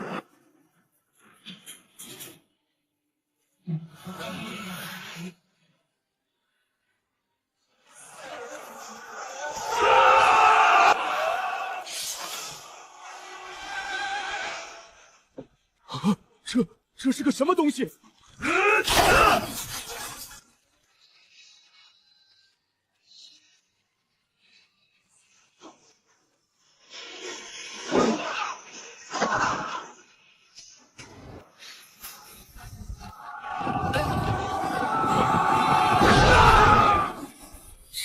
陈大哥，他们眼神中没有丝毫恐惧，为什么明知必死无疑，还要往我们这里撞？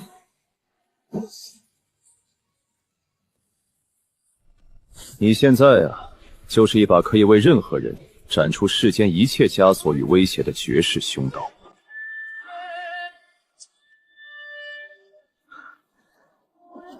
此去上京城，你只有1日可活。原来如此，我努力了16年的复国之路就是一场笑话。复国？确实是复国，但不是复我紫霄皇朝的国，而是为那2个人扫清障碍，方便建他们自己的国。原来他们一直都在等着我，这难道就是江湖？这就是人心？你知道他们到底想利用你除掉什么吗？我父皇曾在我身上留下了一道讯息，告诉我这大周境内镇压着1400头碎奴，他们是我母亲从北冥之地带来镇压拾荒的，乃是整个拾荒的守护者，并且我可以用我母亲留下来的名印任意调遣。他们应该是想用我身上死亡之力清除这些碎奴。原来这玩意儿是碎，系统里确实有一个碎谱，只是里面一直都是空白的。而且我能感受到那座镇妖塔里的碎实力早已超越子府，只是安静的像是在等待着什么指令，不然这小小镇妖塔可镇不住他。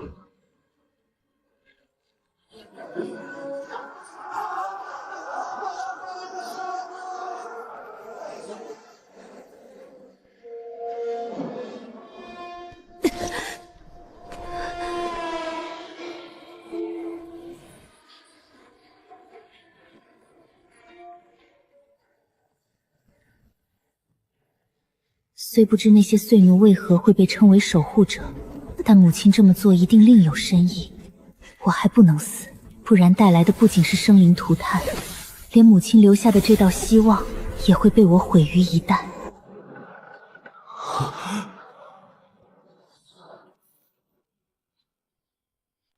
你说那个镖人在洛离异象即将爆发之时，用一种秘术控制住了他的爆发。是，属下看得千真万确。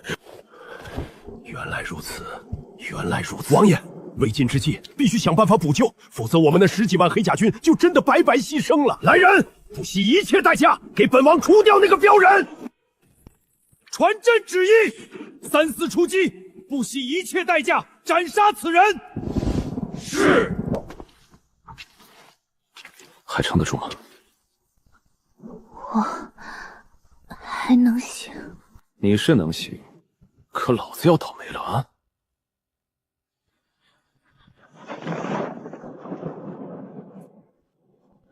这么多人，20两摆平他们。给你加10万两。破罐子破摔吧，反正还不起了。破千了，终于破千了，这一趟也没算白来。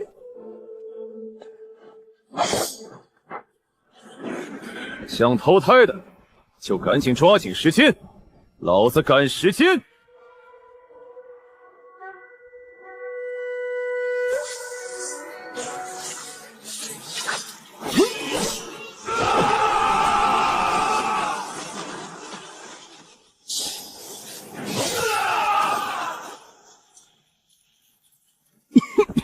这个镖人到底是什么境界？绝不是子府境，即便是天象境强者，都不一定能有这等杀伤力。不好！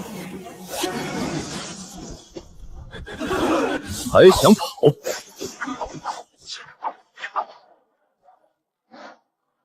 传朕旨意，答应他们，动手。是。陈大哥，你听好了，虽然这诅咒让你痛苦万分，但你每多坚持一分，对你接下来便多一份莫大的好处。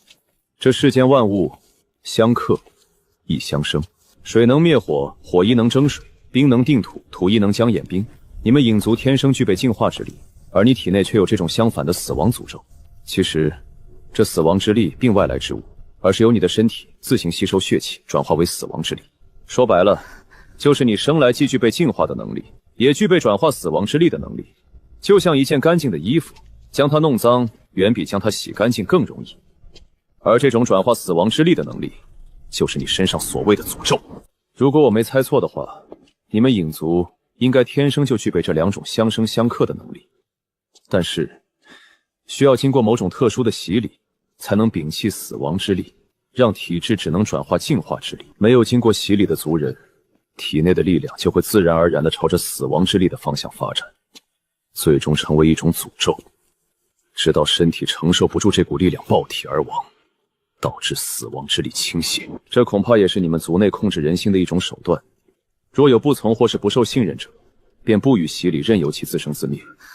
原来如此，陈大哥，你的意思是说，我只要坚持下去，便能掌控体内的死亡之力？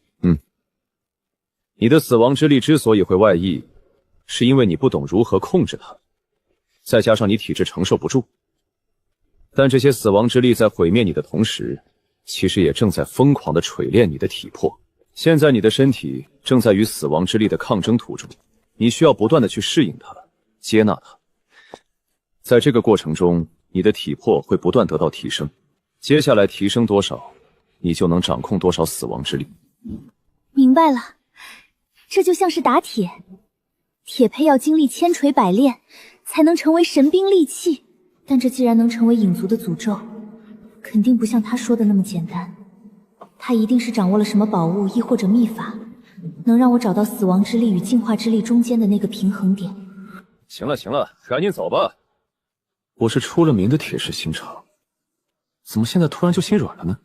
下一单绝对不送女人，女人太麻烦了。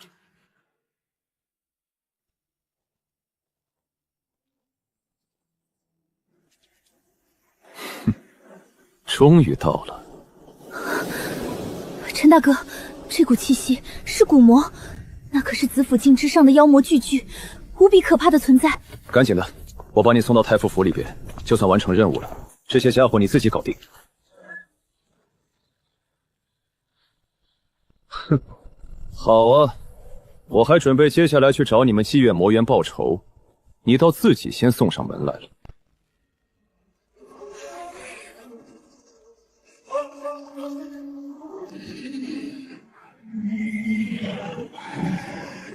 看来十方沼泽里的蛊魔，该来的都来了。那2个家伙到底是付出了什么代价，才让你们这些畜生也肯跑出来卖命？哈哈哈哈！吾等岂是代价就能请得动？行了，别往自己脸上贴金了。让我猜猜，是知道你们十方窗火地位不保，还是抱上了某些鬼东西的大腿？被他看穿了。没错，这次前来既是受人所托，更是为了我们种族的存亡。我们本是这片地界上几乎是无敌的存在，可100年前突然来了1000只实力恐怖的祟，当时我们请动大人物桃花仙出手，才让那个影族女人才妥协。可现在一旦让这丫头放出这1000只祟，那我们十方沼泽必将危亡。原本只是想让小郎君走得顺畅一些，既然小郎君这般不解风情，那奴家也只能将你拿下了，做个人奴慢慢调教呢。开个价，老子现在将他们全砍了。10万两。丁，宿主坐地起价成功。看到没有，你们这些家伙全部加起来也就值个10万两，竟然还想让老子做人奴，有没有点自知之明？哼，区10万两就想买我们20头古魔的命，你必将为这种侮辱付出代价。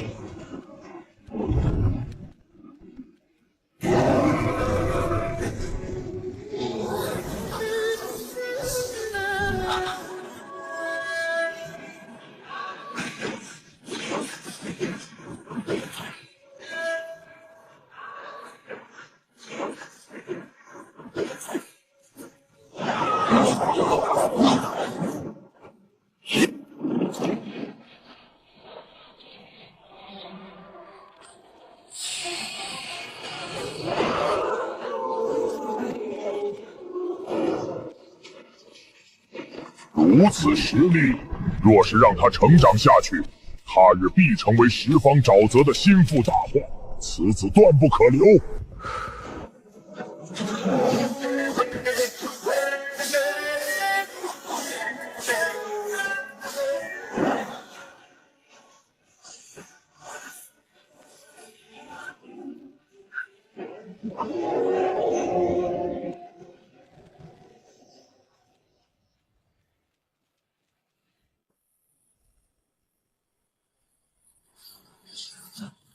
这小子到底是哪里冒出来的怪物？没想到他一个子府居然比天象境的古魔还要强。帝王路前真正的危险，不是那个身负诅咒的丫头，更不是那神秘莫测的1000头祟，竟然是眼前这个完全不按常理出牌的镖人。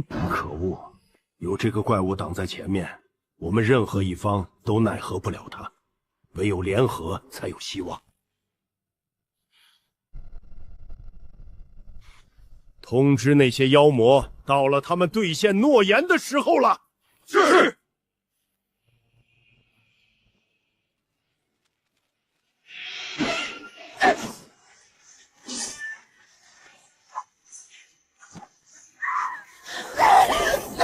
那个家伙还不准备出手吗？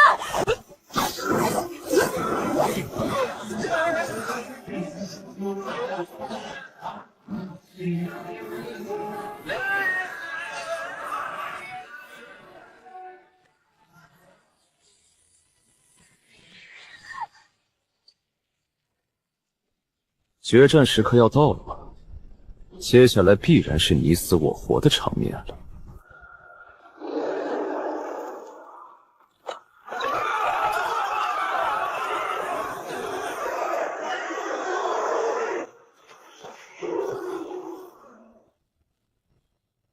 这么大的排场，整个大周皇朝所有能调动的子府境强者和十方沼泽的巨头，这是都到齐了。这个人我在画像上见过无数次，我的亲大伯骆文渊。大云镖人陈官，见过陛下。陈官，你到底需要什么？只要你愿意就此退去，除了那个位置，无论什么条件，本王都可以满足你。一边去！你现在没资格跟我说话。你，对了，你们这是在迎接新陛下，还是来劫镖？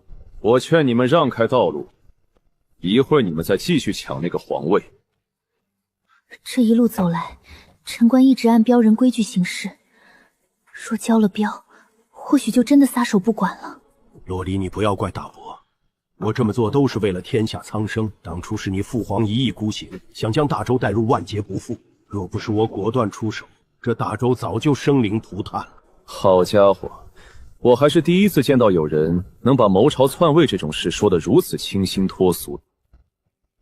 无耻！陈官，你当真不愿离去？行了行了，别说这些没用的废话，你们就直接告诉我，这路是让还是不让？这人也太多了点，你必须得加钱。这些人最多只值100两。真没想到，你们这么多大人物加起来，竟然就只值100两。算了，100两就100两吧。这什么意思？100两？难不成掏出100两，这个家伙就能以一敌万挡住他们？之前就听说这个镖人只要加钱什么都敢砍，难道他真的只是为了钱？这简直就是奇耻大辱！堂堂一个帝王竟然只值100两！这丫头觉醒之后果然是变聪明了，居然能看出只要加钱，自己必然出手，而且还用这一手来侮辱这些家伙。这个家伙怎么又变强了？他竟然能在战斗中越战越强！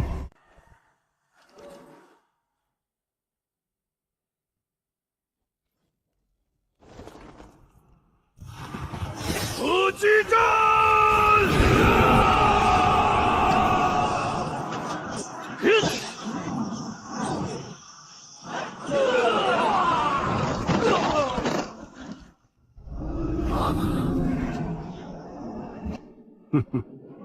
进攻！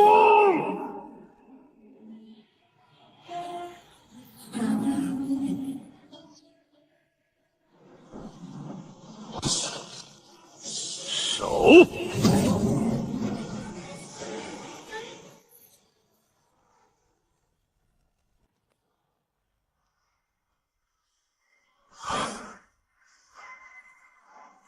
这怎么可能？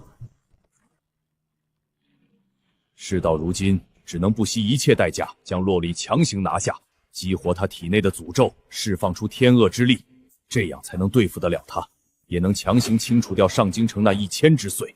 洛北王，你去对付那个镖人，洛离交给朕。攻击陈官。就差一点，只要踏进那太傅府的大门，就算是交差了啊！既然如此，别怪我不客气了。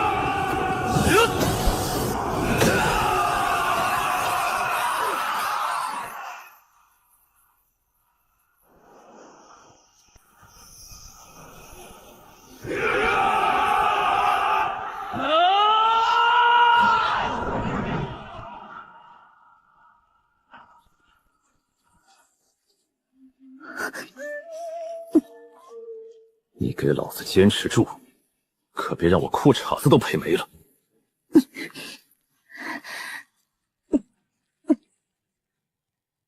看来陈官是需要时刻要帮洛离镇压身上的诅咒，不然就会爆发。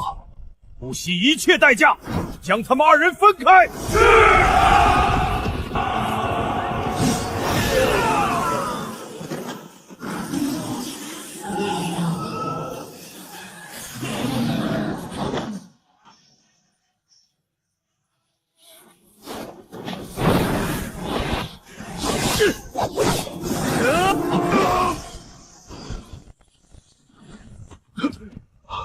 这怎么可能呢？这可是整个大周皇朝唯二的灵剑！护驾！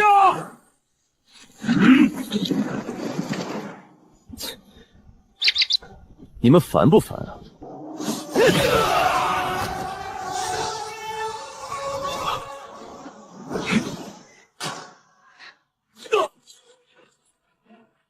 好快的身法，本王天象境修为竟这般狼狈。交镖，人给您安全送到了。赶紧把这趟镖费的余款给我结一下。我确实收到过苏静言的密信，说雇佣了一位镖人护送洛离，让我别忘了结尾款。可那穷乡僻壤的镖人，咋可能有能力带洛离走到这儿？这是当时的字据，100两，赶紧结钱。看这字迹，还真是苏静言那老东西的。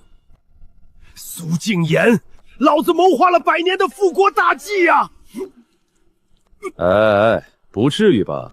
就100两而已。陛下，真要如此做？快去！骆文渊受伤，且陈官注意力不在这边，千载难逢的机会。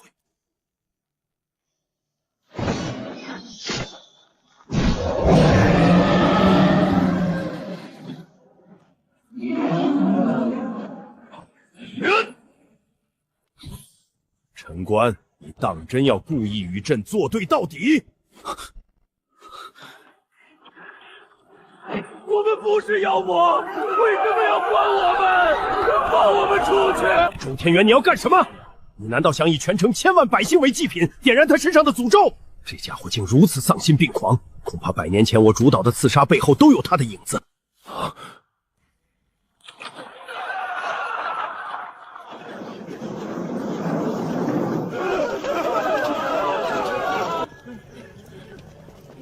我以为骆文渊已经够狠了，然而跟周天元比起来，真的是小巫见大巫啊！周天元，你确定要用这种方式坐稳皇位？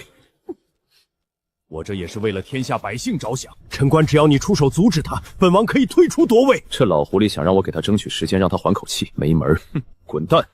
赶紧结尾款。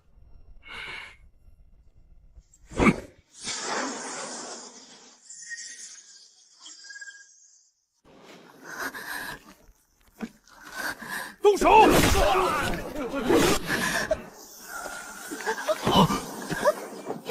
唉，终究还是不能那么狠心，送你一个词条吧。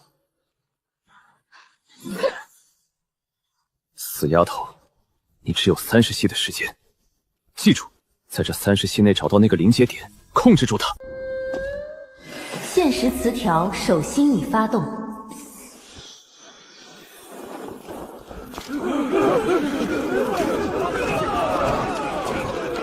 也好，终归是爆发了。走，准备水幕，防止波及。走吧，撤回周天元给咱们准备的水幕里，天恶要爆发了。这是怎么了？他们不杀我们了，我们得救了！快看，那是什么？那是什么东西？是魔祟，不对，是鬼祟！哎呦我的娘哎！你管它是什么祟？没看到那东西连房子都吃吗？快跑啊！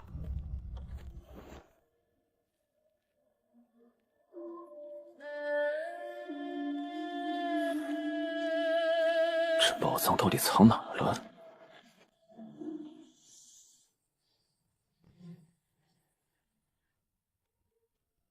只等他爆体而亡。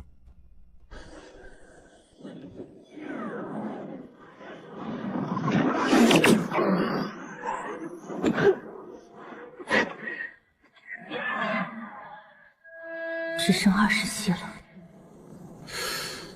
这条死亡之道，影族历史上从未有人踏足。我必须找到那个平衡点。咦，我身体里的这股力量竟在主动抗衡。难不成这就是平衡点？不对劲，那蓝光是什么？怎么还没爆体？虽然像种子一样微弱，但也能焕发生机。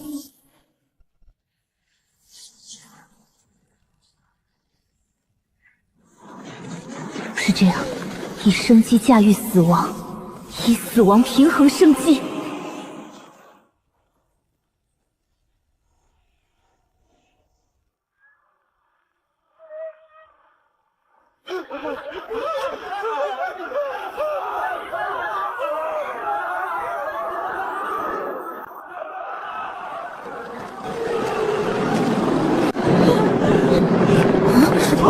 是那个镖人，之前就是他救了我们，他一定有办法。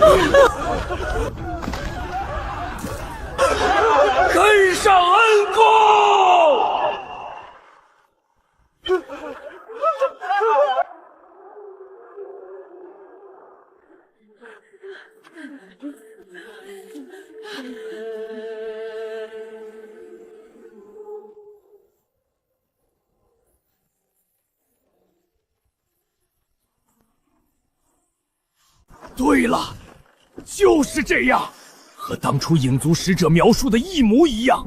这正是天恶即将全面爆发的前兆。最多10息，这个丫头必将爆体而亡。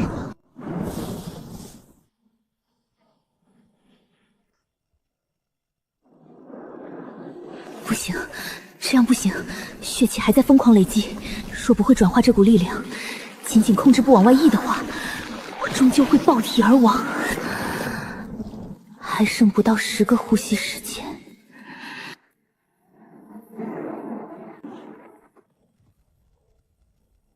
终于要到了吗？100年，足足等了100年。一直以为周天元是个心系天下百姓疾苦的圣君，结果今天才看清，他才是这片土地上最阴暗的一个君王。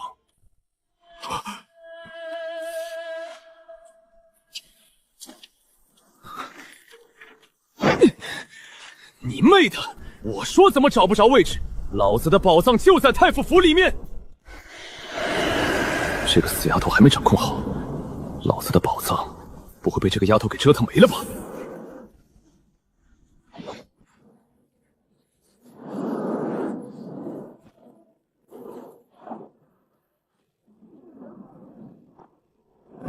多谢恩公，多谢恩公救命啊！闭嘴！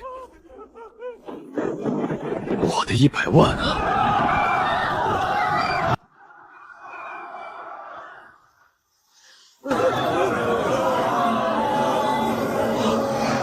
快看那边！如果天恶之力净化了这些祟，我就立刻开启水幕大阵，覆盖全城，阻止这股力量蔓延出去。有这些妖魔助阵，再加上陛下的那张终极底牌，洛文渊将毫无还手之力。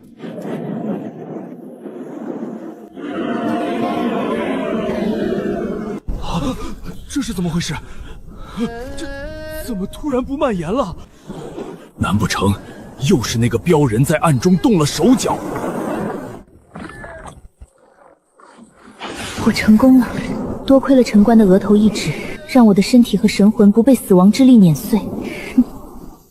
幸好阻止了那1000只碎死亡，护住了拾荒苍生，避免了一场浩劫。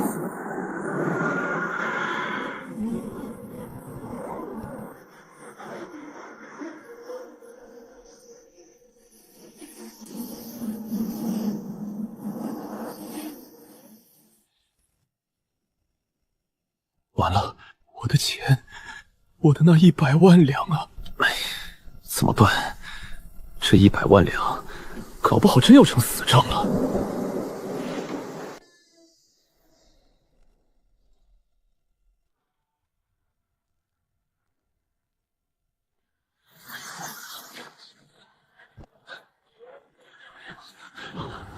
洛离，不想死就跟朕走一趟。带上你母亲留下的那1000只祟，朕可以让你平安走出大洲。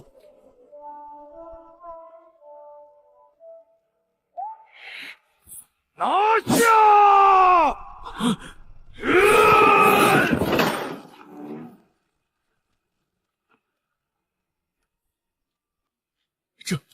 这怎么可能？你竟然真的掌控了天恶之力！谁动，谁死。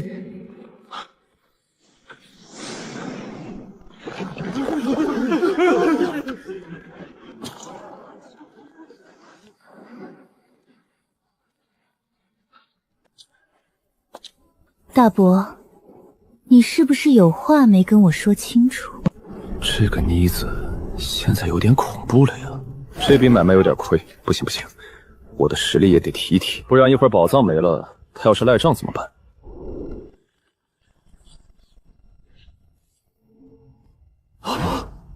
这波可真是血赚，竟给了这么多。只需要499个标点，就能从子府境突破到传说中的天象境。先升级。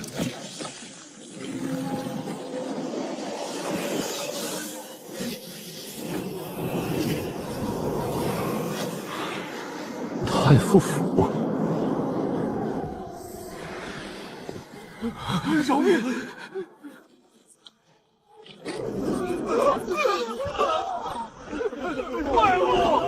怎么可能？不要过来！不可能，这绝不可能！他怎么可能掌控天恶之力？这可是连鬼族都做不到的事情。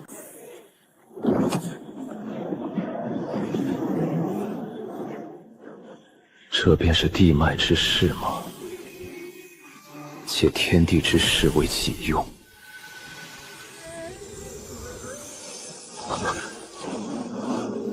不对，我的天象镜居然不同。天地人，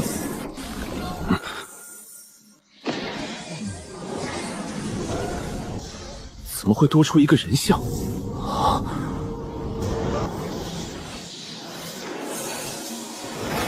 竟然不是借势，这是掌控之力。系统显示这叫仙格。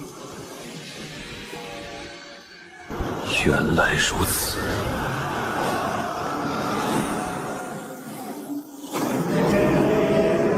人族缺失的从来都不是天赋，而是被剥夺的仙格。检测到宿主已达到天象境，获得100%超5星好评，赠送被动技能说谢谢。如得到真诚感谢，有1%几率获得词条抽取机会1个。还有这种好事？主动讨要谢谢增加15%标点，还可以主动讨要的吗？帮死丫头这么大一个忙，必须得去要个谢谢。300多名子府强者就这么无声无息地化为了灰烬，天恶之力到底是种什么力量？洛烈，我只是遵从你父皇的安排，暂代这个位置。我做的这一切也都是被逼无奈，是他，都是他逼我的。他妄图谋权篡位，竟想带着大军攻打北冥之地。我如果不阻止他，他必将带领整个十方世界走向灭亡。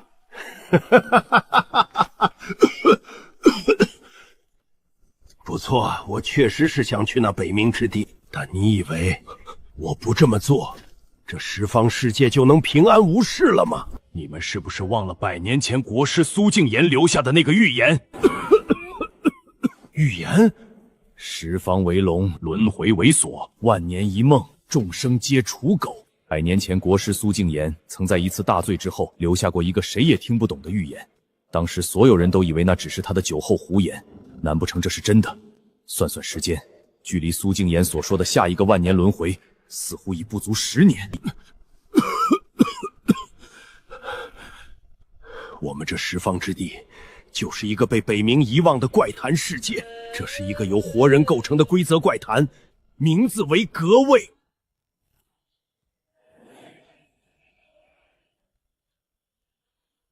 这拾荒之地是一个规则怪谈，我怎么没发现？不过名字刚好印证人族修士遗失人像仙格遭夺的惨状。这规则怪谈，莫非是为观赏失去希望的人族挣扎求生？怪谈实则是畸变残缺的天地法则，诞生条件严苛，由天地病态演化而成。而这拾荒世界，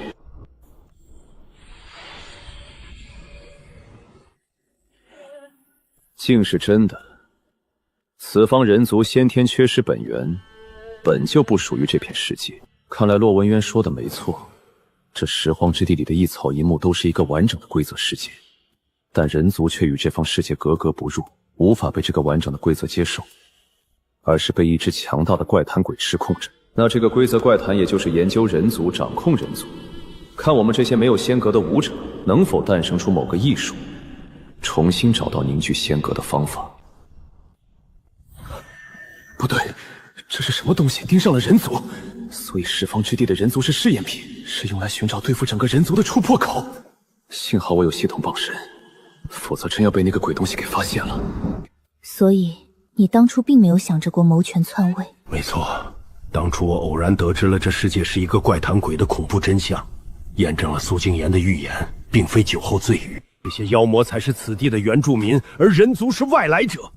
再过不到10年，此地的规则就会发动，抹除所有人，将人族直接重置。当年我曾无数次劝说你父亲，想办法带领人族逃出这个为我们专门设置的怪谈规则，但他对此不闻不问，一心只想救出影皇后。时间只剩下不到100年，所以我猜，这都是无奈之举啊。所以，我父皇根本就没给你留下什么底牌。当年我的失踪，也是你搞的鬼。没有。所以这背后一切的罪魁祸首，竟然真的是他。我早该想清楚，能将我从防御最为严密的帝王寝宫之中偷走的人，只有我父皇的亲信，就是他周天元。怪不得当年我试想过刺杀洛天豪，可他已如日中天，岂是我能办到的？但冥冥之中像是有天意一般，强大的妖魔会来找我主动结交，王府生意也顺风顺水，短短几年遍布10朝，富可敌国。而在最后时刻，洛天红竟主动带着我征战，放权给我，让我随时左右。恐怕洛天红早已看出周天元的叛逆之心，他是准备让我去打破这万年轮回的宿命。没想到我的每一步都是被安排好的。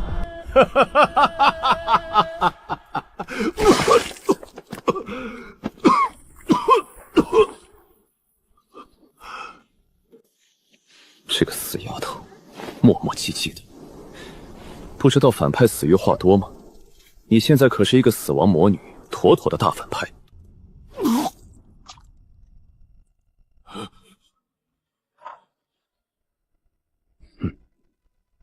哎，曾经的一代枭雄，就这样没了。影族使者来了，洛文渊死了，我还有机会。这股气息是天恶之力，怎么可能？难道他真的踏上了那条死亡大道？可恶！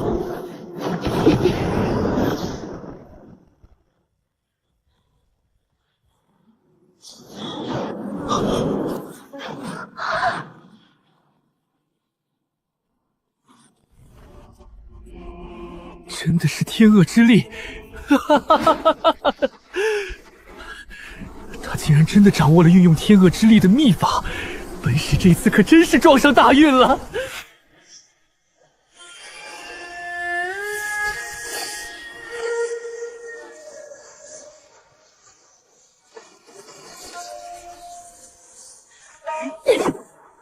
空有力量，不会丝毫的战斗技巧，乖乖束手就擒吧！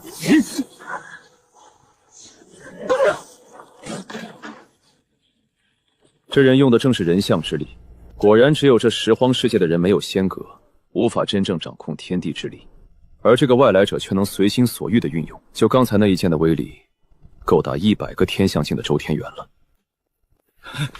怎么又是你？你不是走了吗？陈大哥，你是谁？我是你爹，给老子滚！找死！陈大哥，小心！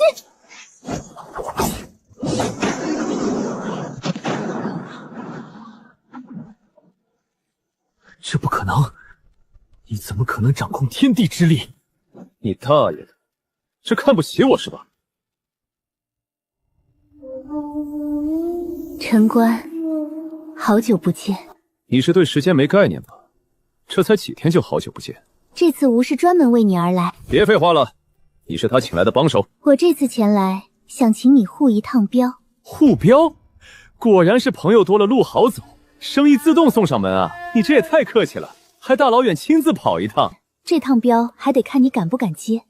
你先等会儿，我上一趟镖的账还没结完。陈大哥，你等一下，我这就带你去取我父皇留的宝藏。桃花仙前辈，救我！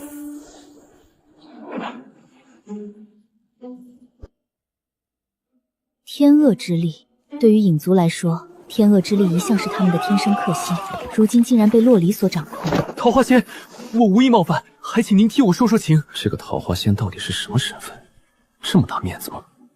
没想到这桃花仙的来头竟然比这影子使者还要大。可以，不过10年之内你不得离开荒渊，只能在拾荒沼泽待着。我绝无可能是陈官的对手。桃花仙此举显然是要阻断我将洛离掌控天恶之力的消息带回族内。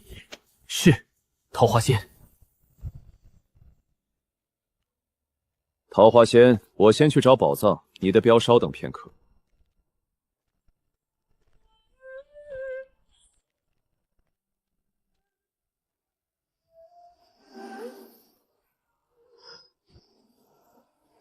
陈大哥，我在这里面感受到了一股熟悉的气息，应该就是我父皇留给我的宝藏。好在这宝物埋得够深，没有被这个死丫头弄没。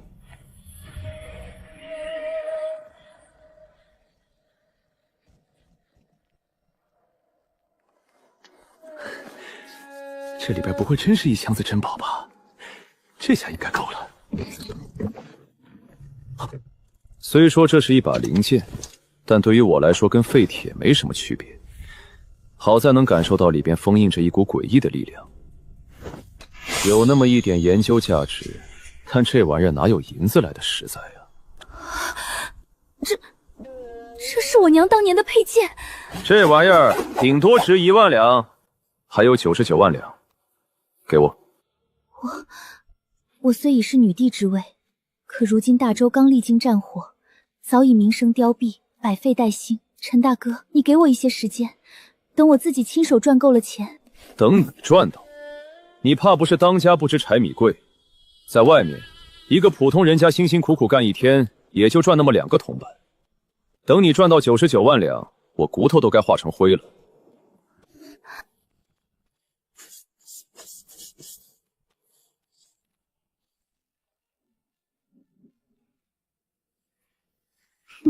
果然是爱财如命的家伙，但他接了桃花仙那趟镖，一旦离去，这辈子恐怕再也难相见。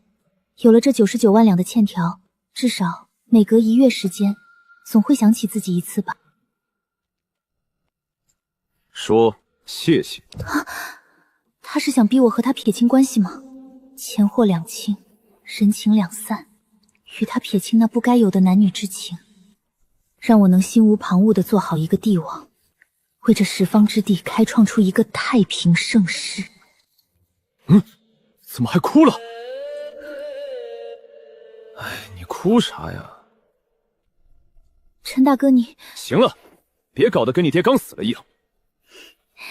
陈大哥谢谢你，这句话是我替这十方之地的百姓说的。你先管好你自己吧，还替别人说谢谢，你有那个资格吗？丁，恭喜宿主得到雇主的真诚感谢。你妹啊，运气这么好！这种高难度的长途任务才能获得2个词条，他一句谢谢就得了1个。这么看，这死丫头也挺顺眼的。行了行了，希望你接下来能好好做你的女帝，不要让你父皇失望，也不要让这天下的百姓失望。陈大哥，我洛离这一辈子只会努力不让一个人失望，至于其他人，我不管。将这些畜生清理了，这个拾荒之地的镖道就太平了。这封印之力不属于这个世界，但我也看不出是什么力量。算了，收进系统吧。既然有3次抽取词条的机会，那就抽一个。恭喜宿主获得永久路权词语。我去，这是个什么玩意儿？路通词条，阴间借道。难不成拥有这个词条，连阴间的镖都能走了？这么瘆人呢？词条内容晦涩难懂，难不成和我自身境界相关？天象境踏入仙路，可神魂出窍，窥见阴祟恶鬼。所以正因为步入此境，开始接触鬼邪，才解锁了阴间借道词条。有此词条护身，我便不会被邪祟侵染，还会被对方视为同类。有了这个，那能去的地方可就多了呀。桃花仙呢？不会等不及了吧？不好！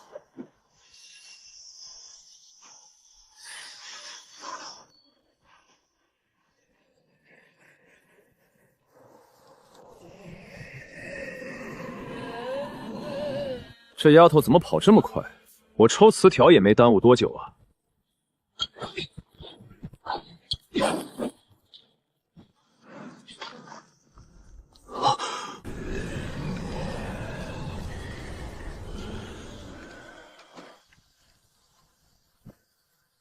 你妹的！原来你个老杂交真没死啊！哟，天象境巅峰，难怪死不了。陈镖师，你听我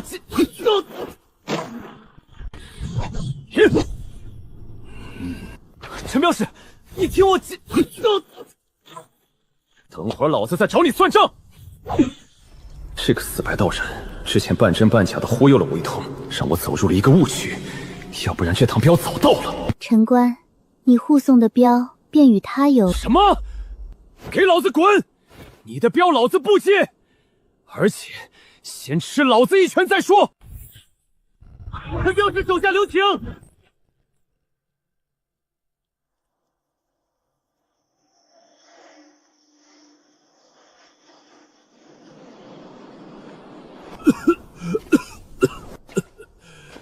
多谢陈镖师，我师父辅佐过2代帝王，与天争与地斗，与这乱世妖魔斗，何曾对人弯过腰？今日却对一个年轻的镖师行此大礼，老子不吃这一套。黄泉路上无君名，轮回步上不见君影。一缕不该来的风，注定会吹开一层挡不住你的迷雾。我当初突破到子府后，确实是打算接一趟远镖，彻底告别小河村，去外面的世界看一看。在这个偌大的江湖，一旦自己暴露，小河村的那些父老乡亲就会成为敌人拿捏我的筹码，唯一的办法就是离开。陈官，这趟镖不是老夫寻你，而是他在等你。这个老家伙竟看出了我的不凡，不愧是个老神棍，确实有两下子。吾的话还没说完，苏静言不是雇主，也不是镖物，而是你要护的镖。吾一直让他在看管。你说话能不能别大喘气？陈官，刚才好像是你自己打断花仙前辈的。怎么？是不是刚才那2拳捶得太温柔了？哎呀，你是雇主，你早说嘛！真是个有意思的家伙。陈官，桃花仙需要你帮忙护送的是一只来自北冥之地的穗。我虽然不想再跟这个老家伙有交集，也不想再接和女人有关的镖，但也没想过接这种非人的镖啊。不过想想也是，一般的镖这桃花仙也犯不着大老远跑来找我。行了，别废话了。只要钱到位，你们只管报一个地点。不愧是陈镖师，走镖从不问出处，只问价格。放心，绝对不会少你。这个陈官真的是无论何时何地都能恪守自己那爱钱的毛病。只有我知道，他并非真的爱钱。陈镖师，稍等片刻。小离，是爷爷没有守护好你，这世界的虚妄还要你自己亲自去看清。爷爷能做的不多了。是啊，师妹。你可知师父为了你被人硬生生挟持了100年？真是没看错，这白道然一身的本事真的全都长在了嘴上，话痨的不行，什么时候都想插一嘴。苏国师，我不怪你。小离，这一趟镖路走下来，这丫头总算是真正成熟了。这100年以来，苏静言真正想支持的人根本就不是她，而是骆文渊。虽然骆文渊冷血无情，但他却是拯救这个世界的希望。在这方世界的巨大牢笼里，谁又不是一个棋子？陈镖师，随老夫来。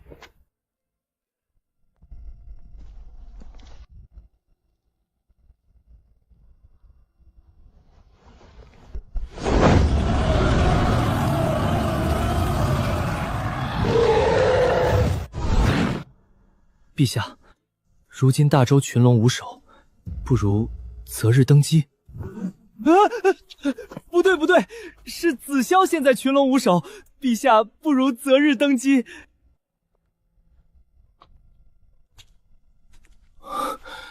前些日子还是单纯懵懂的小妮子，怎么突然变成了一个杀人不眨眼女魔头了？这可都是镇压一方的妖魔巨孽呀！也不知道这未来究竟是好是坏。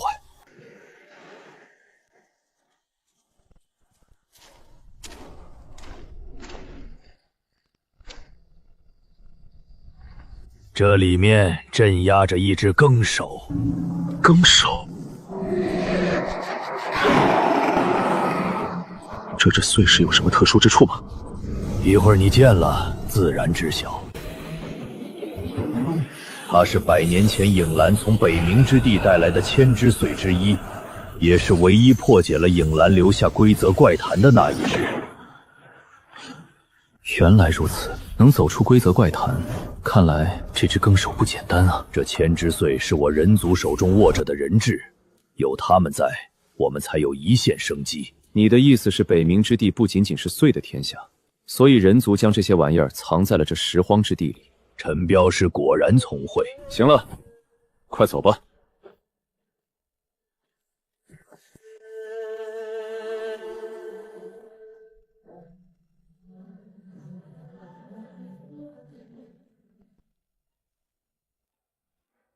让我看看那个东西吧。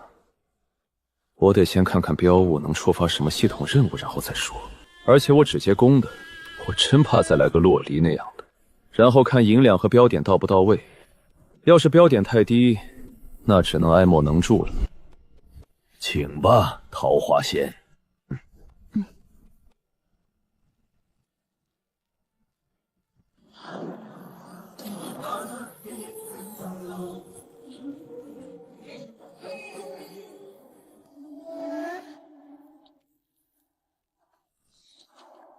刚才解封的时候，他露了一丝气息，可气息中既无人族的阳气，也无妖物的妖气，难不成真是神仙？陈镖师，请。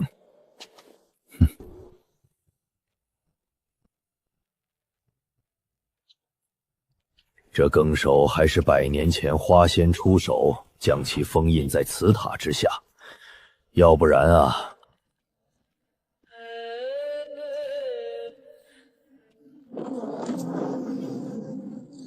还好是个男的。是你？你们人族果然言而无信！你个死老头，说好的10年之内送我回家，这都过去100多年了才来。这北冥之地是个什么地方？怎么会长出这么个玩意儿？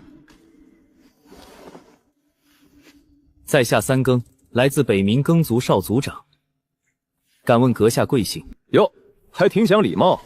镖人陈官。你这细胳膊细腿的，也没看出哪里彪啊。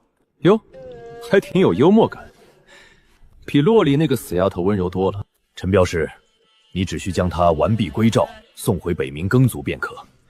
这是100鬼钱，还是当年影皇后留下的北冥通用货钱。他曾说，这钱在北冥之地能让任何一人富可敌国。触发押镖任务，护送三更前往冥界更族领地。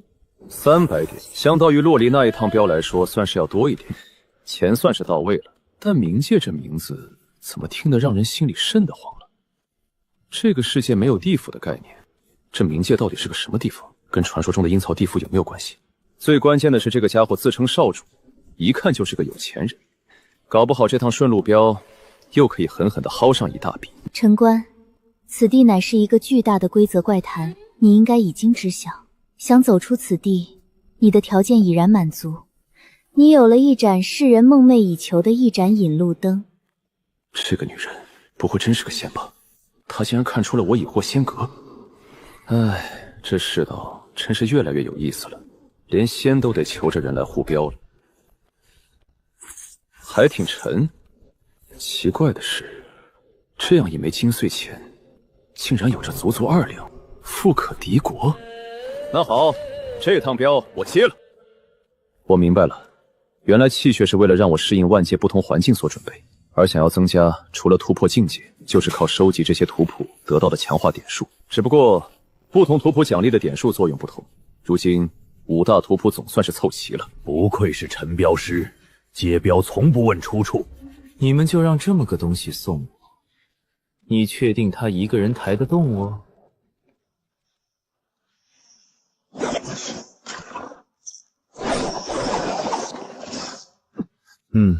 还挺结实。你根本拴不住我，这牙口也太好了吧？你真以为是这个地牢困住了我？我只是不想出去罢了。现在的脸是我100年的艺术成果，一定要给我最心爱的更娘欣赏，一根头发丝都不能伤到。原来这家伙这里躲了100多年，就是为了偷偷的臭美。这岁的脑回路果然不能用正常人的思维去理解，以后凡是老子说了才算。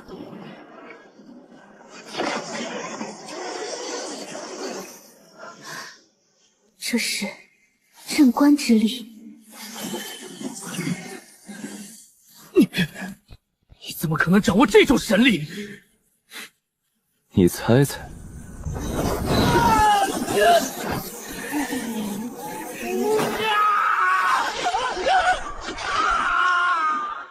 不知道老子的真气天生克制你这种人不人鬼不鬼的东西吗？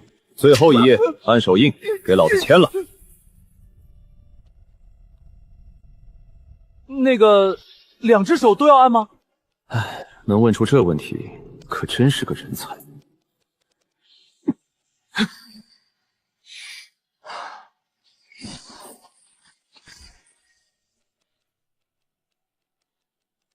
老头儿，这就是你说的八抬大轿，你说好的风风光光送我回家的。陈镖师可是这一代最好的镖人。你们人族果然阴险狡诈，这是好不好的问题吗？给我闭嘴！不愧是陈镖师。自此人间无故土，天地任逍遥。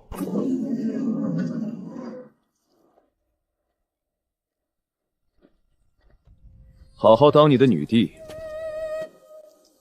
早点给我的99万两凑够。这笔债根本不可能还清，谢谢你给了我一个继续守护大周的理由。哎呦，天底下怎么有这么丑的女人？这是什么？你怎么会有天恶之力？坏女人！看在陈大哥的面子上放过你，管好自己的嘴。我看就是影族余孽，还不让说，切，太可怕了！赶紧带我离开这里。好了，你老实点，我们现在出发。陈镖师此去踏冥海，一脚踏生死，希望一路保重。陛下，3日后乃是九龙开幕之日，不如3日后登基。陛下，臣也附议。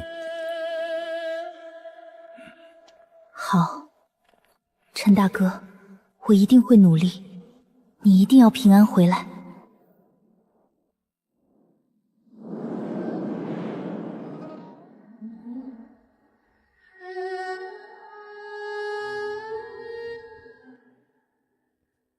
终于走到了这一步。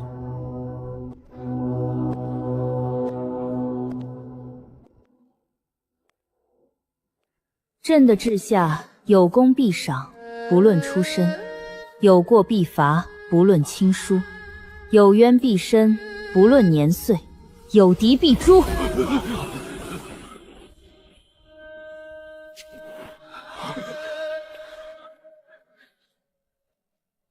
3天之内，把周天元埋在各郡的暗桩名单交到案头，少一个，你们自己拿命填。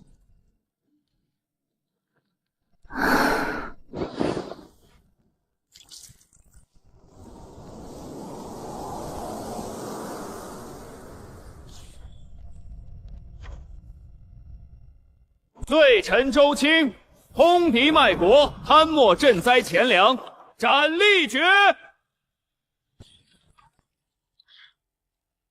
朝廷颁布新政，上报妖魔鬼祟线索者，一经查实，赏银10两至100两不等；被妖魔所害者，抚恤加倍。陛下说了，抚恤加倍，这是您应得的。愿意归顺者，提供土地与种子。这是给俺的。陛下的旨意，拿着，别丢了。这种以民为本的仁政之道，确实是眼下这片土地最需要的。在洛离的铁血手腕下，大周的朝堂经历了一次血洗与重塑，他却在完成这一切后悄然离开。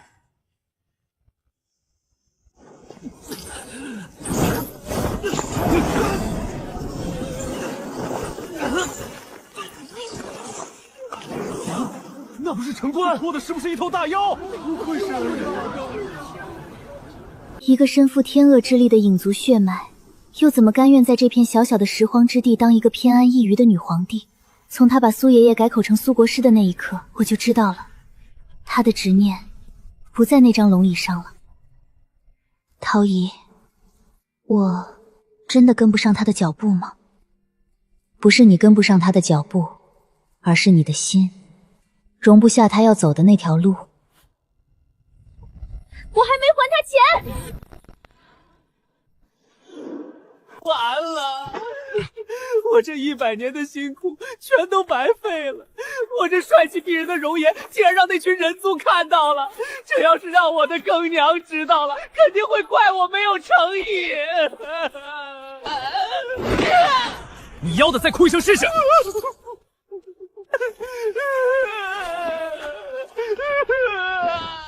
这家伙胆子比洛里那个死丫头还小，难怪心甘情愿在那地牢里窝了100年。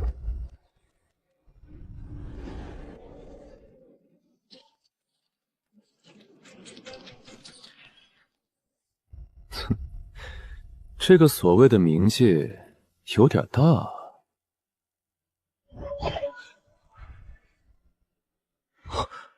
你妹的，没有距离！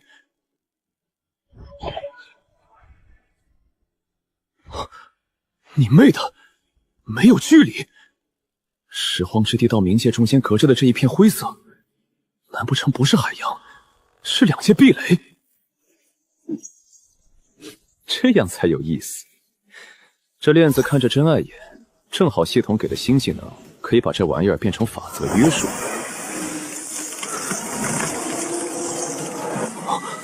省得拖着麻烦，老实点儿，他就不会发作。事到如今，也只能先一路向北，去看看那片虚无到底是个什么玩意儿。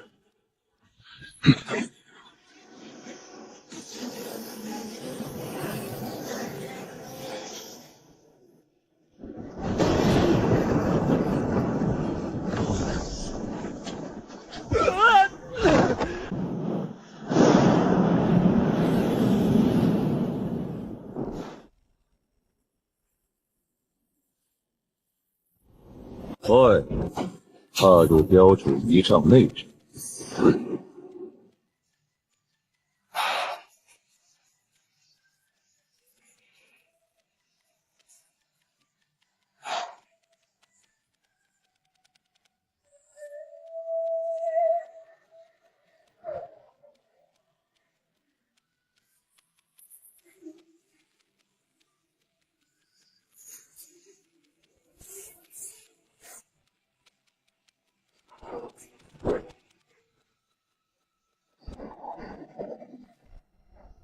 唉，感觉怎么样？刚才没发现，竟然有一股道不明的诡异之力缓缓侵染，试图改变我的身体构造，向碎的方向同化。幸好我有万邪不侵的标忍体。好小子，你知道你不跟我说，想试探我是吧？记你一笔，记够3笔就给你扬了。刚想起来。这冥海有什么说法？我感觉这水的气息不太一样，给我讲讲。你这么信誓旦旦的一路带我走到这儿，结果你连冥海都不知道是什么，你怎么送我回去？可恶的苏静言，又在这儿诓骗我！完了，我见不到我的更娘了，我也没法实现更娘的梦想了。我这100年修得一身通天的本领，现在都派不上用场了。这家伙怎么满脑子都是更娘？别哭了，我可是标人，我的标路通万界，这世间只要钱到位，就没有老子到不了的地方。你有办法过去吗？你先告诉我这冥河有啥说道。这冥海啊，东不动夏不合，不能承载任何有形之物。哪怕是一根羽毛都会瞬间沉没，甚至连人的记忆它都承载不住，一旦踏入，记忆便会沉入海底。传言说，只有彻底忘却一切，舍弃肉身，仅凭一道纯粹执念才能度过。这不忘川河吗？万物触之即坠，唯有魂灵可渡，但是又不完全是。我能感觉到这水具有侵略性和污染性，会散发出能侵染同化他人的诡异力量。喂，你之前怎么过来的？啊？我不到啊。我就记得一次外出时，被影族那个叫影兰的女叛徒给偷袭绑了。等我醒来之后，就已经到了你们这个破地方。这还真是标准的绑票。所以你到底有没有办法？当然了，我有阴阳借道技能，渡着冥海，不跟玩一样。我虽然没跟多少人族打过交道，但也听说过你们人族最喜欢吹牛。可我真没见过有谁像你这么能吹的。这可是冥海，万古以来能渡过此海，我北冥之地就出了影族那群人。你怕不是想钱想疯了吧？哎，你干嘛？知不知道什么叫礼貌？知不知道什么叫坚强？知不知道什么叫信任？太残暴了！你们人族太残暴了！什么叫残暴？我这是教你做事。我说能走就能走，天外有天，你没见过就没有。还有，我费心费力给你护标，你连我都不信，你说该不该打？好像有点道理。兄台教诲，收益为浅，三更受教了。说谢谢。谢谢。宿主恪尽职守，言传身教，不仅让标主感受到了前所未有的安全感，更让其在旅途中学到了人生道理，获得标主5星好评。任务奖励标点增加10%，押标任务护送三更前往冥界耕族领地，当前任务奖励标点加330。你在此地不要走动，我规划一下标路路线。好。紧张刺激的情形下，肯定能抽到好东西。我感觉此地就是风水宝地。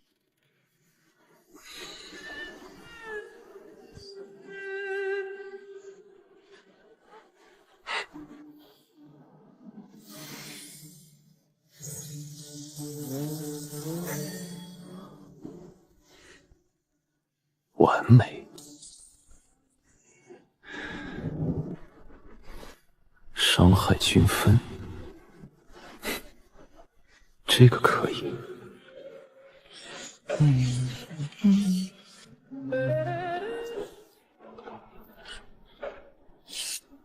喂，看好了，这就让你开开眼界。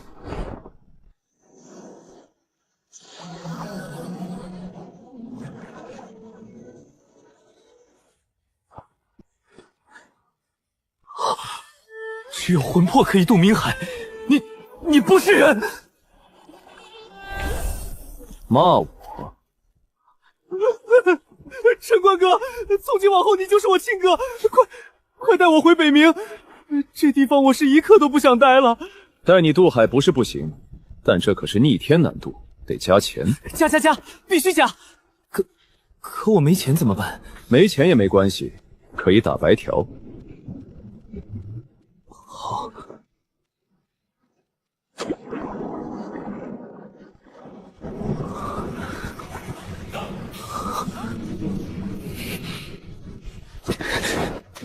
好，跟着我，不然掉下去我不管。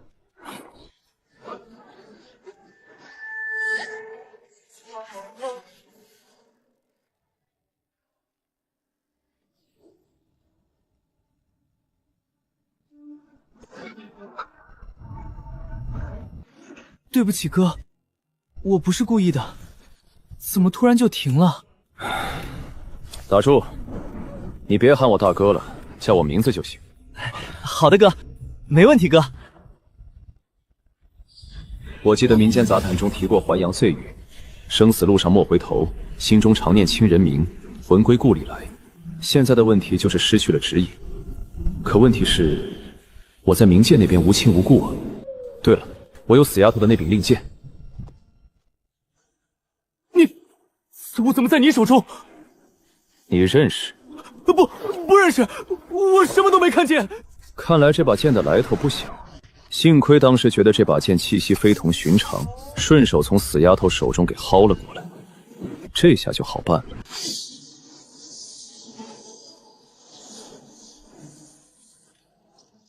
这我俩没有移动啊，也就是说，这把影兰留给洛离的剑是指路灯。想走出此地，你的条件已然满足。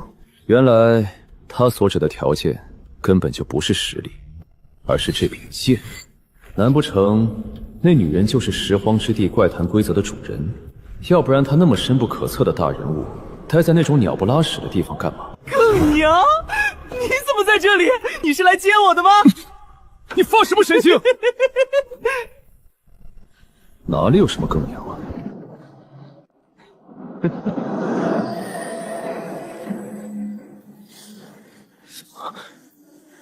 这竟然不是幻觉，不好！死脑筋，开启！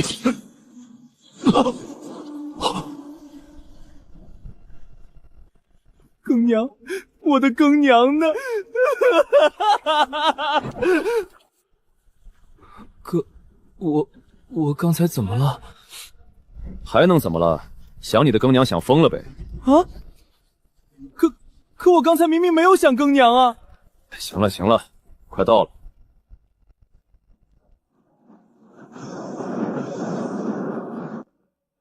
这个家伙刚才碰到的绝对不是什么简单的幻境，而是一个真实的魂儿。因为幻境只能作用于脑海，不可能通过三更的瞳孔看到。难不成那个更娘已经死了？更娘，更娘！行了，别哭了，前面有光，再走几步就到了。哥，你真的能看到光？我怎么啥也看不见？因为你眼里全是更娘。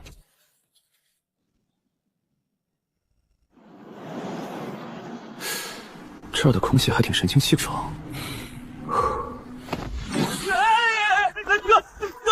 慢点啊！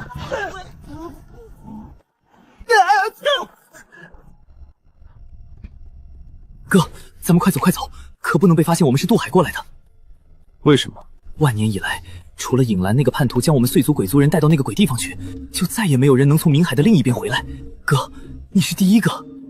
这家伙还真把我当成大哥了。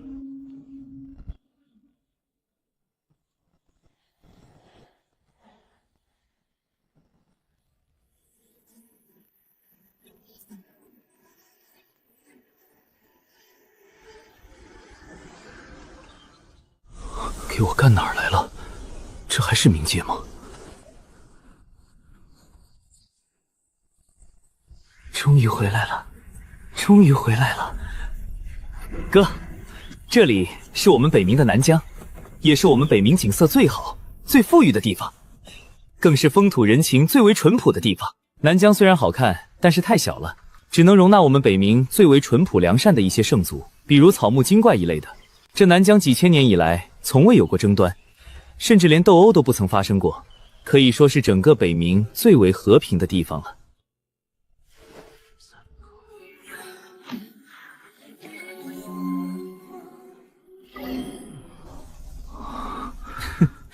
北冥之地共分为108疆域，分别对应着108个不同的种族。在地图上看，这108个疆域之地也只占整个北冥的1/10左右，其他90%地方灰蒙蒙一片，像是没解锁，只能看到大致轮廓与地名。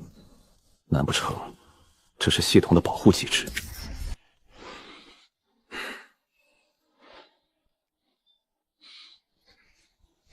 哎，等等我！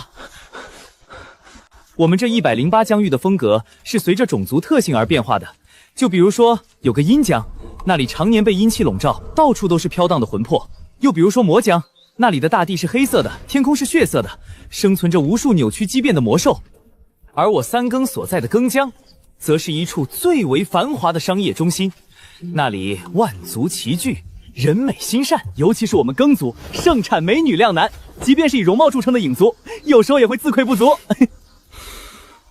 108，之前我在这家伙身上感应了108道纹路，难不成这其中有什么关联？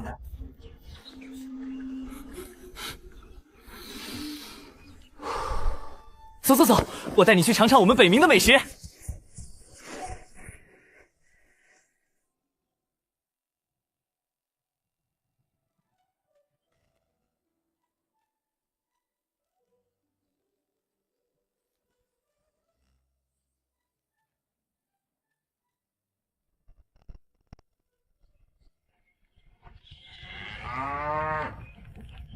这确实比拾荒之地和平多了。那边哪有人敢把牛散养？谁都不知道下一秒会不会窜出一个妖魔来。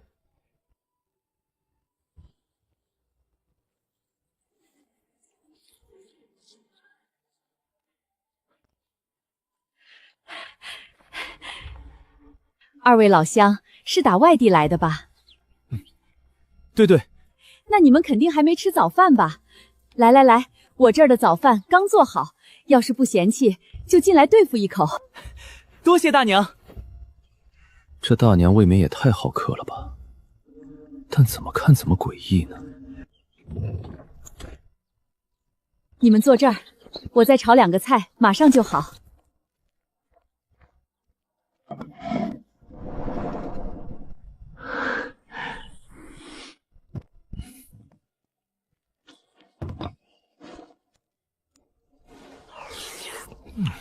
还是家乡的食物顶饱啊！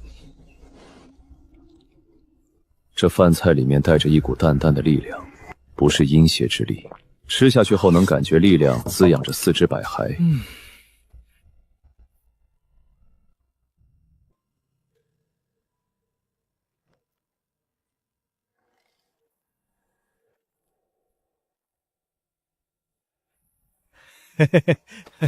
二位客官，你们放心吃，只管吃，不够我再让我婆娘给你们做。这一家人好像都缺了某些情绪，太诡异了。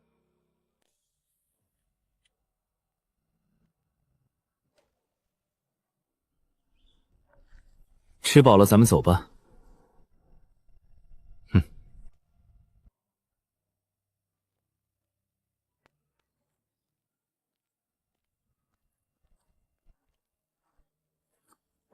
此人的身上有一股和这青牛村村民不同的鬼气，绝不是这个青牛村的人。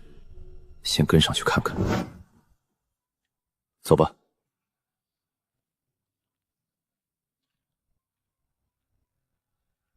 大爷，我这回家路途遥远，还有数百里的路程，可不可以将你的牛借我骑一骑？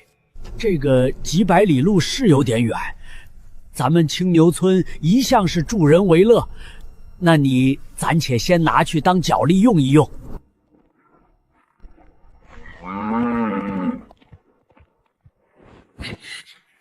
够了，别多管闲事。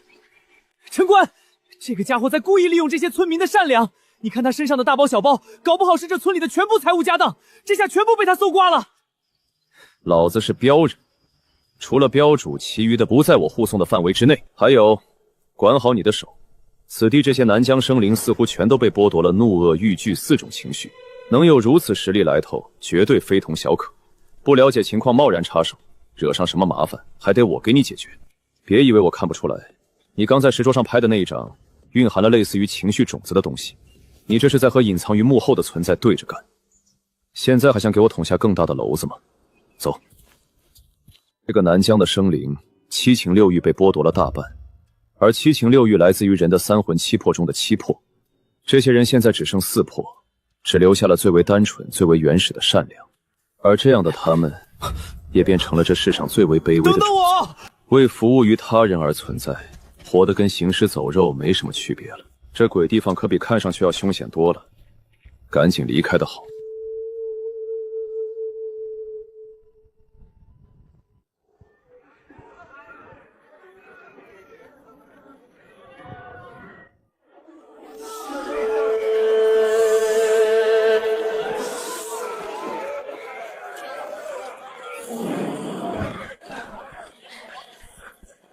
这股魔气杂杂着腐臭腥臭，真让人反胃。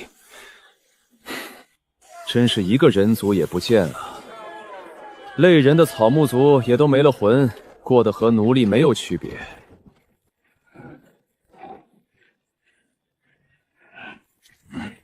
这破烂货还要这个价？你当我傻吗？小的是仓木商行的人，这价钱真的不能再低了。算你走运，晦气！真让人不爽。但这是冥界，要忍耐，不能惹事。哥，往这儿瞧，那边就是渡恶驿站了。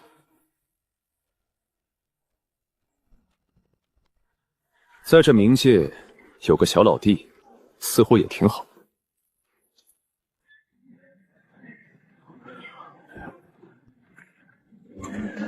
这些东西显然都是为了适应不同疆域的环境而打造。那巨型魂棺能死死锁住阴气，恐怕就是专门运送那些离了阴地就难以生存的阴碎贵客。哥，你看这个。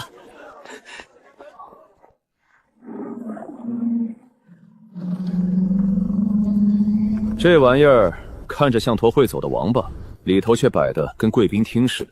北冥人的审美还真是独一份。去更江，多少钱一位？2000钱一位。啊，这么便宜！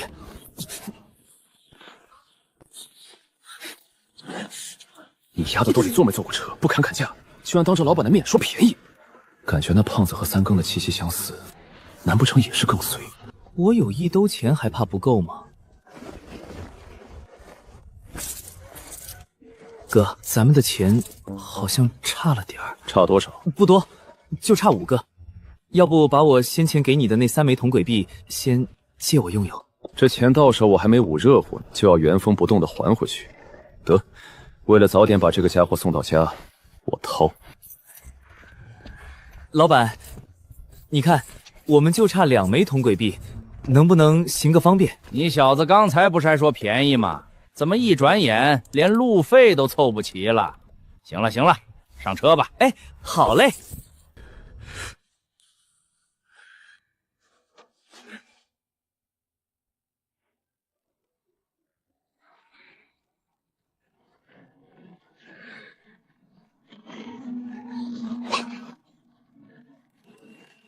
老板，我有2000个铜板，可以让我上车吗？哎，谁在说话还挺好听？可以让我上车吗？哪来的乞丐？乞丐！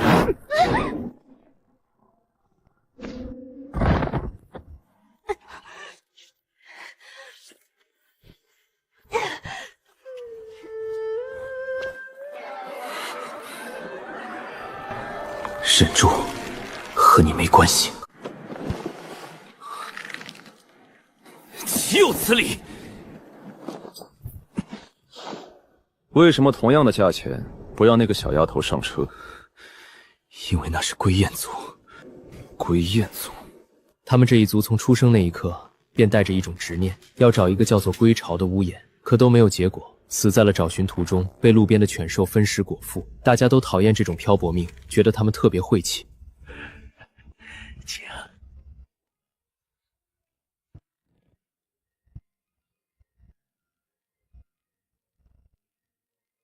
你妹的，原来是个狐狸精！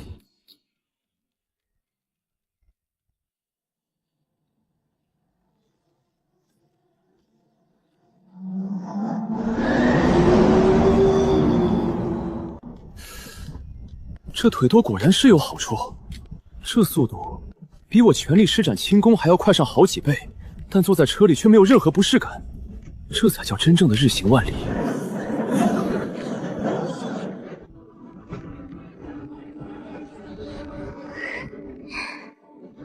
你这尾巴若是不想要了，我可以帮你剁下来。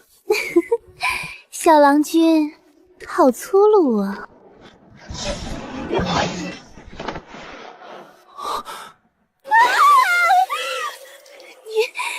你竟敢砍我的尾巴！你可知我是谁的人？在我眼里，你就是一只畜生。将王有令，凡乘坐渡车者，皆不可在车上动手伤人，违者必受万刃分尸之刑。对，就是必须受罚。你们可也有规定，坐车时不得无故骚扰他人。是这位胡穗打扰在先。谁听见了？我只看到他动刀伤人了。你们都是一伙的！不想死的就给老子好好坐下，否则别怪我这把刀不认畜生。给你们3个呼吸的时间，自己滚下车，否则就算你们劫我的镖。小子，我们可不是吓大的，今儿你伤了人就得给说法。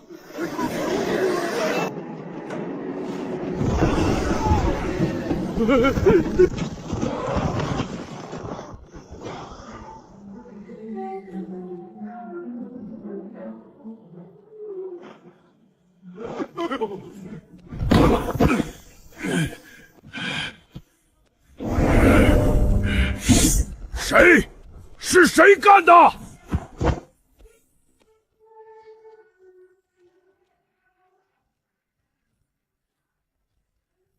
行了，别装了。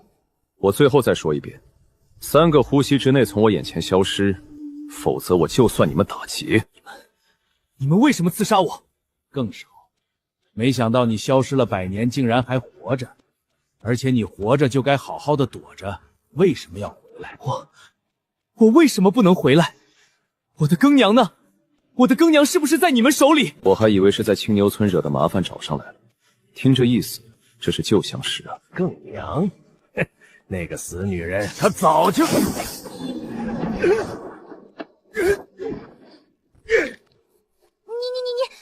哪儿冒出来的彪人？脾气竟然这么火爆，一言不合就敢当街动手拆车杀人。我知道你很厉害，可你就不能让他把话说完再杀吗？我的更娘到底怎么了？3、2、1。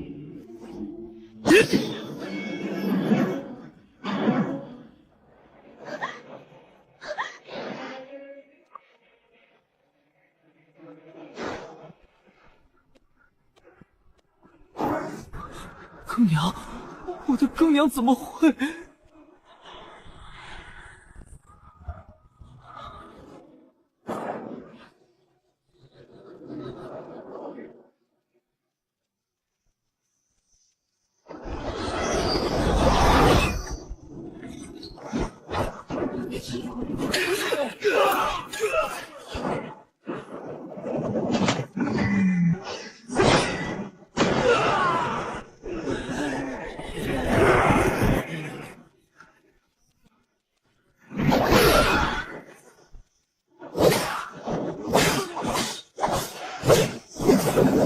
很强。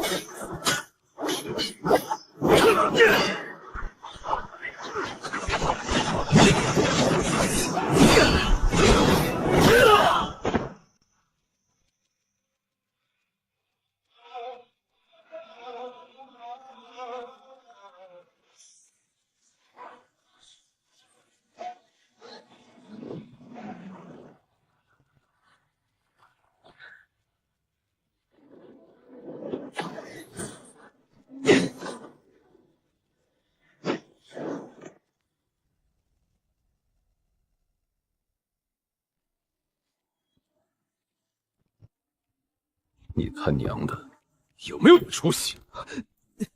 哥，快，我们赶紧回更江，我感觉更娘很可能出事了。哎呦！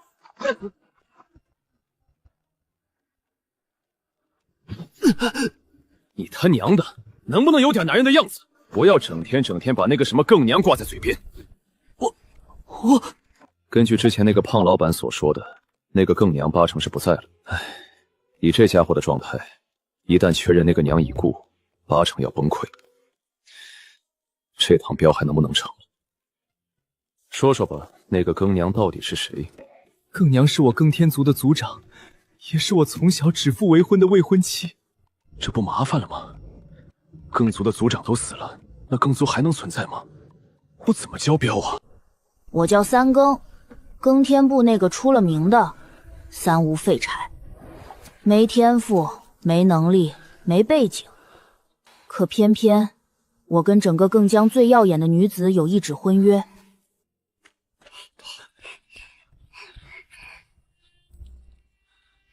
今天阿爸教他们凝气承认，我看见你又躲出来了。反正我也凝不出来，你去跟他们一起练啊，不用天天跑来陪我。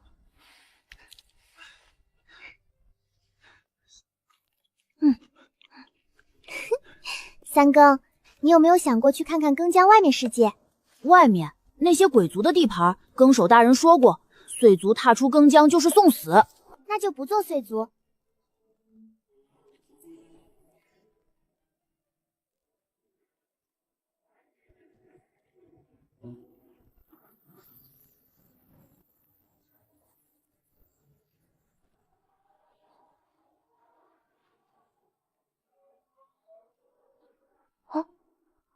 三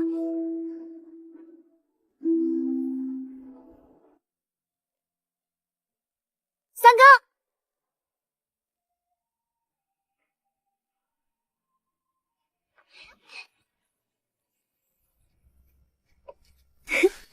以后我们成亲了，你做什么好呢？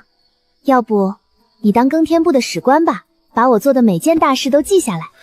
那我写你偷吃冻梨被长老追着打。哭什么？以后我们有的是时间。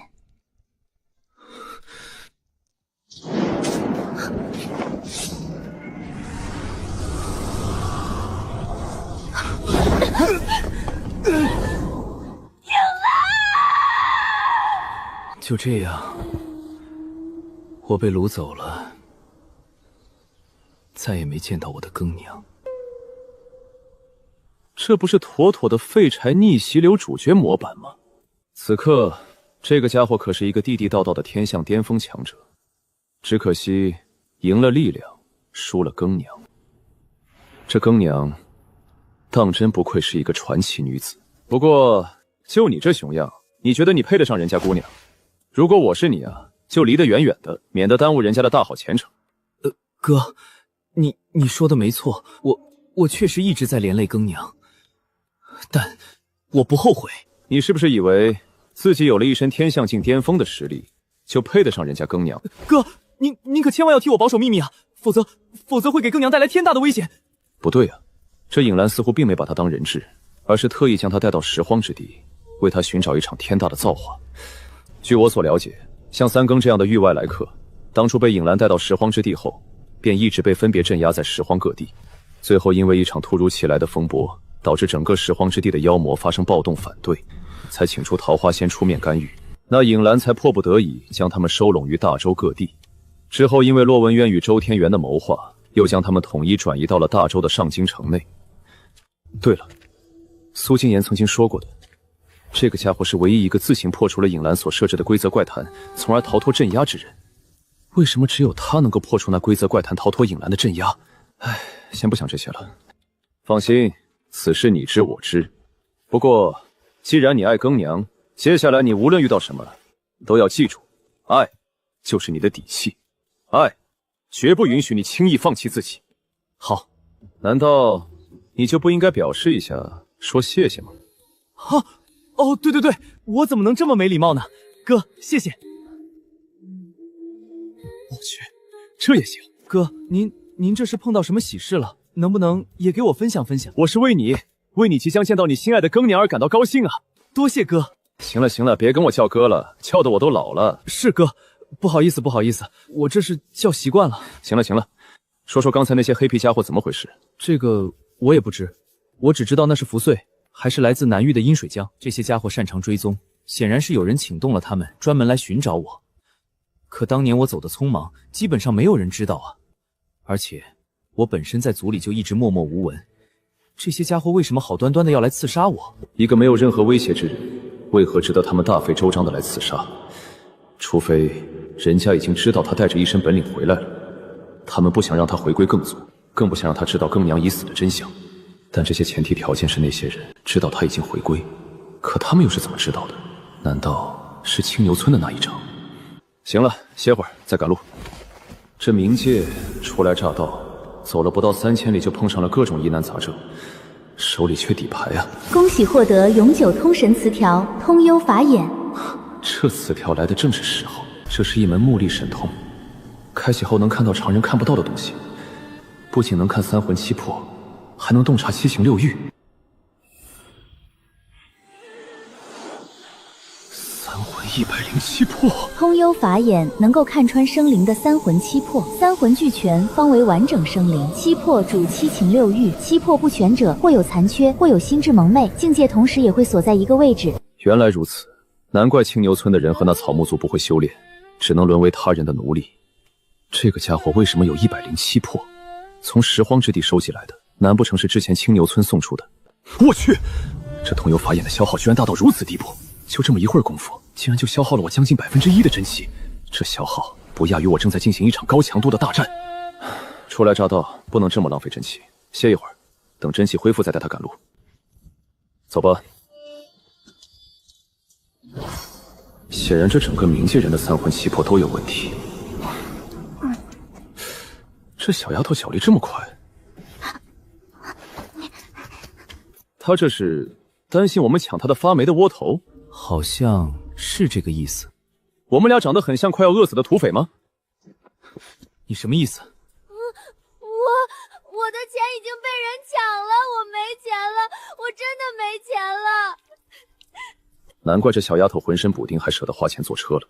这是知道自己身上的钱根本就存不住，与其被人抢走，还不如花了痛快。结果却没想到钱没花出去，这看着还挨了一顿毒打。行了行了，我们不抢你钱。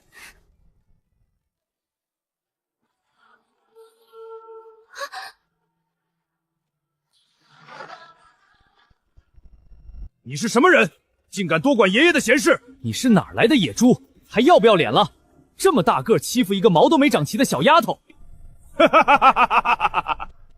你们还有脸说老猪我？别以为我在青木城没看见你们，不就是看到他身上有钱，所以才在这里装好人吗？我们都是一样的。这样吧，老猪我吃点亏，那钱我们3人平分，如何？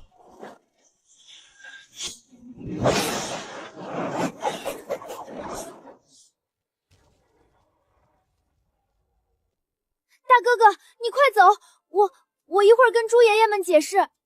放心，有哥哥在，没人敢来这里撒野。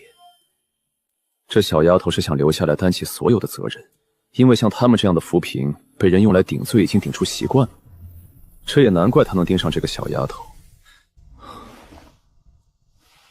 3簇魂火，7道破烟，竟是完整的3魂7魄。世人都笑归雁愚傻，却不知他们才是这冥界最后的清醒者。世人看到的万族共荣繁华盛世，不过是一个巨大的骗局。除了归雁族，这冥界中所有的生灵生来就被人剥夺了1魂3魄，而那个所谓的归巢，正是保全归雁族3魂7魄完整的关键之一。反观其他生灵，早已被鬼气侵染，失去了所有淳朴本性，最终沦为那些未知存在口中的口粮。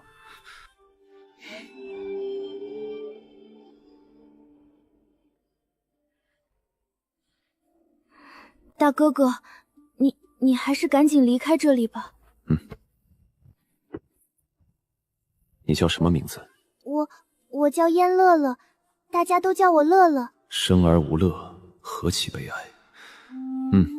不错，名字很好听。这个名字也算有点人味了，不像那个什么3更更娘，听着就不是正经人名。你这是要去哪里？是我母亲临终前所托，让我去前面的浩江与我姐姐会合，然后一路向北。走吧。哥哥，我之前的诡计是帮一个老板背了3000里路的货得到的奖赏，可惜还没花出去就被抢了，他们还打了我。他们可真不是东西。一路向北，寻找他们的归巢。可是标道地图上显示，浩江一路向北，便是那片被无尽灰色笼罩、不显示任何地名的未知地界啊！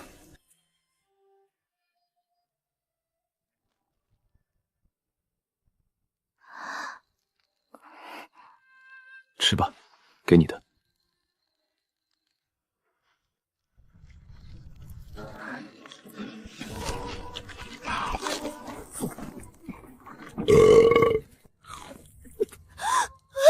这种直接往味蕾上钻的感觉，怎么这么像之前被别人强迫吃的毒药？不要怕，这肉没毒，只是有些灵气，是滋养身体的。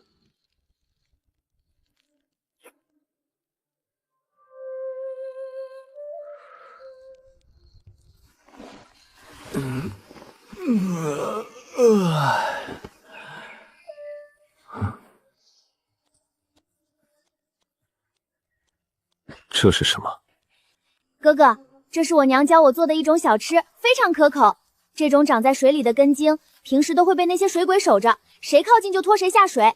可今天不知道为什么一个都没看到，我就偷偷采了一些回来。一会儿做好了，哥哥也尝一尝。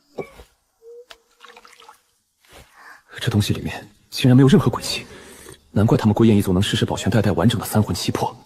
很显然，他们这一族藏着一个天大的秘密。大哥哥，你也喜欢吃，以后有机会，乐乐再做给你吃。好，一言为定。乐乐，哥哥也送你一个礼物。哥哥，这是什么呀？好沉哦。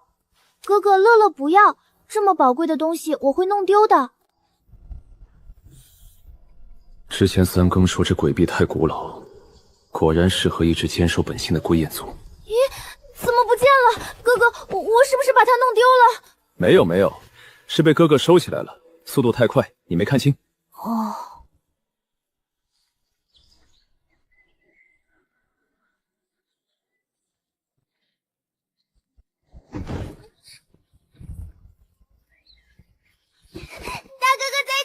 归雁族三魂七魄一直没被人亏欠，跟他们太过渺小有关，渺小到人人可欺，渺小到没有人去浪费时间关注他们，所以尽早远离，不去破坏他的习惯，更不去影响他，让他们按照他们自己的方式活下去。走吧，我们不同路，只能送到这儿了。从乐乐身上的现象来看，这100枚黑鬼币也藏着一个天大的秘密。狗日的桃花仙，被他坑了。真正的镖其实是我手头上的这100枚黑鬼币吧。老子要是找不到这鬼币买家，就全送给归雁族。说说吧，你身上这一身纹路到底是个什么东西？表面上看，我们耕族的天赋是可以更换身体上的任何部位，但真正厉害的是，我们可以更换本源之力。我这108道纹路，便是108种不同的本源之力。你给老子老实交代，你这108道纹路，是不是108个破？你怎么会知道？果然被我猜中了。难怪你这家伙在碰到小丫头之后蔫儿巴巴的。你是不是看到归雁族人为了完整魂魄所付出的代价，意识到拥有完整的三魂七魄或许并不一定是什么好事，所以……陈官哥，求您不要再问了，不然我的更娘可能真的会有大麻烦，因为这涉及到传说中的天位。何为天位？所谓的天位，跟你们人族的人像是一个道理。在这里，几乎所有生灵都不具备晋升天人的资格。影兰曾告诉我这108门纹路关乎到天位的秘密，一旦暴露，就会给我整个更天祖招来灾难。也就是说，拥有完整的三魂七魄之人，才有晋升天人的资格。咦？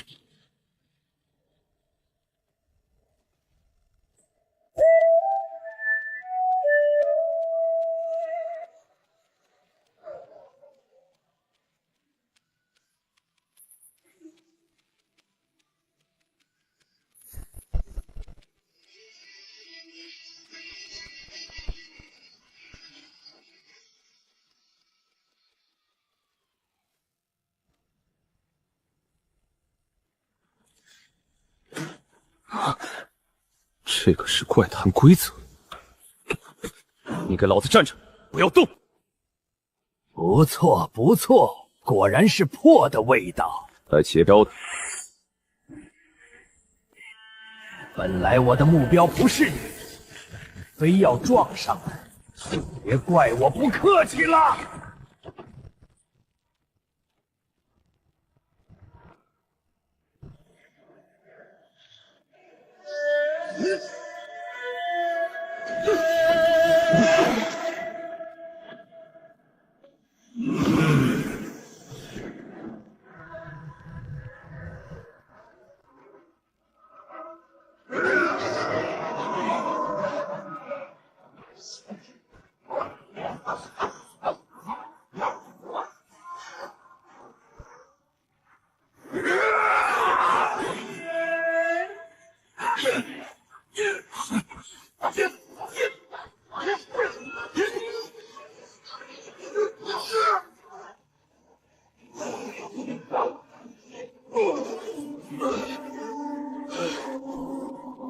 天元归一，无形八方，一于定乾坤。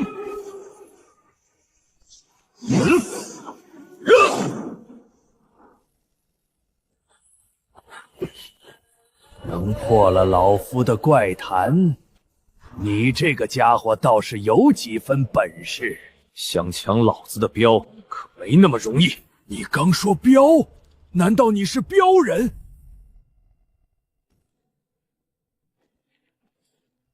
哦，你竟然知道镖人？上一次看到镖人，还是在1000年之前那个人族大行其道的时代。没想到今儿个又让老朽看到了一位，不错不错，好久没有尝过人族那3魂7魄的味道了。这老家伙身上怎么有人族气息？通幽法眼，开启。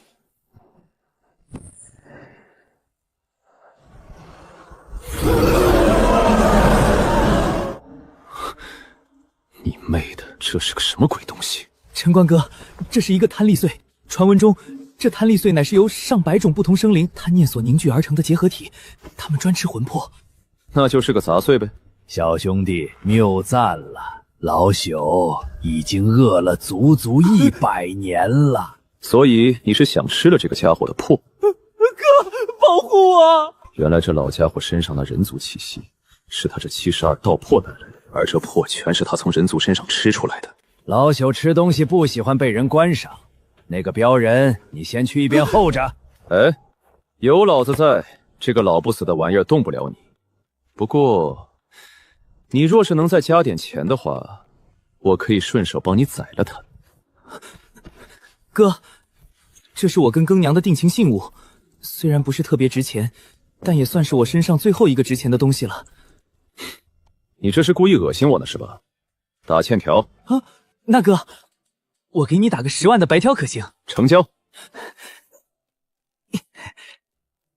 丁，坐地起价成功，任务奖励标点增加10%，押镖任务，护送3更前往冥界更天族领地，当前任务奖励标点加440。3更，离远点。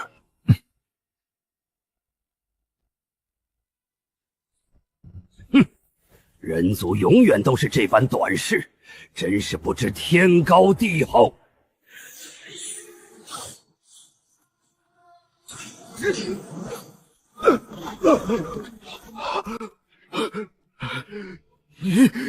你这是什么刀？曾经是一把杀猪刀。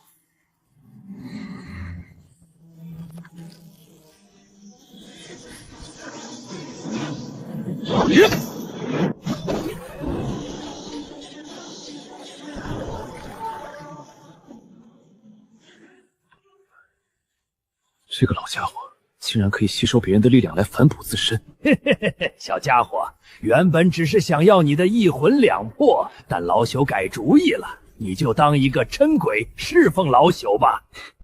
那恐怕你还不够格。够不够格，不是你说的算。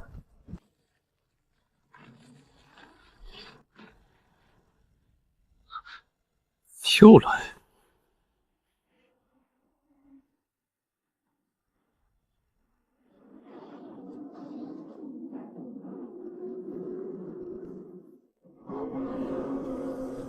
哼，这个老家伙果然有点东西，竟然妄图利用我的7情6欲困在这个怪诞的世界。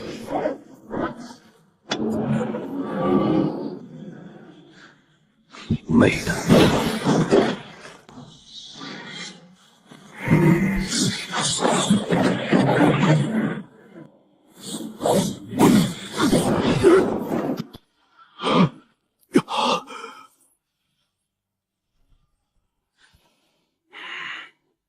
好诡异的刀！这家伙竟然用身上的一道魄抵挡了一次致死伤害。我看上的东西，这一辈子不得到，便不死不休。这个蠢货怎么这么快就被这样的狠人盯上？这镖接的有些草率了啊！哥，你加油啊！我加你妹！这老家伙融合那么多的魄，肯定不是为了装逼，必然是跟3更一样，每一魄都是一项能力，可以开启通幽法眼，把魂魄具象化，看得见，摸得着。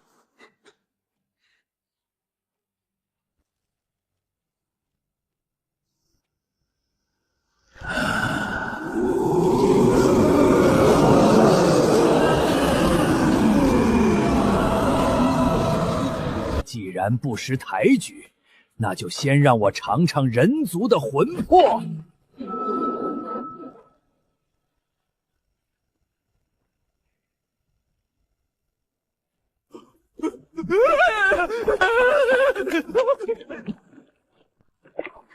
不愧是贪吃鬼，竟然硬生生将这整片大地都变成了可以吞万物的沼泽。谢谢你的表演。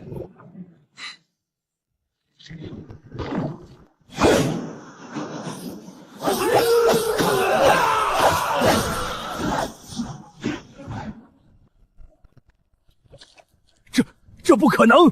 你怎么可能碰得到我的本源之魄？对对对，你说的都对。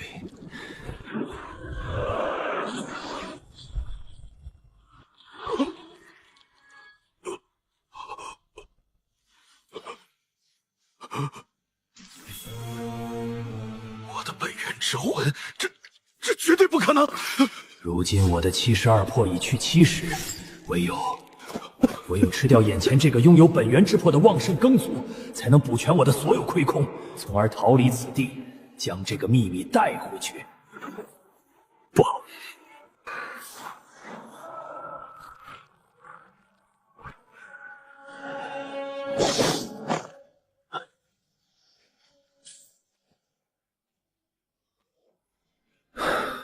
你妹的，还敢动我的镖！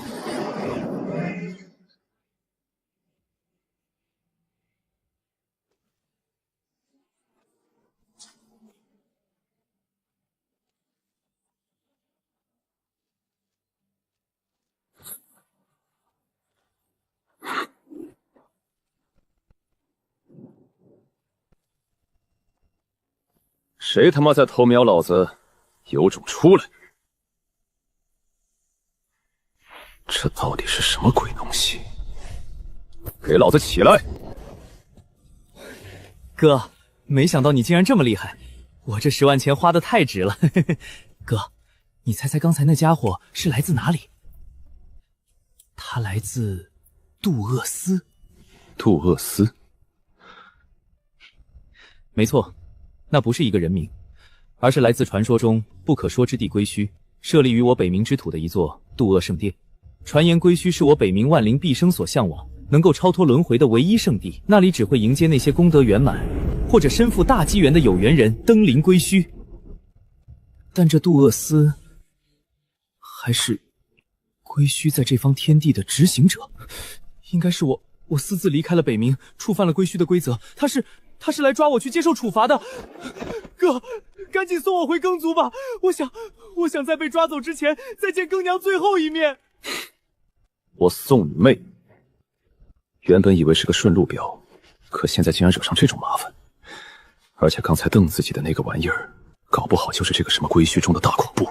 这才走了多少距离，就撞上这么一个大麻烦。更为关键的是，桃花仙那个死女人给的钱还花不出去。这个家伙空有一身天象巅峰的实力，却没有足够强大的心性去驾驭这份力量，果真是难成大器。我要是更娘，看到这家伙这副怂样，我当场就一脚踹飞。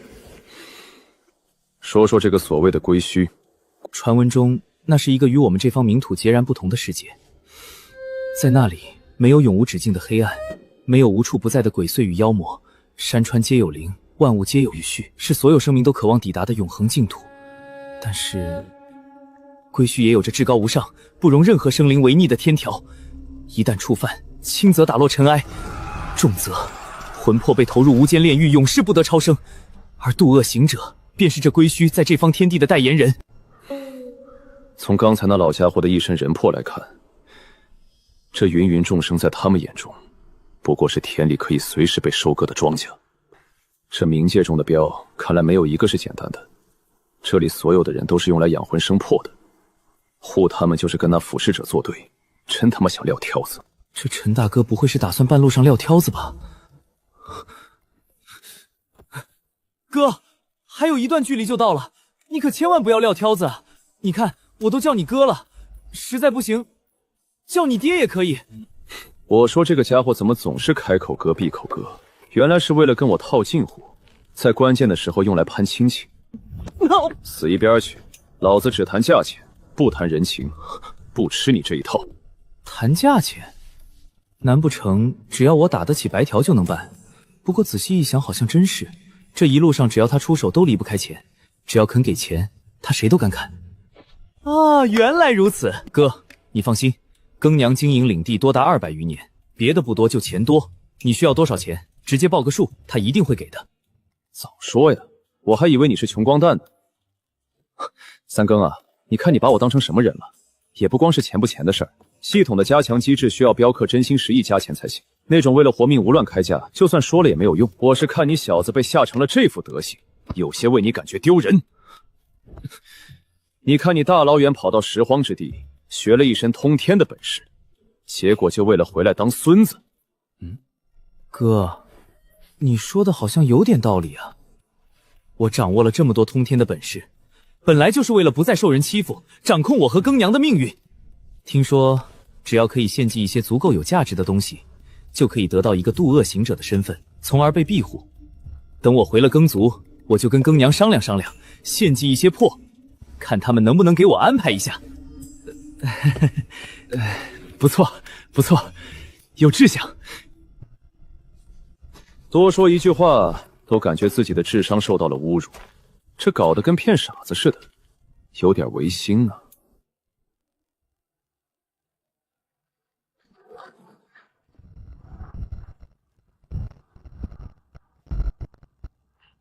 哎，哥，等等我啊！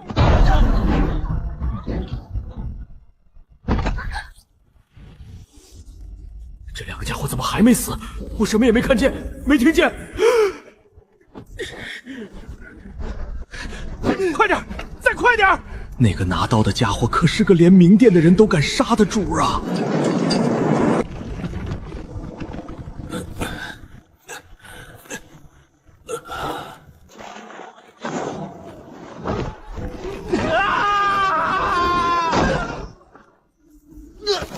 哥，我这下半身好像都没知觉了。怎么着？你想我给你按一按？不用了，你让我歇一会儿，一会儿就好。这王八车快是快，但减震实在太差，我都有些受不住了。哥，穿过眼前这巨城，对面便是庚江地界了。眼前这座巨城，乃是一座横跨了整个南疆边界，将其与庚江彻底隔绝开来的铁血雄关。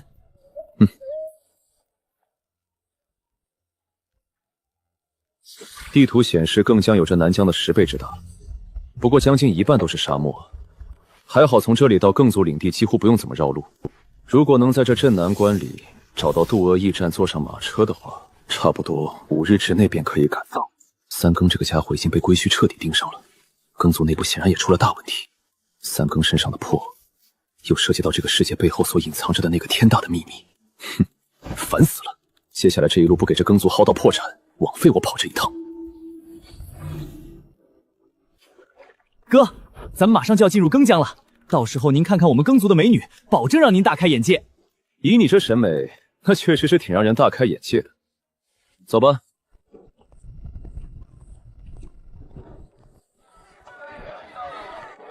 没钱去渡恶驿站，找找顺风车吧。这庚江地界也没什么不一样嘛，除了空气中有股若有似无的鬼气与南疆不同，无非就更加燥热荒芜了些。这又是什么品种啊？哥，那叫碳穗，他们专以土石为食。刚才路过那白骨样式的是形骸穗。这些人全部都只拥有2魂4魄，其中大部分的人魄只拥有凶狠或贪婪1种，少数人能有2种。不过也如草木族一样，没有欲望，活得跟行尸走肉一样，何其悲哀啊！太好了，很快就能看见我的庚娘了，我好想庚娘啊！庚娘看见我一定和我一样开心。天天在我嘴边墨迹庚娘，搞得我现在特别好奇这个庚娘有什么样的魅力，能将这家伙给迷成这副德行。本来想找个顺风车搭乘，走了这么半天，路上遇到的渡车没一个顺路。你们庚天族在这庚江地界到底属于什么档次？我们是以血脉为姓氏划分领地，分很多脉络。我是血统最为纯正的庚族主脉庚天，以庚为姓氏。不过因为200年前的一场大动荡，我这一脉就剩我了。虽然庚娘也同属一个脉络，不过它是旁支。那庚族和人族的世俗王朝也差不多，内部派系林立，相互倾轧，然后为了统一庚江称王称帝，整日里你打我，我打你。这么多年一直是我和庚娘相依为命，原本我们这一脉就要被其他庚族势力彻底吞并瓜分，可就在这个危急关头，庚娘站了出来，不仅凭一己之力稳住了局面，还把这一脉重新发展壮大了起来，甚至有压过庚江其他势力联合之力的趋势。只不过那100年前肯定是发生了惊天的变故，才让三更踏上拾荒之地，改变自己，让自己有力量帮庚娘对抗其他庚族。我在冥海见到的那个魂，是庚娘绝不会错。按照通幽法眼的解释，魂离体就代表人已死亡，所以庚娘很可能已经死了。可如果死了，那我手上的这些白条怎么兑现？你妹的！要真死了，这些白条无法兑现，就真成废纸，变成死账了。那些加钱触发的标点系统1分都不会给我，最多只能混个没啥用的保底，搞不好要白忙活一场。必须尽快打听清楚他死没死，这可是关于老子这趟镖的含金量。走吧。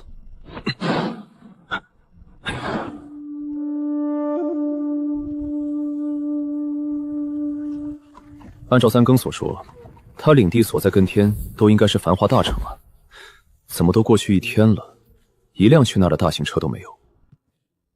出现这种情况，要么是更天都没了，要么是前方出了大事，以至于所有人都不敢前往。你妹的，这趟镖不会真的没含金量了吧？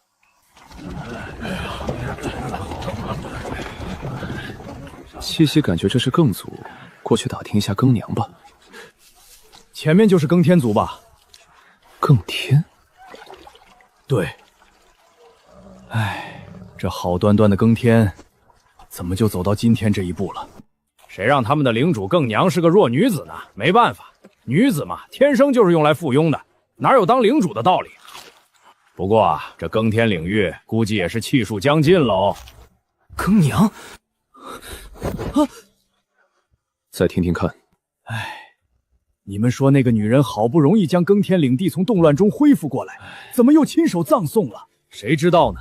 成为我庚天族的罪人不说，还要嫁给鬼族，还连累整个庚江陷入了战乱之中，真是红颜祸水！不可能，这不可能，不可能！你们骗我！庚娘怎么可能成为罪人？怎么可能会嫁给别人？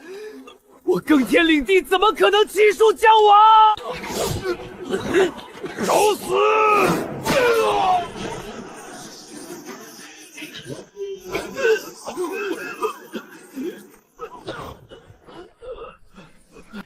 不好意思，诸位，这个家伙脑子有点毛病，还请各位多担待。哼，既然脑子有病，就将他看好，别让他再出来发疯。咱们走。快走！庚娘没死，不对呀，她若活着，那在冥海中看到的那缕魂要怎么解释呢？难不成如今庚天领地的庚娘是假的？这庚天族是真出大事了，搞不好真有人鸠占鹊巢，玩了一出狸猫换太子的戏码。等等，那这样我就有办法交镖了。反正在系统这儿，交货地点是庚天族领地，那管谁是庚天族族长，到时候刀架脖子上，倾家荡产也得给老子的钱拿出来。就先不告诉他了，这傻掐也挺可怜的，辛苦从拾荒之地回来，结果心心念念的姑娘要和别人成婚，而且真正的庚娘没准已经死了。这两种结果换成任何一个男人都是致命打击。哥，我们走。你妹的，这难道就是传说中的哀莫大于心死？等等，兄弟，你要是想哭就哭出来，别憋着，都是男人，我懂的。哥，我没有伤心，因为我相信庚娘，她不是那种人。我与她青梅竹马，从小一起长大，我比任何人都清楚她是什么人。她绝不可能背叛庚族，更不会喜欢上其他人。不错，真爱就在于彼此的信任。外面那些家伙说的都他妈是风言风语。你想想，能将一个濒临溃散的种族发展成如今力压整个更江的存在，这样的女人怎么可能做出那种背叛族人的事儿？哥，就是这样，我跟庚娘从小相依为命，她绝不可能是那种人。刚才那些话只不过是我的自我安慰。生逢乱世，100年未见，谁都不知道会发生什么。但我相信陈官哥，他从来不胡说，那些家伙指定是在嚼舌根。成天骗傻子玩，这回可坏了。不过话已经说出口，那就得做戏做全套，免得他走到半路得知真相再崩溃了。不过，你也要做好心理准备，沧海桑田，100年光阴足以让一座高山化为平地，何况是人？哥，你的意思是，更娘她会出现问题吗？100年未见，人都会成长。你那更娘说不定性格大变，跟你认识的完全不一样。还有你们耕族的特性，说不定她为了耕天族发展，不得已换了个头什么的。我族虽能换头，但也不是想换就换。不过若耕天族需要，以更娘果断的性格，她还真做得出来。哥，你说的有道理，我这100年都洗去了窝囊德性，更何况是更娘。她如今管理数百万族人，性格肯定会变。若更天族真出了需要换头的大事，更娘她也绝不会犹豫。行，总算把这家伙忽悠住了。等到时候要是长得一样，就当性情大变；要是换了人，就当换了脑袋。只要他还认他是更娘，更天族就还在，总比没人认账强。我可从来不开点人，这还是头一遭。难道你不应该说声谢谢？对，谢谢哥，谢谢。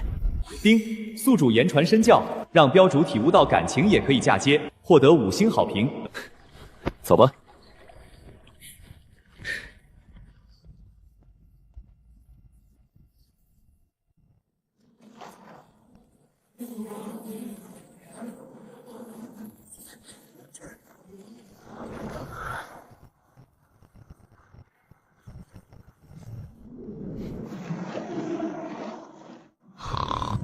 到了。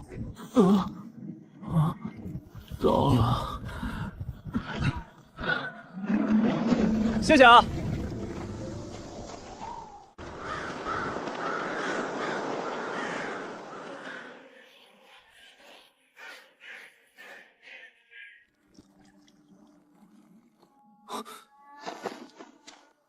哥，这有些不对劲。这里面的人有1半以上都不是我耕族之人。那你可知这些外疆之人为何要大举入侵你们耕疆？我已离去100年，100年光阴早已是沧海桑田，物是人非。如今的局势，我又如何能知晓？这事肯定跟那个什么冒牌更娘脱不了干系。行吧，走了。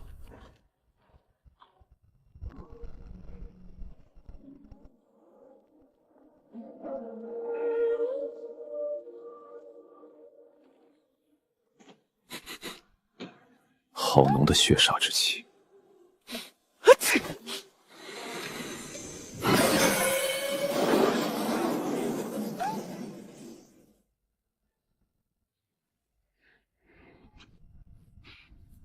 我们循着这个气味走。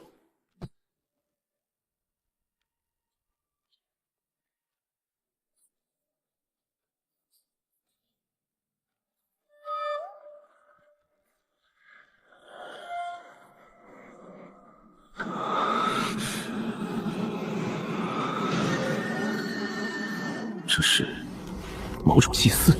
没错，是谁？到底是谁干的？是谁在用我耕天族人进行这种惨无人道的献祭？这诡异门道有些看不懂了。通幽法眼，开启。这所有的尸体都已没了三魂七魄。显然，这个祭祀跟三魂七魄有关。有人采用这个祭坛，剥夺了这些村民的魂魄，准备进行某种喂养。不可能，这不可能！更娘是天底下最善良的人，她为什么不管？为何要任由自己的族人这样被人肆意欺凌残杀？行了行了，想知道为什么，还有几千里路就到了，到时候当面问个清楚不就行了？哥，您不知道，这种献祭之法根本就不是我更疆所有，甚至都不是我北冥108疆所有。因为任何大规模的活人献祭，在我北冥之地都是绝对的禁忌。这是有人将我更天领地当成了一个人人可欺的屠宰场。你知道这些人献祭的目的吗？祭神。这果然跟我先前猜想的一样，有些人正在用这整个冥界的生灵养魂固魄，去喂养某或者某些更邪恶的存在。虽然看不懂这祭祀阵法的名堂，但这绝对是某种喂养。只不过现在担心的不是收集魂魄，而是如今那个神秘女子很可能已经跟冥界背后的那只大手扯上了关系，甚至还为他们提供了大开杀戒的便利。什么人？站住！别给老子添乱！别管我，让我过去！你追上去就能给他们报仇了，你追上去把他们全宰了，这些人就能复活。你追上去不会中了他们的圈套吗？他们故意留下这么一个惨绝人寰的现场，甚至还故意露出动静，动点脑子想想行不行？是啊，虽然不知道他们出于什么目的，但显然是想将我吸引过去。眼下最重要的就是先回到自己的领地，将整件事情彻底问个清楚。我以为他实力强大，却终究也没逃过人性的贪婪，骨子里只是一个拿钱办事的愣头青而已。可刚才那话里的愤怒丝毫不比我少上半分，但他却能保持理智，将那份滔天的怒火死死地克制在心底。不愧是顶级的镖人。哥，受教了，我现在知道我该怎么做了。刚捕捉到的那股气息又瞬间消失了。行了，处理一下吧。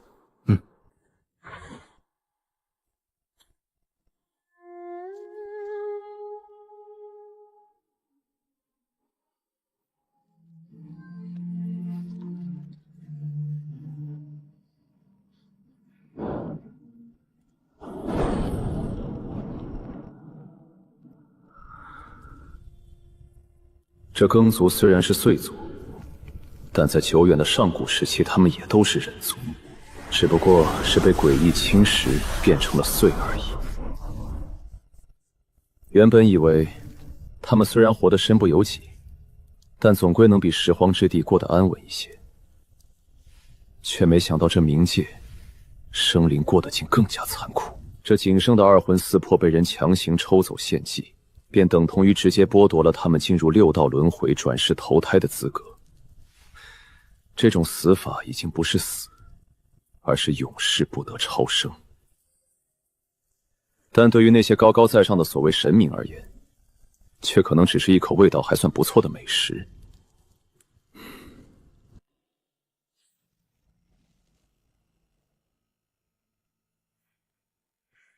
查清那突然闯过来2个人的身份没有？回言是，其中一人的身份尚未查清，但另一人应该是我耕天族人。耕族的耕手天赋绝非简单换头，而且当这种天赋达到极致时，便可更换任何部位。如今耕天族除了耕娘，便只有那废物3耕。耕天族人，对，只是此人行事颇为古怪，似乎将我耕天天赋背道而驰。他的脖颈处多了许多怪异纹路。怪异纹路？难不成是我那个好侄儿3耕回来了？属下没认出他的样貌，但他看到献祭现场时，确实非常生气。那就错不了，派人跟紧他们，随时汇报动向。另外，立刻排查方圆500里，确保没有外人将我们活人献祭之事带到外界。给老夫寻个好机会，让我这个叔公好好会一会我这个100年未见的好孙侄。是。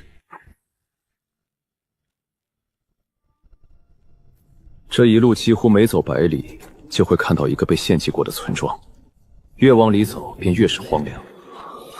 这耕天领土之所以如此荒凉，就是这惨绝人寰的献祭之事早已被世人皆知，这才无人再敢踏入这片绝地。这一场场的祭祀，一村村的尸骸，如果真是那个假冒的耕娘干的，这白条和钱拿了感觉脏手。这也是耕族之人，这些骸骨保存的相对完整，看来这又是一种献祭。耕天领地的衰亡肯定和耕娘脱不了关系，恐怕在我离开时就开始了。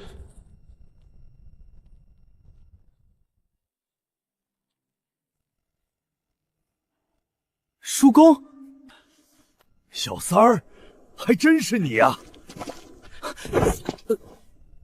哥，这是我族内的叔公，是我爹那一辈里最小的弟弟，也是看着我长大的亲人。退后3丈，否则我算你们结镖。叔公，这是护送我回家的镖人，没事儿，他没有恶意，就是担心我的安危。镖人？镖人不是北冥早就灭绝的职业吗？3耕怎么会和人族搞在一起？小友，这是我耕族的小少主，老夫是他的亲叔公，并无恶意。我们寻找他多年，今日才找到踪迹，一路寻到这里。对对，哼，当老子是傻子吗？你们要续就去更天都等着，等我将他送到地方，你们想怎么续怎么续。现在还请你们离开。对了，叔公，更娘呢？更娘她还好吧？小三儿，你有所不知，那更娘早已不是你当初认识的那个更娘了。你失踪后，那更娘勾结外疆，任其侵占我更疆领土，战乱不休，甚至将整个更天领地当成交易品送人，只为换取天阁。天阁？不可能！更娘最讨厌的就是修炼，也从不在乎自己的境界。她怎么可能会为了一个天人资格就拿整个更天族去交换？我知道你难以接受，但这一路你都看到了吧？若是以前的更娘，她会眼睁睁看着子民被献祭成枯骨吗？这老家伙只说了一半真话，这祭祀绝对有他的手笔。只有拥有三魂七魄的完整之身，才能突破天人，获得天劫。更娘知道三更是去获得完整魂魄的，所以他们这是想掠夺三更这100年的成果。小三儿，我们已寻找了你100年，就是为了让你带我们去和那个女人为更天族讨说法。好，我去找更娘，我去找。讨说法可以，等我将他送到地方，你们再去慢慢讨。现在话说完了，3个呼吸内，给老子滚！3，小三儿啊，而且听说那个贱人3日后就要与外族大婚了。什么？哥，我叔公他没事，他绝对不会害我。要不就让他们跟随我们一起去更天都吧。2，小友，这里已经是我更天族的地界，我们都是看着他长大的亲人。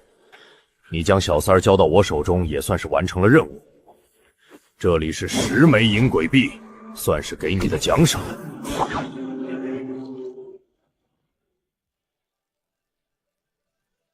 1。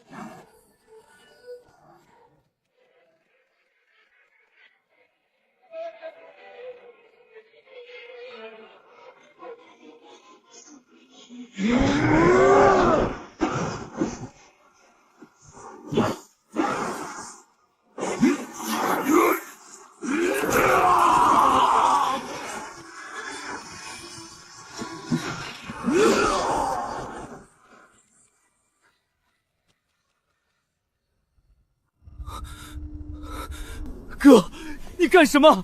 他是我叔公，你这是杀我全家呀！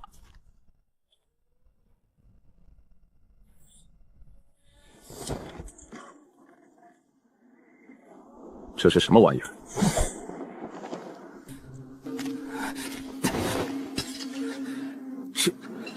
这不可能！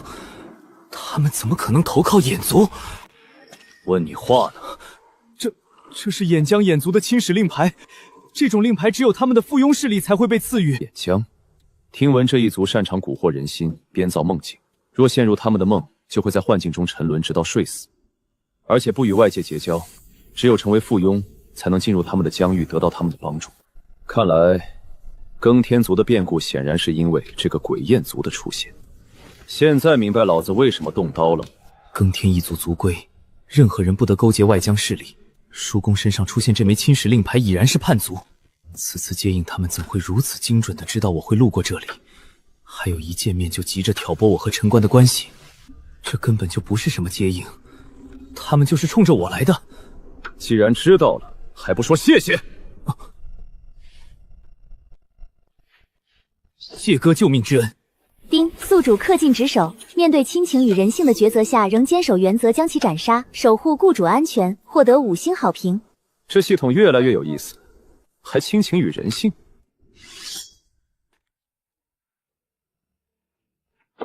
还挺沉，看来挺多钱。过来，哥，咱们现在有钱了。得，接受能力还挺强。就算有钱，你能找到渡车？啊，行了，先打开看看。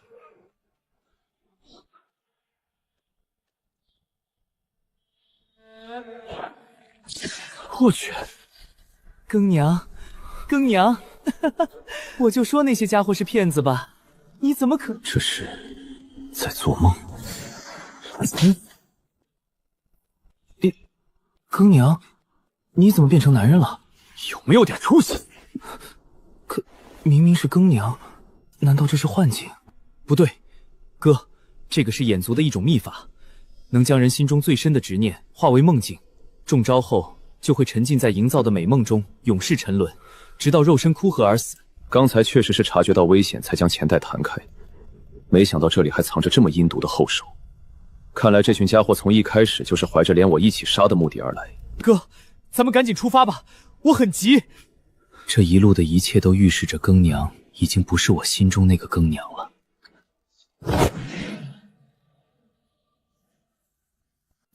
三更看起来憨憨，但却意外的执拗。这已经是他路过安葬的第2个村子了。希望你们下一辈子不要再投胎到这根天领地，不要再生活在这样一个吃人的世道了。如果这些人真的还有下一辈子的话，那这世道或许还有点救。可3魂7魄被抽走，这些生灵连转世投胎的念头都被掐灭了。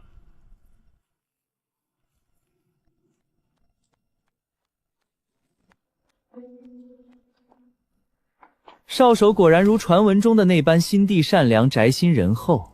这些贱民在这儿暴尸荒野100年都没人来给他们收尸，只有你这种傻子才会做这种事。你这倒是令人感动呢。站住！这是一头人祟。这个不男不女的是个什么品种？他就是鬼焰族人。本少如今还是更天族的族长。族长，你就是更娘的那个未婚夫？咦，不是说你是更天族中最笨的废物吗？怎么就直接猜到了？不过现在已经不叫更天族了，应该叫做更焰族。本族长在更娘的跪舔下，答应他将我高贵的焰族血脉与你们更族那低贱的血脉相结合，来改善你们这卑贱的血脉。你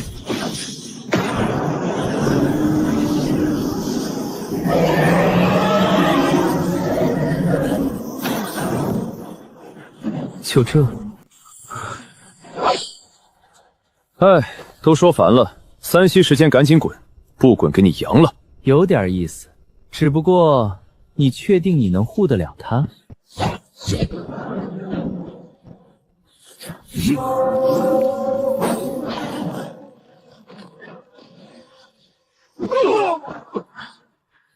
不错，不错，没想到小小人祟竟然有这般强大的力量，你确实有资格让本少滚。还算识相。这个家伙不像我以前遇到的那些娇生惯养的脑少主，倒是能屈能伸，跑得还快。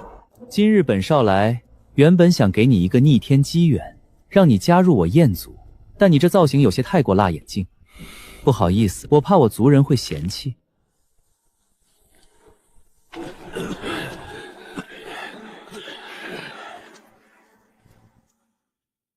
陈官哥，我有点怕回去了，我怕这一切真的是更娘所为。不是怎么又要不干了？我只是个镖人，开道之后不在我的职责范围之内，已经走到了这里，不可能再撂挑子。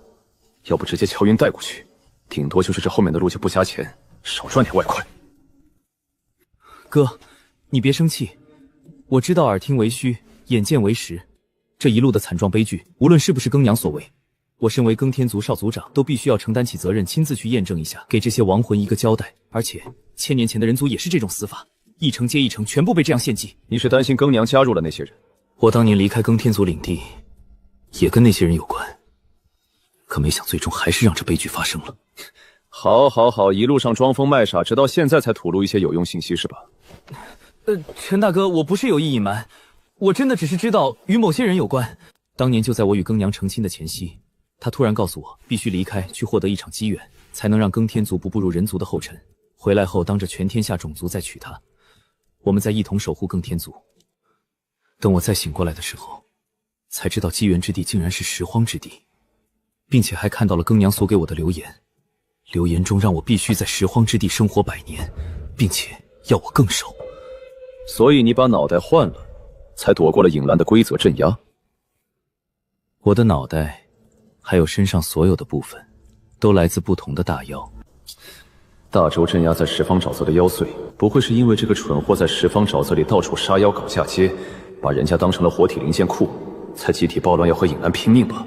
可惜还是晚了一步，让我庚天族也步了你们人族的后尘。这么说，那个庚娘一定是洞悉了冥界完整三魂七魄是天位的秘密，而且这样一个聪明人不可能会轻易死去，还让人狸猫换太子，令全族沦为祭品。可能是他得知的这个三魂七魄的秘密触犯到了什么禁忌，然后送三更去拾荒之地凝聚完整的三魂七魄，成为天人后去面对那个禁忌。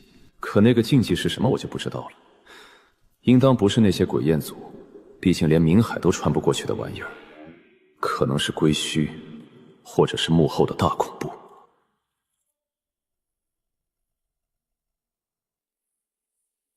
灭绝1000年的人族竟然重现冥界，而且还是一位镖人，有意思，真有意思。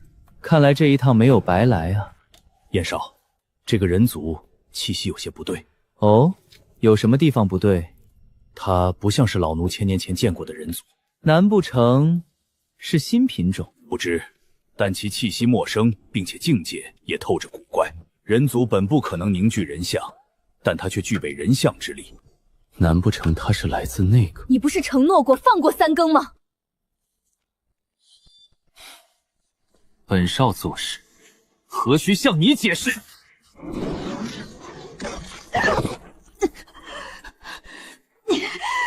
你言而无信。看来庚天族的人还真是不识抬举啊！记住，你们现在没有资格质问，只有服从的权利。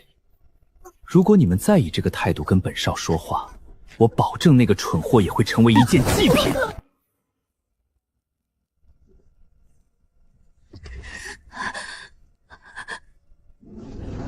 为了阻止你们那个少主回归，我虚族派了3人等了100年，结果还被他给杀了，这个你们得赔。赔偿可以，但你们必须杀掉他身旁的那个男子，带三更离开更天领地，绝不能让他接近5日后更天都的铭记。你们是在阻止他身上的秘密被人发现？不该问的不要问。好，那看在影族的面子上，算你们100枚金鬼币。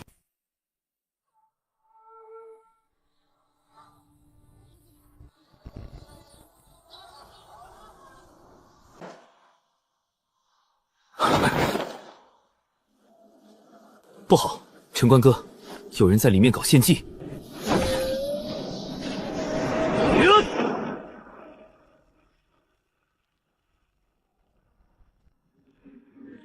这些人已经没有任何生机了。先别动，前面那里有人。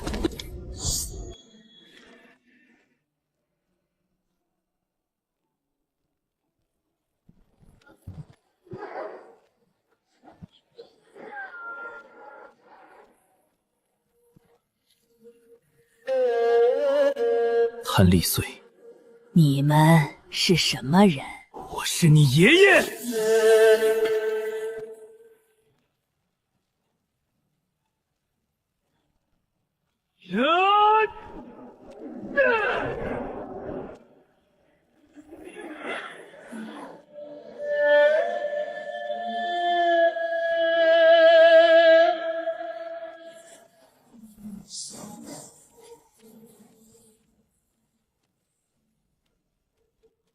好大的胆子！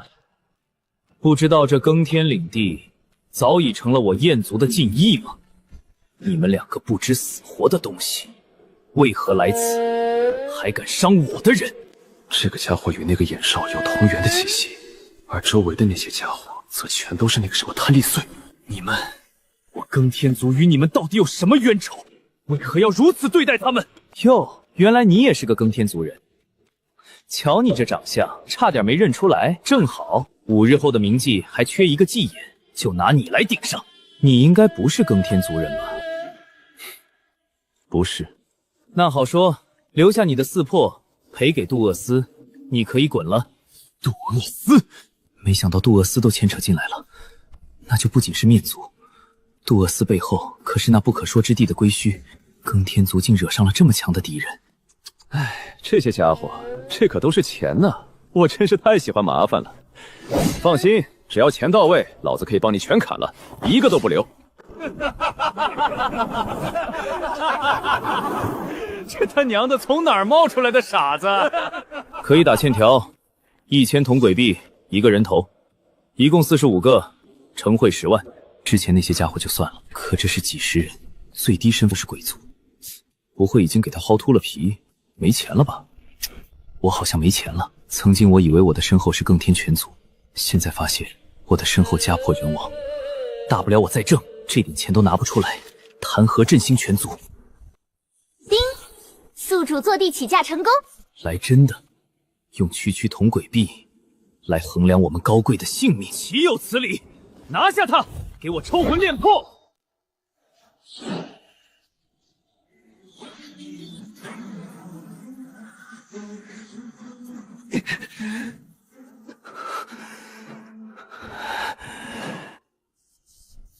此人体内有3魂10魄，那些贪利碎有2魂25魄。果不其然，这个世界除了归燕族，所有生灵的3魂7魄都有问题，没一个健全。拥有3魂的人也极少，他算一个。上！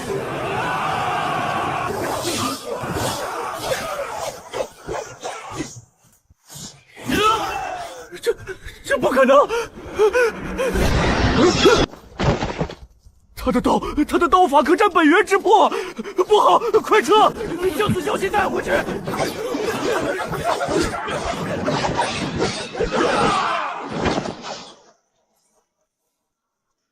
陈官哥，你是怎么杀死他们的？我不问了，别杀我！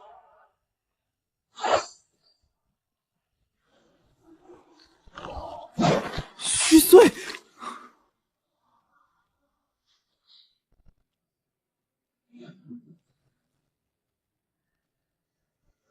既然来了，就一个都别想走。哼，跑了。这个镖人虽说贵是贵了点，但这钱花的确实是值。这般敏锐，战斗的同时还能照看我这边。现在只能回到更天领地，看看我以前藏的那些私房钱还在不在，其他耕族那几个狐朋狗友还活着没有。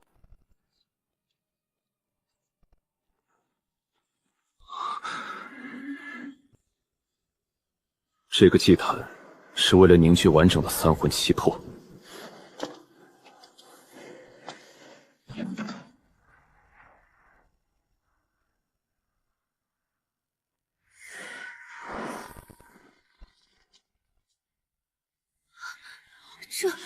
这是谁干的？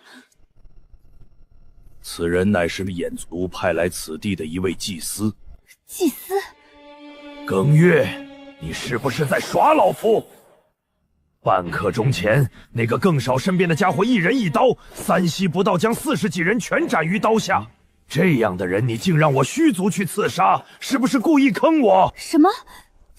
这不可能！老夫亲眼所见，他的刀法透着一股邪门的诡异，一刀一个，全部诛杀。庚月，你们瞒报目标实力，违约在先，此次费用概不退还，此事还请另请高明。这混蛋，说这么多废话，就是为了撂挑子。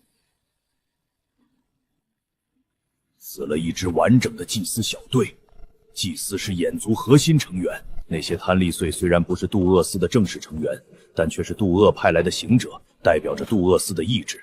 这两个势力，即便放眼整个北冥，都没有几个种族敢得罪。可那个家伙全部砍了，直接把庚少拖进了这个泥潭。庚月，此事牵扯甚大，我们必须立刻去向眼少禀报，洗脱嫌疑。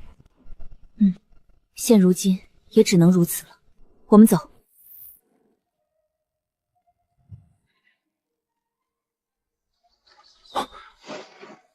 他怎么来了？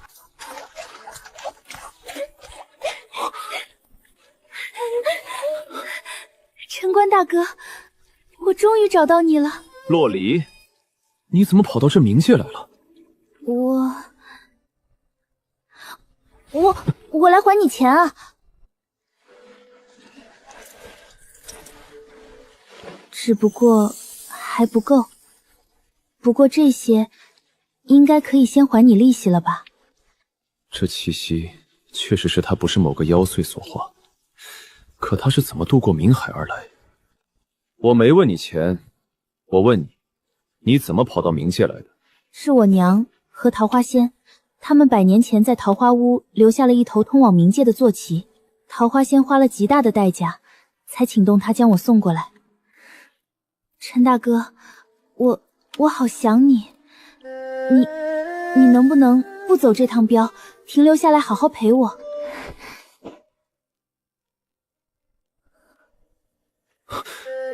我说过，你有你的帝王路要走，我们不是一路人。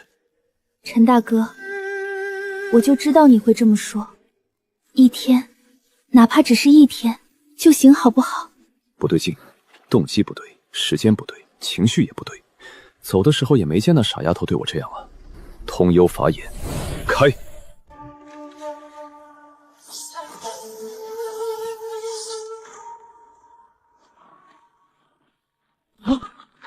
陈官哥，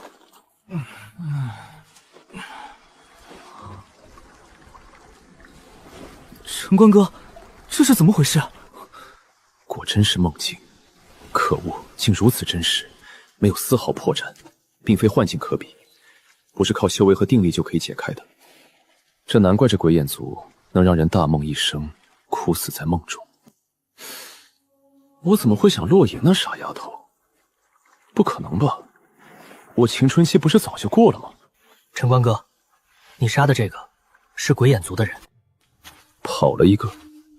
那一刀的感知中，明明锁定了2个目标，但只有1具尸体。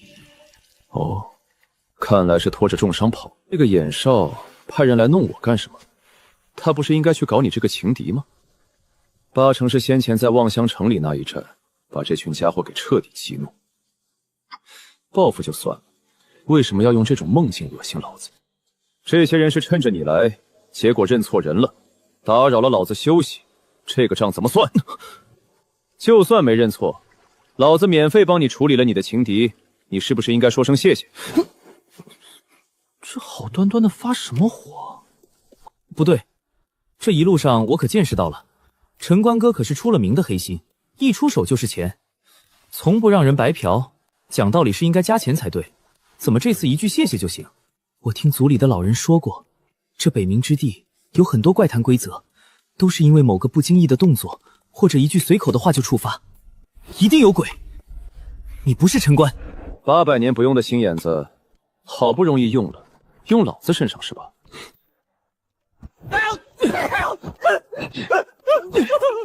就算他们不是眼瞎，难道你看不出来，老子是被你连累了吗？陈官哥，陈官爹，轻点儿，轻点儿啊！你是镖人，被人盯上不是很正常吗？再说，我不是一直给你加钱吗？好像还有点道理。你交钱，那是保你小命的，跟让老子帮你挡枪，能一样吗？你让老子心态炸了，能一样吗？停！停停，我也没说不谢啊！谢谢，谢谢。冰，宿主恪尽职守，用物理方式教导雇主文明、懂礼貌，让雇主深刻懂得了感恩的重要性，得到雇主发自肺腑的5星好评。我这都是在开导你啊！你说如果我真是假的，我有刚才那一刀的威力，我为什么不直接砍死你？心眼子多是好事，你往你那些几百年不见的族中领导用用多好。没事，有我在保你平安。我去洗个手，你一边去玩一会儿。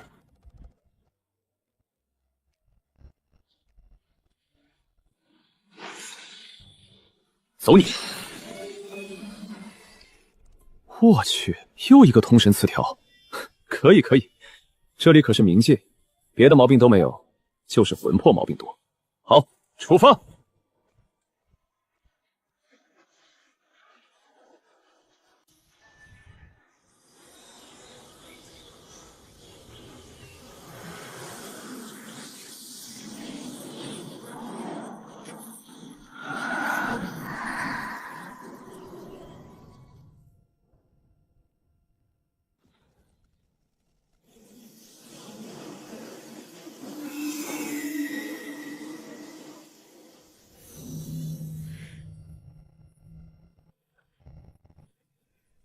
三魂归位，7魄圆满，你已获得天位资格。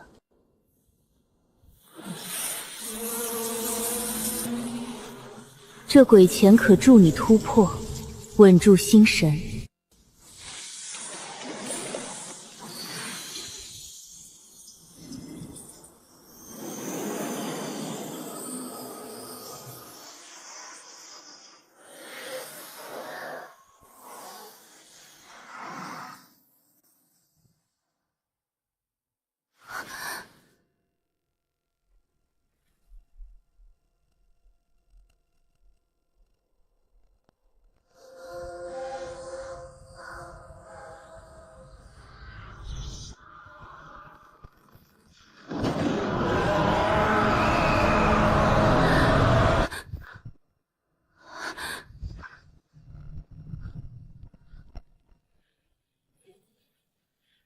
你已晋升天人，吾替你遮住了所有异动，此地规则不会察觉。这方天地又多了一位本不该出现的天人。陶姨，刚刚那是什么？我看见北冥的上方有东西。他们啊，应该算是仙人。陶姨，你到底是什么身份？吾呀，吾可是人族第1位仙人呢。